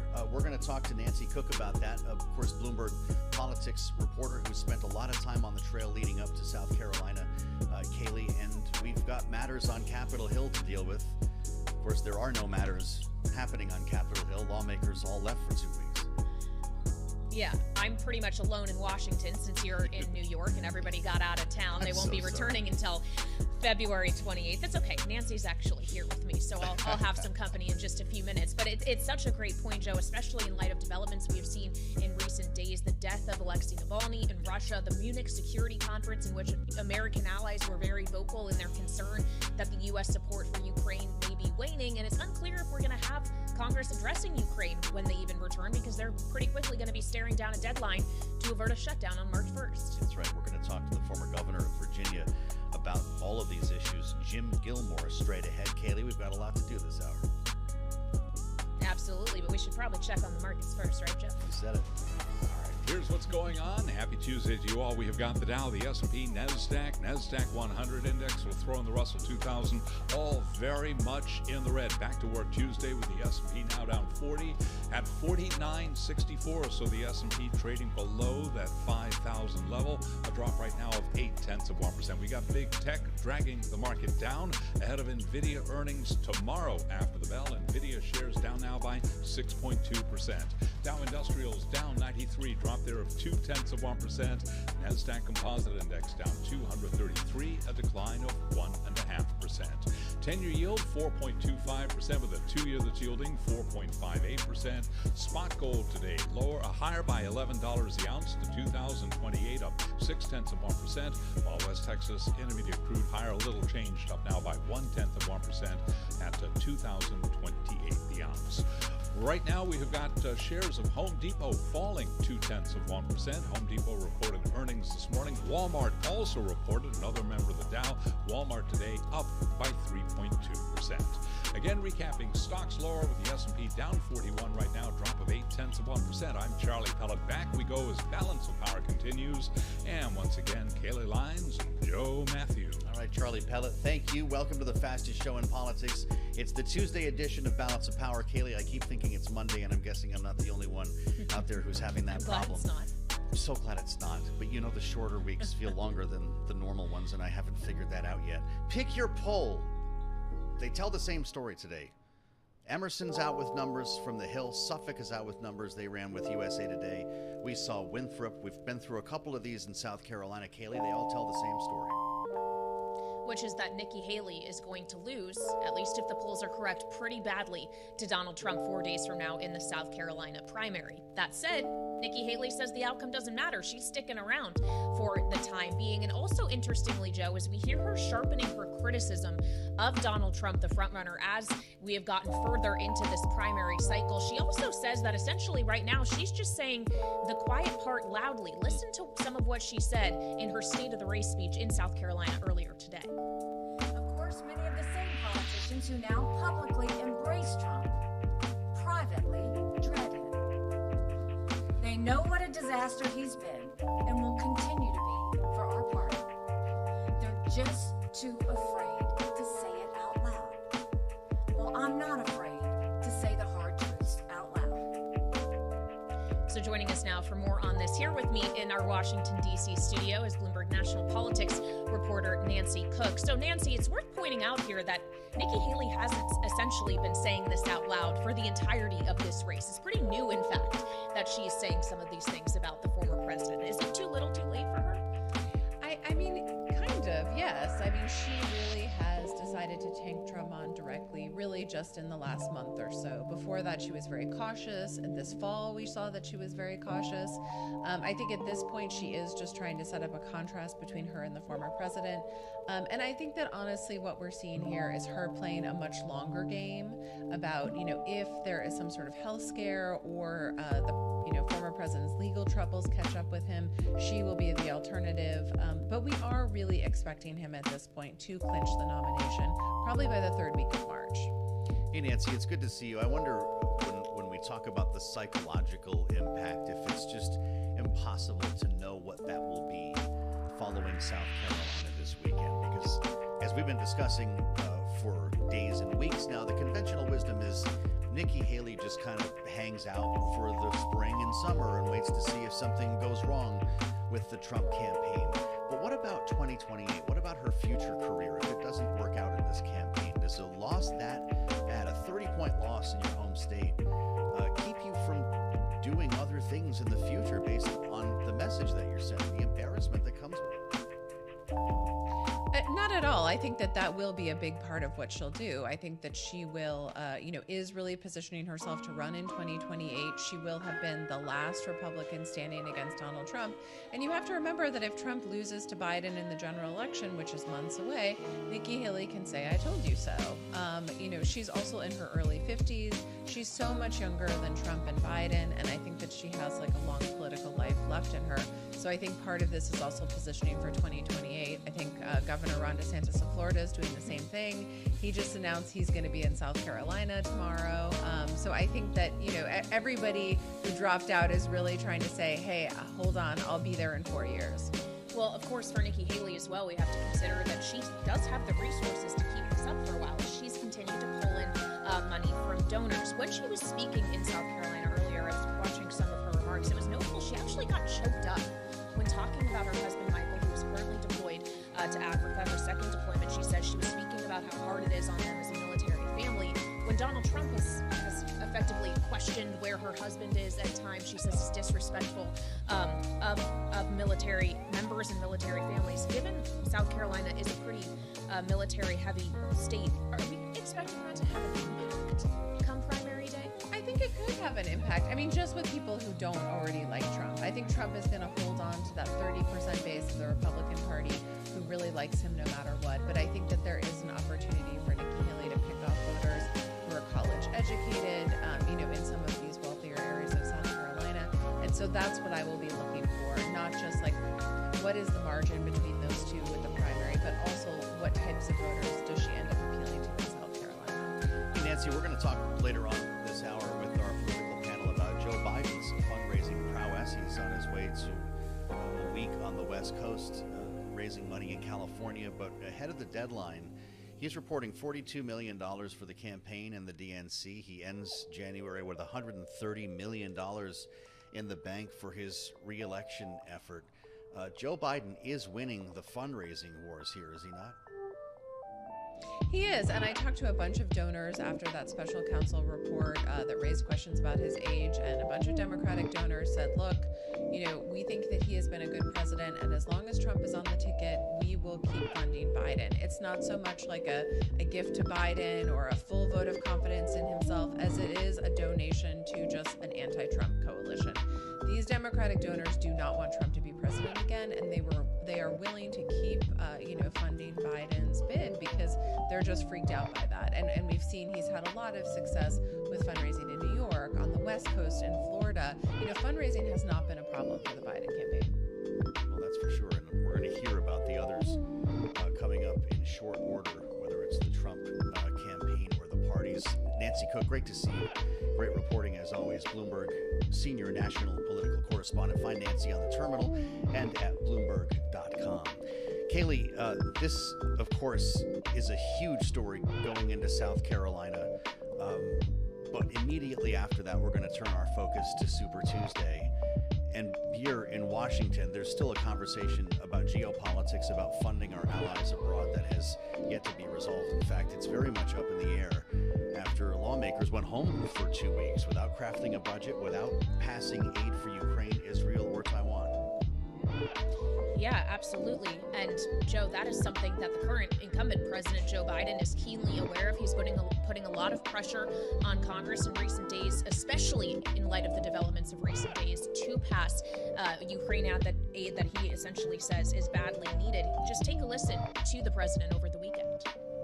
We're making a big mistake not responding. Look, the way they're walking away from the threat of Russia, the way they're walking away from NATO, the way they're walking away from being our obligations, it's just shocking. I've been in a while. I've never seen anything like this.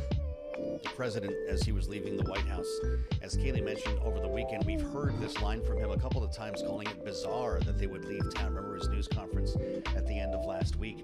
We add the voice now of Jim Gilmore, the former governor of Virginia, is with us, former ambassador to the Organization for Security and Cooperation in Europe and former chair of the RNC. Governor, it's great to see you. Welcome back to Bloomberg. What's going to happen when lawmakers come back to town and have already spent a couple of weeks at home hearing from voters on this, watching headlines from Ukraine as areas fall to the Russians? Will there be a different feel in the air? Well, I don't know, but I know there should be. I think it's absolutely urgent that the Ukraine financing pass. All the false narratives that have been out there about how we have to look out to our border and we can't look out to the Ukrainian border. These are all false messages. Some of them are being created by the Russians in order to try to work on the minds of the American people and to destroy our resolve. It's absolutely essential that this Ukrainian support pass. And I might say to you, Joe, that this is a failure of national leadership everywhere. We're not seeing the national leadership anywhere to completely explain to the American people the truth and how absolutely vital this war in Ukraine is to the safety of the United States of America. We're not seeing it out of the Congress. We're not seeing it out of the Senate. We're not seeing it out of the presidents. This has to happen. It has to happen, and there has to be an explanation as to why, and you have to expose some of these false rumors and myths that are being put out there to try to destroy American resolve and leadership. Well, you say that Russia may be behind some of these rumors and myths, but are they not being propagated by certain Republicans, including the Republican frontrunner for the presidency, Donald Trump, who has the ear of Speaker Mike Johnson? Well, I can say this. When I was the ambassador in Vienna on behalf of the United States in the Trump administration, nobody in the Trump administration ever told me to let up on the Russians. And I don't foresee that when President Trump is reelected again, that he's going to back away from NATO or back away from anybody else. I think American leadership was stronger then than it is now. But Kaylee, I want to repeat my message. We're seeing a failure of leadership everywhere by everybody. The American people are entitled to know the truth. And the truth is that this is vitally important to America's safety and national security and for the future. Well, let's get to what else should be done here. Then Governor Joe Biden has delivered a couple of speeches, one of them in prime time from the Oval Office, to speak to the dangers around the world, the risks that we face, and the need to help to fund our allies, whether it be in Ukraine, Israel, or Taiwan. We understand that there's a very different conversation that's been having in the House of Representatives. We even heard Donald Trump say a couple of weekends ago that he would let Russia, in his words, do whatever the hell it wants to our allies who don't meet spending goals in NATO. This does seem to be two different conversations, no? Yeah, I think that what the President Trump is doing is putting pressure on the NATO allies to step up to the plate. My report to you is the truth, though, which is they are stepping up to the plate, and largely because of President Trump's pressure when he was president. And I think these statements that he's making now are intended to do that. But the key point is that American leadership is necessary, and we do lead, and people look to us for leadership, and it has to happen. But right now, I think we're not seeing the proper messaging out of Washington by anybody. Well, and that messaging, or lack thereof, certainly is noticed, received by our allies. Of course, we saw the Munich Security Conference happening in recent days, where a lot of American allies expressed concern about the direction of the conversation here domestically, what it could mean for the future of alliances, the future of U.S. participation and support for allies in Europe. What should they be thinking of the United States at this moment? Are their concerns not founded in real threat? Listen, the real threat is certainly there. This is a Russian fascist dictatorship that is committing aggression. I have to talk about Navalny for a second. This is a murder of Putin's principal leader. Whether he was frozen to death in the Arctic gradually and starved to death, or submitted to illness, or whether he was directly accelerated in a murder through some type of activity up there in that remote place. That's an important message to the people of Russia, to the people of Europe, and it ought to be an important message to the people of the United States, that this is what's in our future if we don't step up and do something right now. But you're right about this, that the messaging, I think, needs to be strong. Our European allies, I worked with them every day while I was in Vienna on behalf of the United States. Their best interest for their citizens all across Europe is to follow American leadership. If American leadership falters, they will do the best they can for their citizens, just like we do for our citizens. And that means that they'll risk up the road, that they'll compromise. We can't allow that to happen. Russia cannot succeed in this attempted conquest and subjugation of Ukraine, trying to reassemble the Russian Empire. If he does that, he threatens Europe, and eventually that threatens the United States of America. Would it have helped, Governor, if Donald Trump, the former president, in his statement about the death of Alexei Navalny, had in fact condemned Vladimir Putin? It didn't even mention his name. Well, I'm certainly doing it. I mean, I think that right now that all of our national leadership needs to be as vigorous and strong on this as possible and explode some of these myths. Listen, we have a right to know that the money that taxpayers send to Ukraine is being properly spent. And that means that that information has to be shared. The Zelensky administration has to be at pains to get that information to the American taxpayer if he wants taxpayer money. It means that the national leadership from the White House has got to be explicit about addressing these issues. You have to explain that the American border is important, but it's really a different issue from Russian aggression in Europe. America's a great power. We can do all of these things appropriately, but it requires leadership both internationally and here in the United States. right, Ambassador Gilmore, thank you so much for joining us. Always great to get your insight as the former United States ambassador to the Organization for Security and Cooperation in Europe, and of course also former governor of Virginia and former RNC chair. Quite a moment we are in as we hear the ambassador talking of grave geopolitical risk, and yet Congress, it's unclear whether or not they want to do anything about it. We'll have more coming up for you next on Balance of Power on Bloomberg TV and radio.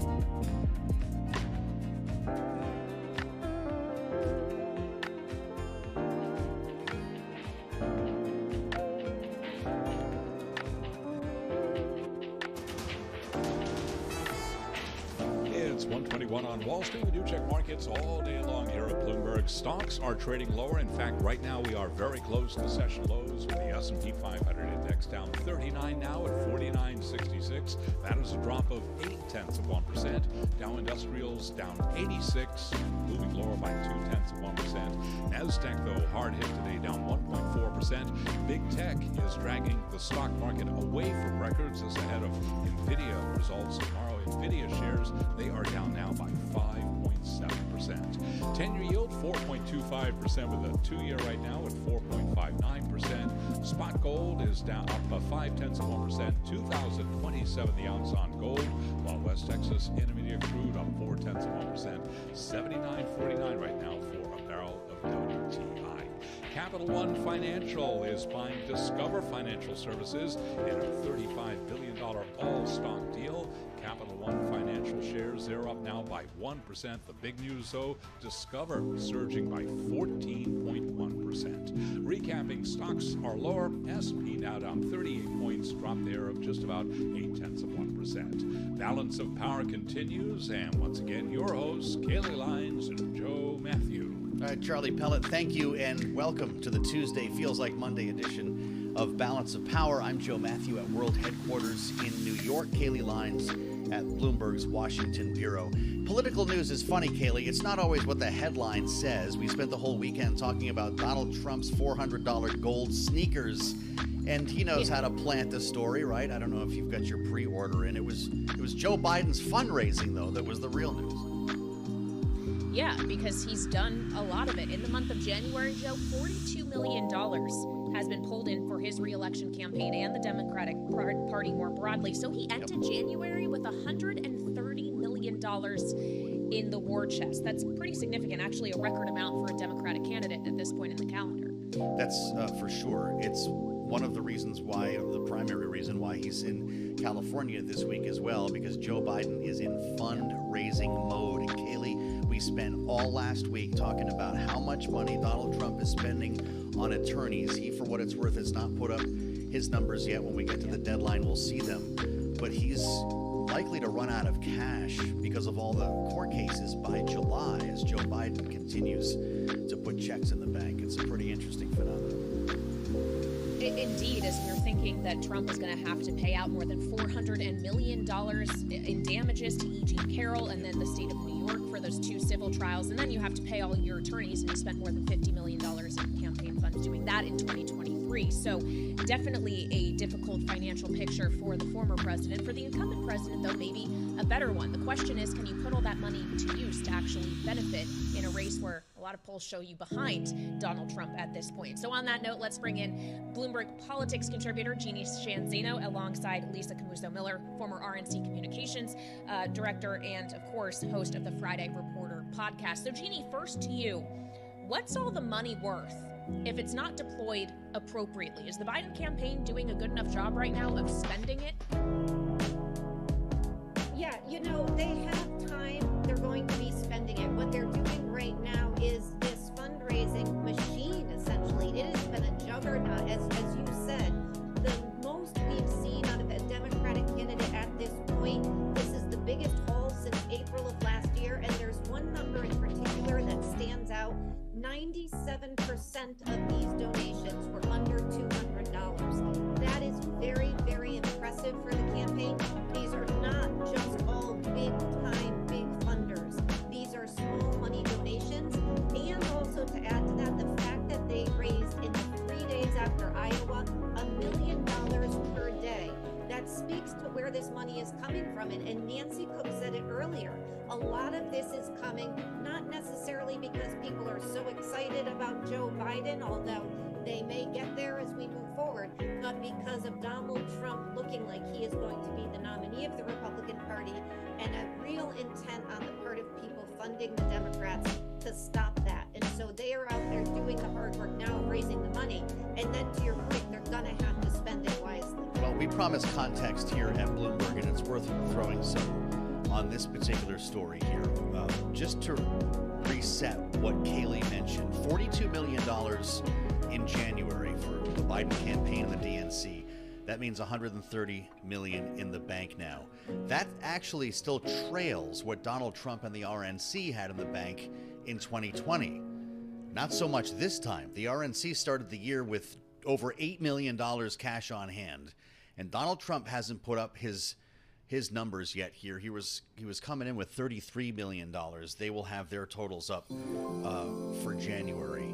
Context, Lisa, formerly of the RNC, you understand how this works. What are the conversations like inside the halls and the offices at the Republican National Committee, knowing how much money is going to Donald Trump's lawyers?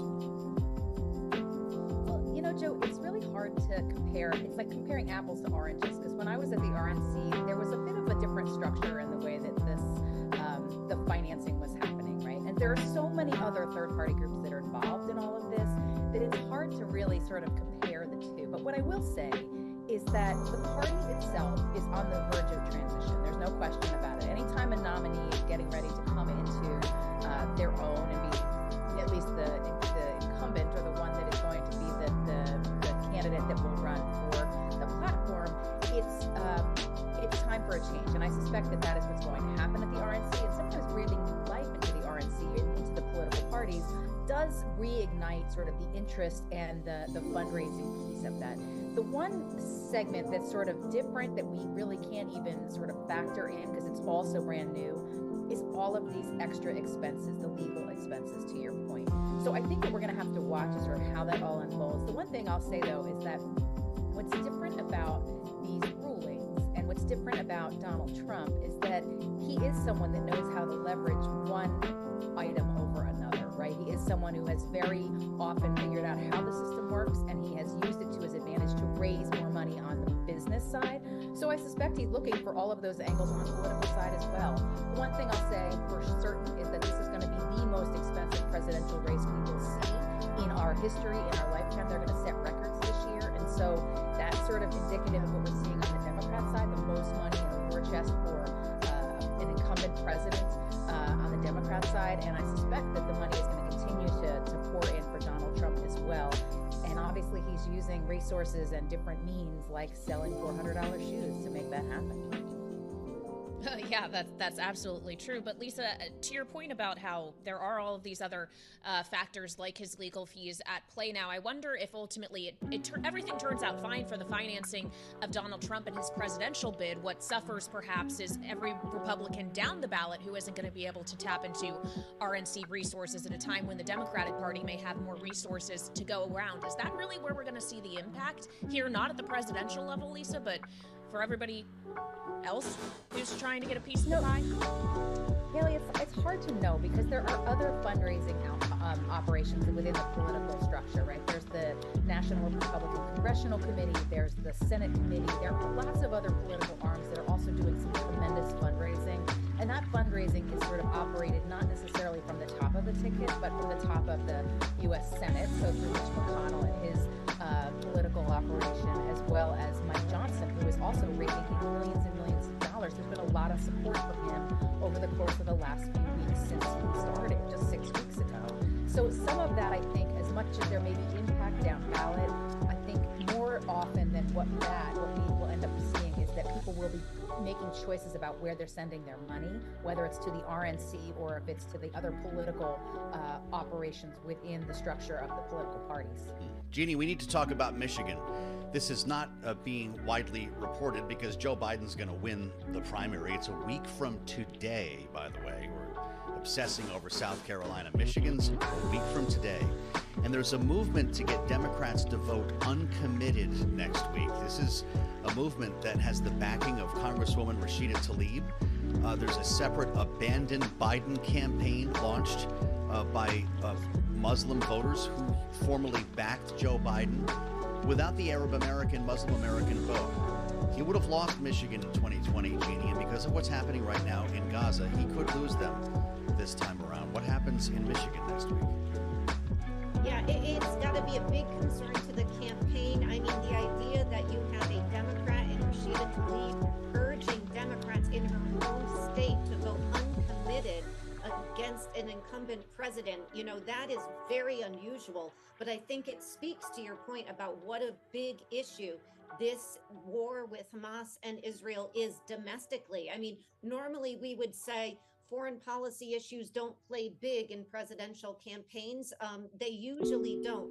This is something different, particularly on the Democratic side. We're going to have to wait and see what happens in Michigan. There is a large population of Jewish Americans as well in Michigan, but the impact is real because, of course, Joe Biden won that very narrowly last time around, and he needs to get out the vote. I would also watch out for people, particularly in the African American community, who have been empathetic to what's happening in Gaza and who are looking in particular at people like RFK Jr., who is out there talking about issues they care about, like the environment. And so you couple those together, and this is a big challenge for Joe Biden. And And, he'll win Michigan, but the question is, if we see a drop in people turning out, that is a warning sign for Democrats. Great panel, great conversation with Jeannie Shanzano and Lisa Camuso-Miller. Great to have you, both of you with us, I should say. Kaylee, forgive me for interrupting here. When we look back to 2020, just for the context on Bloomberg here, Joe Biden won by 155,000 votes, including the vast majority of the state's 200,000 Muslim voters. That's the number, 200,000. Yeah, it's a very small number when you think about the electorate as a whole, Joe, and it just goes to show you how close these swing states are and how issues like this really could matter. And interesting to have this conversation on a day in which we've just seen the United States vetoing a UN Security Council resolution to call for an immediate ceasefire in Gaza. Yes, it's because the U.S. is trying to continue to pursue a diplomatic answer, exchange of hostages held by Hamas for a ceasefire of some period of time, which obviously hasn't happened yet, but optically, at least for the president, could be pretty difficult, the news today. Kaylee Lyons, my partner in Washington. I'm Joe Matthew, at least for this week at World Headquarters in New York. I'm glad you're with us here on Balance of Power. Let's bring you up to date now. On world and national news, we go back to the Capitol. Nancy Lyons in the Bloomberg 99.1 newsroom in Washington. Hi, Nancy. Thanks, Joe. The Biden administration says it will be toughening sanctions against Russia following the death of opposition leader Alexei Navalny.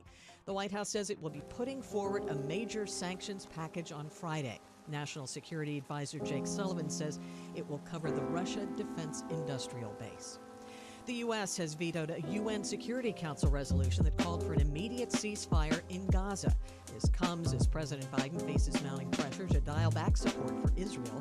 U.S. Ambassador to the UN, Linda Thomas-Greenfield, says the country could not support a resolution that would put sensitive hostage negotiations in jeopardy.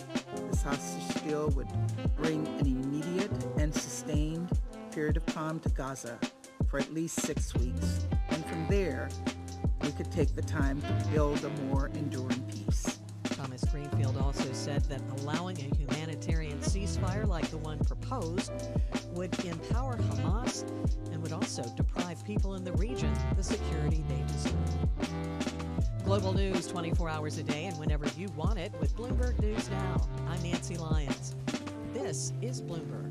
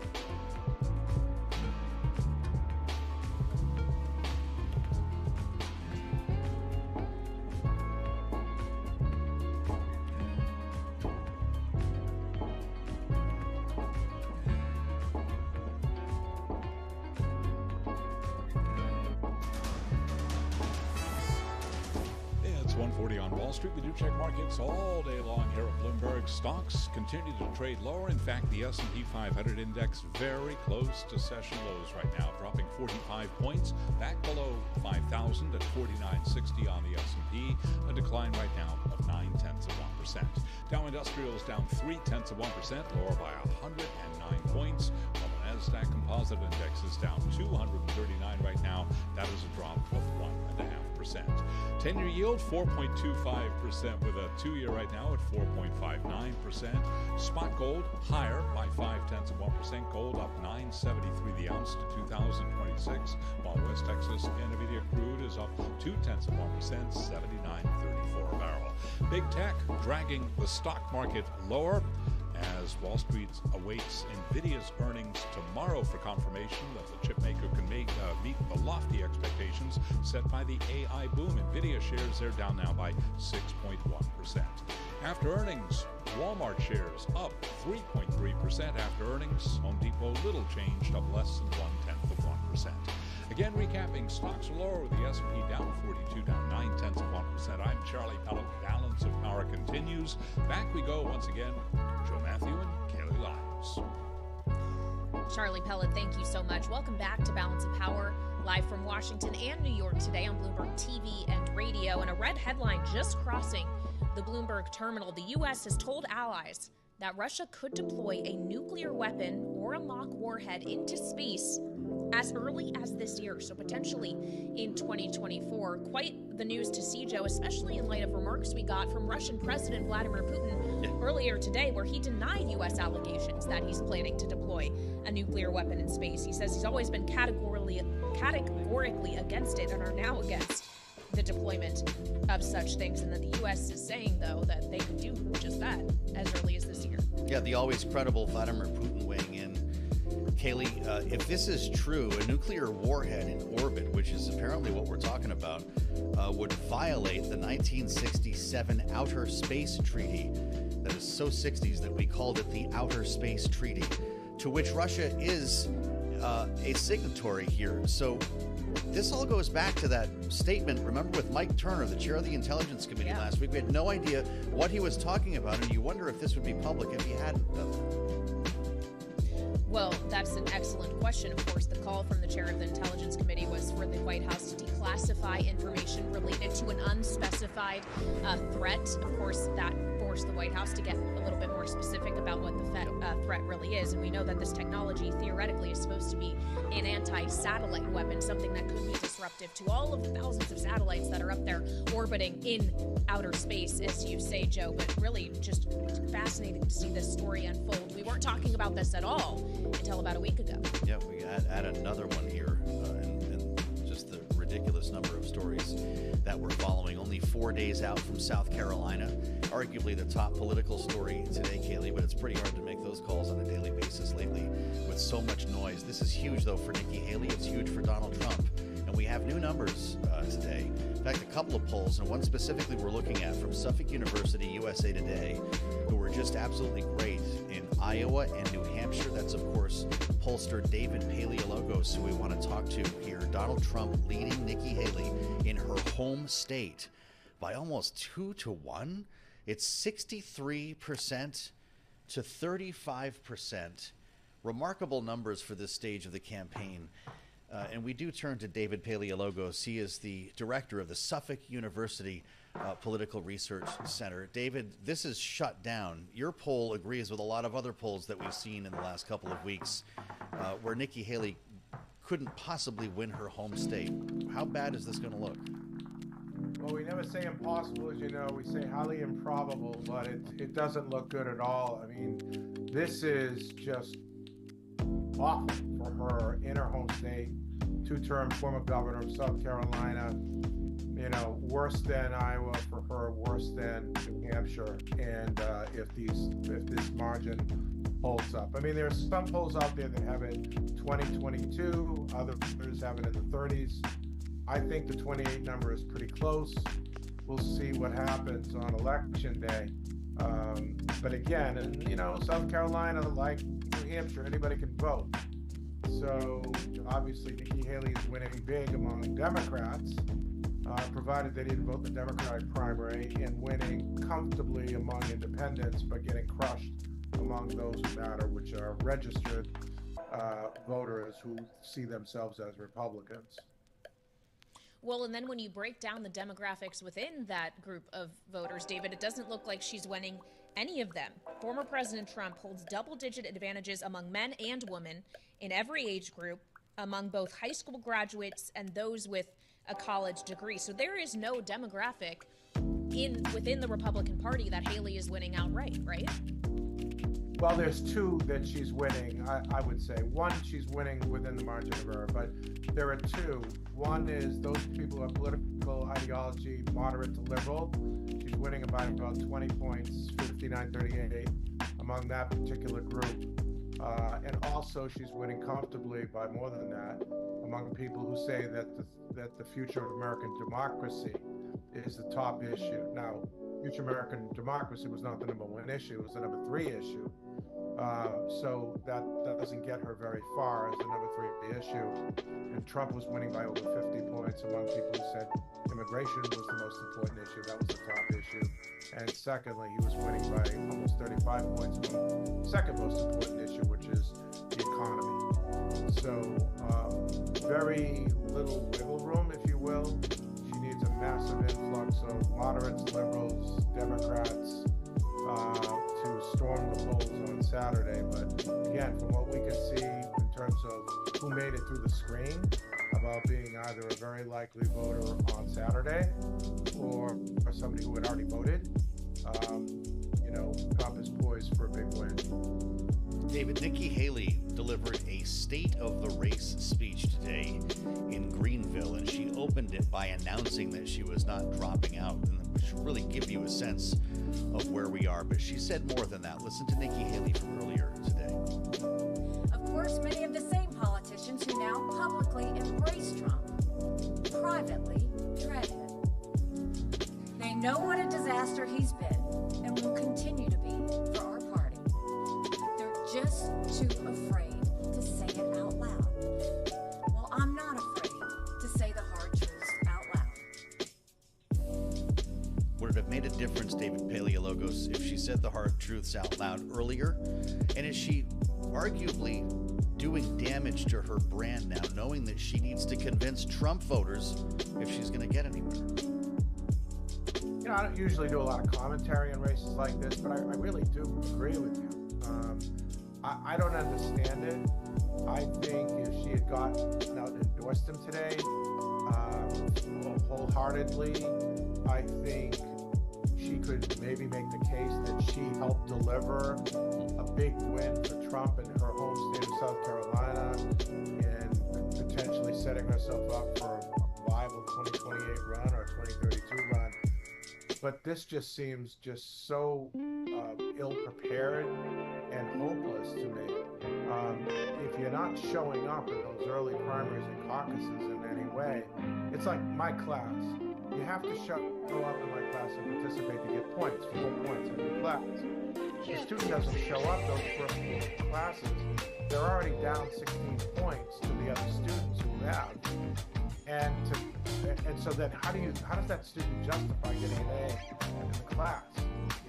No matter how much extra credit they do, no matter how well they ace these other metrics in my class, and there's no way that she's going to ace any state where she can't win her home state. I mean, Michigan comes 3 days later, when the primary and the Michigan caucus, they have that split up. And you've got other races, even in Massachusetts, I thought she had a chance in Massachusetts to potentially pull an upset. She's double digits, she's down in Massachusetts, even with 60% independents and 77%. Yeah, the tough picture, but we always appreciate you joining us. David Paleologos, Suffolk University Political Research Center Director, thank you for your time. And as he talks about attendance in his class, it also raises the turnout question, Joe. How many people are going to show up and actually cast a vote in the primary when his poll shows that more voters are more enthusiastic to cast a ballot for Trump? I think I would have failed David's class. I think I would have gotten out to vote, though, Kaylee. This is me.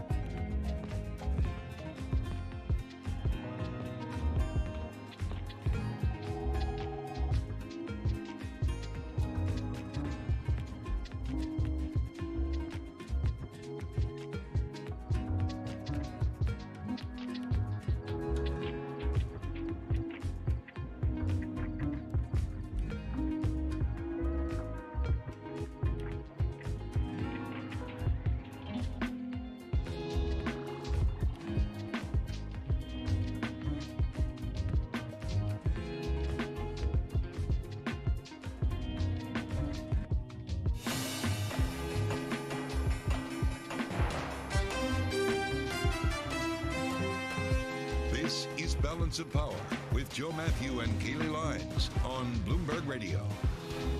There are 7,800 operational satellites in Earth's orbit. I did not know that until today because I'm reading our coverage here on the Russian space nuke that made waves about a week ago, and we're actually now getting some details on. I'm Joe Matthew at Bloomberg World Headquarters in New York. Kaylee Lyons is in Washington, D.C. Goes back a couple of days, Kaylee, to this back and forth with the intelligence chair, Mike Turner, a Republican, who called out the White House for not making this information public. It appears they have. Yeah, the White House saying that Russia is working on some anti-satellite technology. And apparently, according to our reporting in a red headline that crossed the Bloomberg terminal earlier this hour, Russia could be ready to deploy this technology to space as early as this year. That's right. It could happen in 2024. So for more on this story now, let's bring in Larry Liebert. He is an editor on our national security team and is joining us on the phone. So Larry, realistically, we could be dealing with a pretty short timeline here, even though President of Russia, Vladimir Putin, earlier today says he does not want to use a weapon like this. Yeah, he says Russia is categorically against it, but, he also has been saber-rattling some on his nuclear arsenal during the Ukraine war, so not everybody takes his assurances as encouraging. Our reporters, Alberto Nardelli, Jennifer Jacobs, Katrina Manson, broke the story that the U.S. has told allies that Russia could deploy a nuclear weapon or a mock warhead, which would at least cause as much confusion into space during this year. That's a timeline that hasn't been reported before. And the question is, and there's much confusion about this, is everybody, including President Biden, has said this isn't a nuclear weapon in space that would be shot at people on Earth. It could, though, if it's up there as soon as this year, if it's for real and Russia chose to use it, could knock out satellite communications of all sorts. It would be a catastrophe because there are so many satellites we all depend on, like it'd be GPS. That's for sure. And Larry makes such a great point. We could be talking about a phony warhead for all we know. There's so much noise and misinformation coming out of Moscow that it's hard to really be specific about what we're talking about here, Kaylee. But Larry, this will be a big deal when the G7 foreign ministers meet in Italy in April. This will be top of the agenda, won't it? Oh, I think so. I think it's going to hover over all the debates, including debates over Russia's intentions in the Ukraine war. The questions about the EU and U.S. support for NATO. All of these things tie together, and of course, I would say some conservative Republicans in Congress have said perhaps that there's some scaremongering going on here to have yet another dimension of reasons not to trust and to act against Russia, but it's certainly going to be an issue in front of mind. Well, Larry, you mentioned the question around the future of U.S. support for Ukraine, whether or not Congress is actually going to pass billions of dollars in additional aid. Joe and I were speaking with former Defense Secretary Leon Panetta just last week, who essentially told us if Congress doesn't do that, President Biden needs to be looking at every possible option to continue aiding Ukraine. What real options are there if it's not passed by Congress? It's a real good question, and understandably, our sources and those of other folks at the Pentagon and in the White House aren't eager to spell out any last gasp or desperate measures they could take. There's been talk of U.S. allies in Europe paying to buy and then replace weapons from the U.S. arsenal, which would really put the U.S. into a bigger position. They could continue to send certain weapons from U.S. stockpiles, but with no guarantee to replacing them, it really raises questions about the U.S. readiness in Asia, for Taiwan, and elsewhere. And so they really are holding firm, and even if they develop some workarounds, the situation is urgent from the perspective of Ukraine, and there's no way to do billions of dollars in weapons without Congress acting.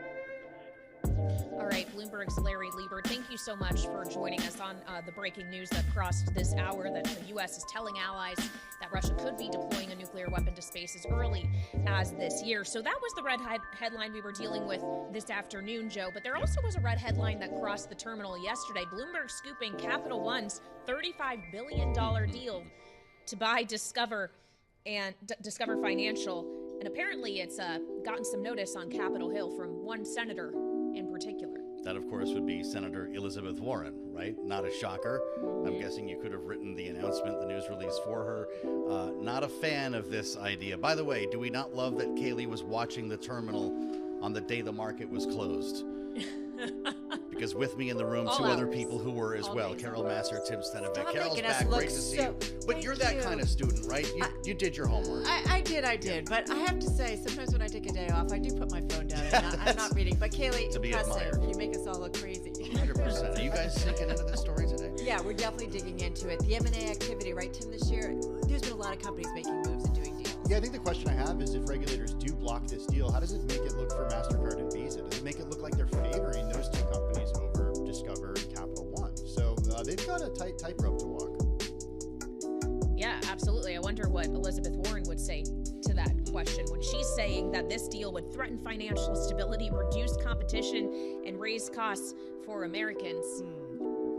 Yeah. We'll have to try to get her on the program to answer that question. That's an invitation. I love that. Yes, and I think we're overdue with the senior senator from Massachusetts. Kaylee, it's strange being here and you're being there, but I'm sure you'll keep things together in the Capitol, and I'll meet you back at 5 o'clock on Balance of Power. In the meantime, I get to do this in the room with Carol and Tim. Bloomberg Business Week starts right now.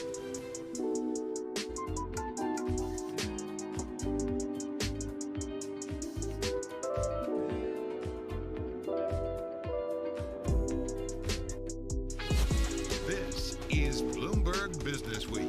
Insight from the reporters and editors who bring you America's most trusted business magazine, plus global business, finance, and tech news as it happens. Bloomberg Business Week with Carol Masser and Tim Stenevec on Bloomberg Radio. And a very good afternoon, everybody, live on Bloomberg Radio and television, streaming on YouTube and Bloomberg Originals. Yes, indeed, this is Bloomberg Business Week. I'm Carol Masser, along with Tim Stenevec. And Tim, in terms of the overall market trade today, it's really big tech that is a bit of a drag. Yeah, they're dragging on the equity trade. That's the macro equity trade, okay? Our focus this hour, all about the most read stories on the Bloomberg terminal. Among them, a few on our minds today, Carol. We talked about M&A just now with Joe and Kaylee. Discover Financial Services being taken out by none other than Capital One Financial. We're going to dive into that a little later in the program. Right, biggest deal, global deal of the year so far. So really impressive. We're going to also get into Walmart's confirmation of buying Vizio. We got, kind of word indication that they would be interested last week. That company, the world's largest retailer, also out with earnings. So there's a lot to digest and pick apart when it comes to Walmart. Okay, plus something we've been talking about for quite a bit now, how markets are increasingly we shifting. got an early heads up on this. We absolutely did. Weeks ago. Yeah, I think it's fair to say that after that hot jobs report came out. But it's up to Liz McCormick to make sense of it all. I know. We had her on Friday. You missed it. You were out. I did we miss had her it. On. She was great. I'm jealous. Yeah, the idea that, okay, we know March is off the table, but is the next move from the Fed actually going to be a rate hike and not a cut? Talk about a change and shift in the narrative. All right, also we're going to get into the productivity boom. That's been a big assist to the Fed's soft landing goal. Another great story that is among the most read, this one by our Steve Matthews. Okay, speaking of most read, we're going to tell you about the social media personalities who say that they were asked to promote a product that they, quote, never tried. And we're talking about some real important products here and a company that's really established out there too. Another most read story on the Bloomberg. Lots to get to, folks, over the next 60 minutes. First up, though, let's get a check on the trade and those top business stories. Here is Charlie Pellet. Hi, thank you very much. Welcome back, Carol Masser, and good afternoon, Tim. We have got the Dow, the S&P, NASDAQ, all in the red right now. Do want to begin with a developing story. Headlines right off the Bloomberg Professional Service. Federal Trade Commission and states are poised to sue over the Kroger-Albertsons deal next week. The FTC suit is expected to come before February 28th when the timing agreement expires. Right now, we do have shares of Kroger. They are advancing by 1.3%. As for Albertsons, ACI on the ticker down now by about 0.25%. So the Dow, the S&P, NASDAQ, they're all in the red red right now, with the S&P down 38 at 49.66, drop there of 0.8%. The Dow down 81, down 0.2. Nasdaq Composite Index down 212, a decline there of 1.4%. 10-year 4.26%, with a 2-year right now at 4.59%. Spot gold today trading higher by 0.5%, 20.27 the ounce. It is West Texas Intermediate crude that is lower, down 7 cents now, 78.64 a barrel.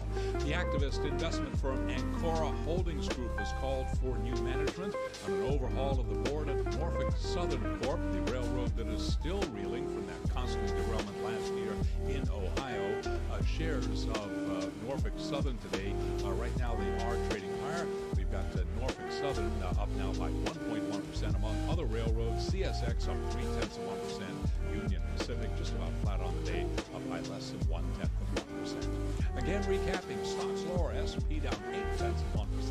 I'm Charlie Pellet. That is a Bloomberg Business Flash. All right, so appreciate it. Charlie Pellet there. Well, we have felt, I feel like, Tim, this drumbeat slowly getting louder and louder over the last couple of weeks. We're talking about how investors are beginning to war game how the Federal Reserve can manage a U.S. economy that just will not land, with some even debating whether interest rate hikes will be needed only weeks after a steady run of reductions appeared all but certain. These are the words of one of the most read stories. I think it might be still the most read on the Bloomberg today. Yeah, and speaking of drumbeats, what a difference a few weeks makes. With more on the Fed and the U.S. Treasury trade, to our key interview at this hour we go. With us, Bloomberg News economics reporter Steve Matthews, who's in our Atlanta bureau, and Bloomberg News chief correspondent for global macro markets, Liz McCormick, joining us from New Jersey. Liz, want to start with you because I want to take a step back and just think about how this debate has shifted over the last couple of weeks. Because, you know, if we were in here 2 weeks ago, yesterday, we'd be talking about how Fed Chair Jay Powell, you know, went on 60 Minutes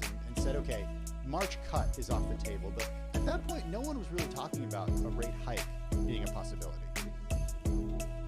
Yeah, it's amazing what a couple of weeks make. And, you know, I will say, like we hopefully we explained well in this story, what's happening now, like you guys laid out, is people are wargaming and looking at options, which are now, it's a small portion, but maybe 10% pricing. You know, they give you the skew of where everyone thinks that there might be a chance of hikes. And like you said, Tim, people thought no way, no how. So it seems like there's been enough hot data from inflation to the strong jobs to people say, you know, this kind of outlook from the derivatives market, we're going to have to price in. It's all about scenarios. A scenario, well, maybe the Fed could raise rates, you know, like let's not just wipe that off the table and make it zero. So I think that's what's happening.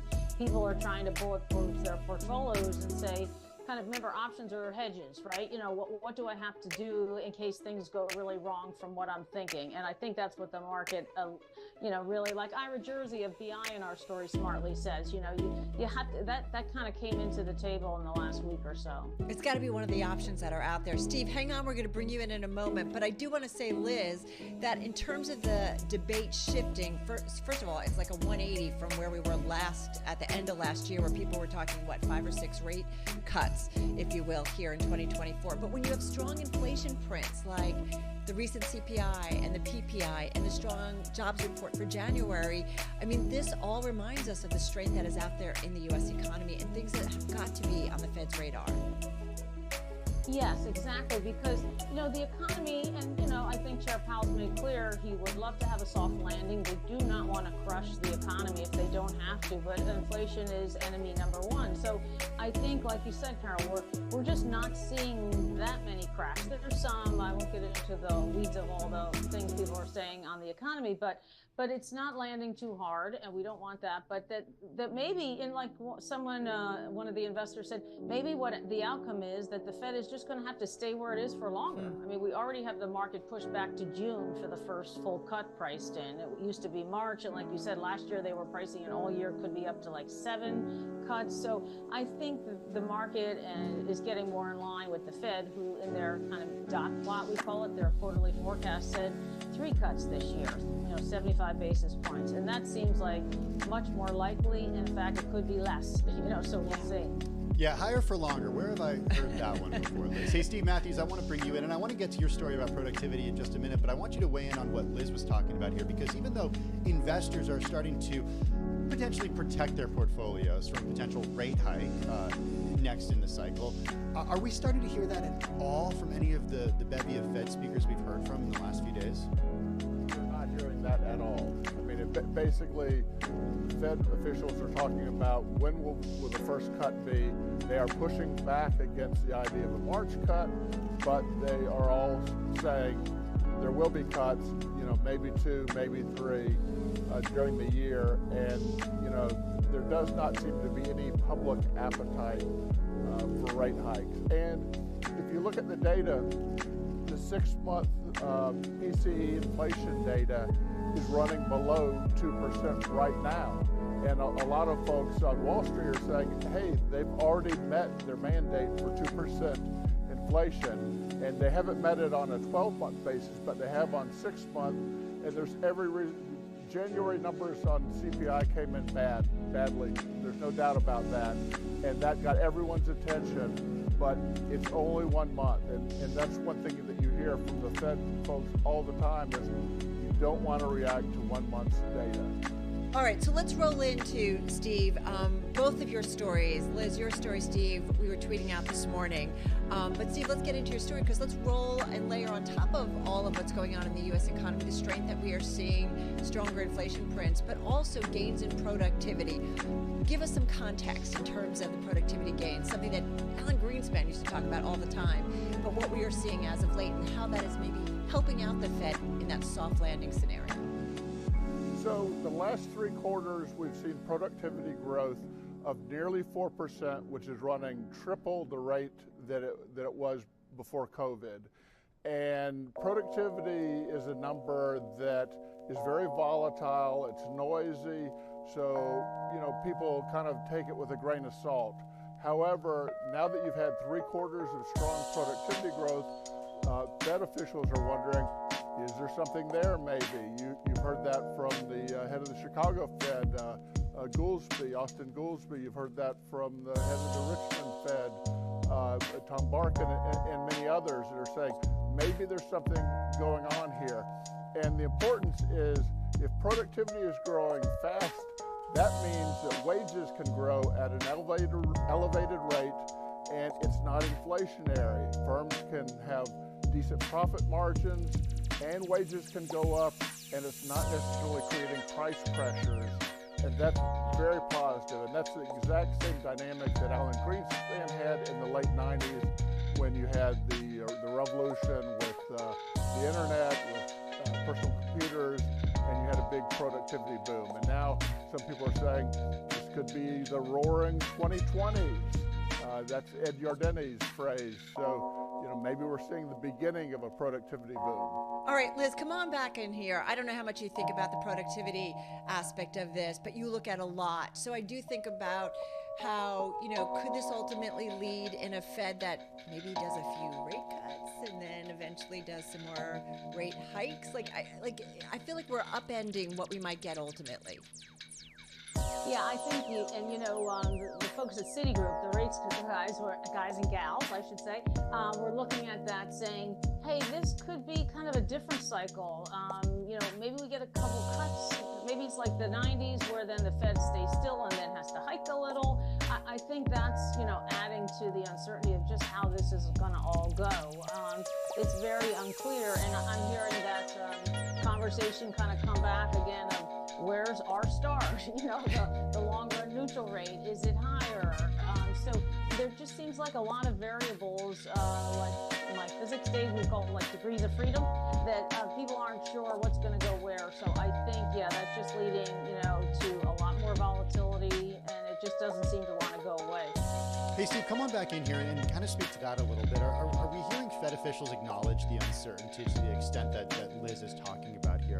Are we hearing them talk about how, okay, well, we don't want inflation to, we don't want to necessarily, we're not talking about raising rates again, but we want to be sure that inflation is not going to continue, or we are going to get back to that 2% rate?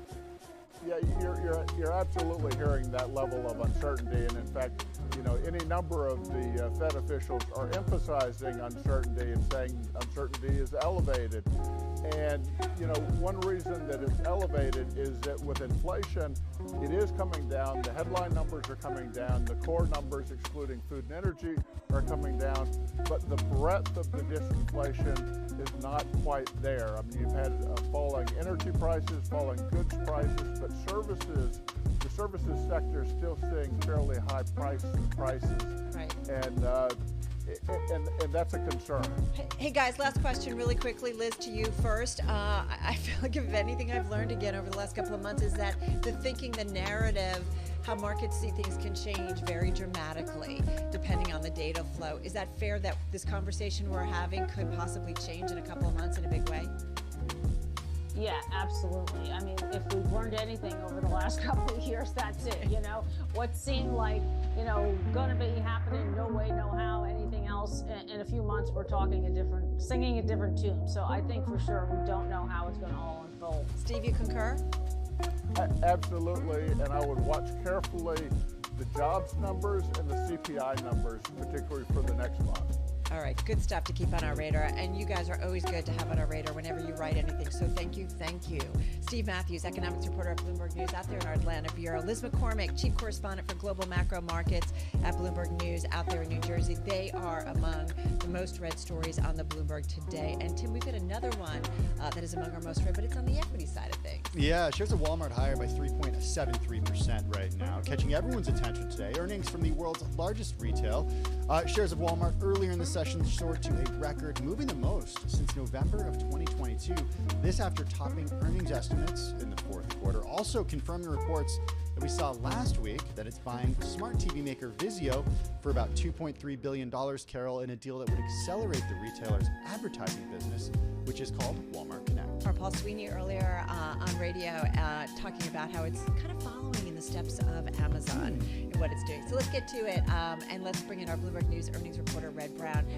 Red, the stock is soaring. It's off its highs, but as Tim mentioned, still up just shy of 4% today. Why? We had a batch of news. We had earnings. We also had a deal. How are you thinking about Walmart today? I think the results kind of speak for themselves, and it's a little bit of a relief, I think, for a lot of investors to see still growing the top line and also outperforming from the bottom line too. They beat their earnings per share estimates by around 9%. So overall, I think the message that investors are taking away from this report is, yes, shoppers are picky, but they're still shopping, right? So that's the biggest headline, I think, for a lot of people. I also thought one big takeaway, Red, was what we heard from management on the call, which is, hey, we're no longer thinking about a recession. And actually, customers, they're feeling pretty good right now. Yeah, look, they're like the recession that didn't really materialize, I think, is basically what Walmart is saying. And yes, they still might be shopping in these lower margin categories, so they're not doing those big purchases. That still kind of is in the details of the report, but they're spending, and they're comfortable spending. They're actually spending at higher volumes too. So that's playing out because of some of the price decreases that Walmart has pushed through across its market space there. So yeah, I think the strategy for Walmart is working, and yeah, positive signs ahead. Well, and it's always positive, right? That even if consumers are being careful, they're coming into the store and coming in more frequently, which then opens the door, right, for them possibly to maybe ultimately spend more, depending on kind of their mood and what they're feeling in terms of sentiment. Right, and I think that's some of the rationale for the deal, for the Vizio deal as well, is, look, we're growing our consumer base. It's already one of the biggest in the world, and we're continuing to do that because we can offer the lowest prices. It helps with the advertising business, helps kind of sustain a little bit of a higher margin, consistent revenue line for Walmart as well. Add dollars in Walmart, you gotta love it. Yeah, okay, let's end on the Vizio deal. $2.3 billion, Red. We talked about advertising, we talked about data. What sticks out to you from the deal? I think it's just more of this theme with Walmart that they are no longer just a big box retailer. They are trying to sort of follow Amazon, like we were speaking about earlier, and also kind of taking on other tech giants. And I don't really want to think of Walmart as a tech company, but some of these moves that they're making, be it Walmart Connect, Walmart Plus, getting into streaming potentially, going head to head with Roku with this Vizio deal. I just think it speaks to kind of a dynamic environment for Walmart. They want to be thought of as a tech company, no question. They want investors to think of them as a tech company. It's like years of efficiency, right? We heard that from Mark Zuckerberg, but it's also about years of kind of evolving, right, and kind of shifting in terms of strategy or taking on new things to drive growth. So really cool stuff. Thank you so much. Really appreciate it. Bloomberg News earnings reporter Red Brown. Shares of Walmart up just about 3.7% off their highs, but nonetheless gaining. Hey, we talked about companies shifting. We got a company on our radar with that. We're talking about Weight Watchers. We're going to take you into the GLP-1 hype house. That story also among our most read.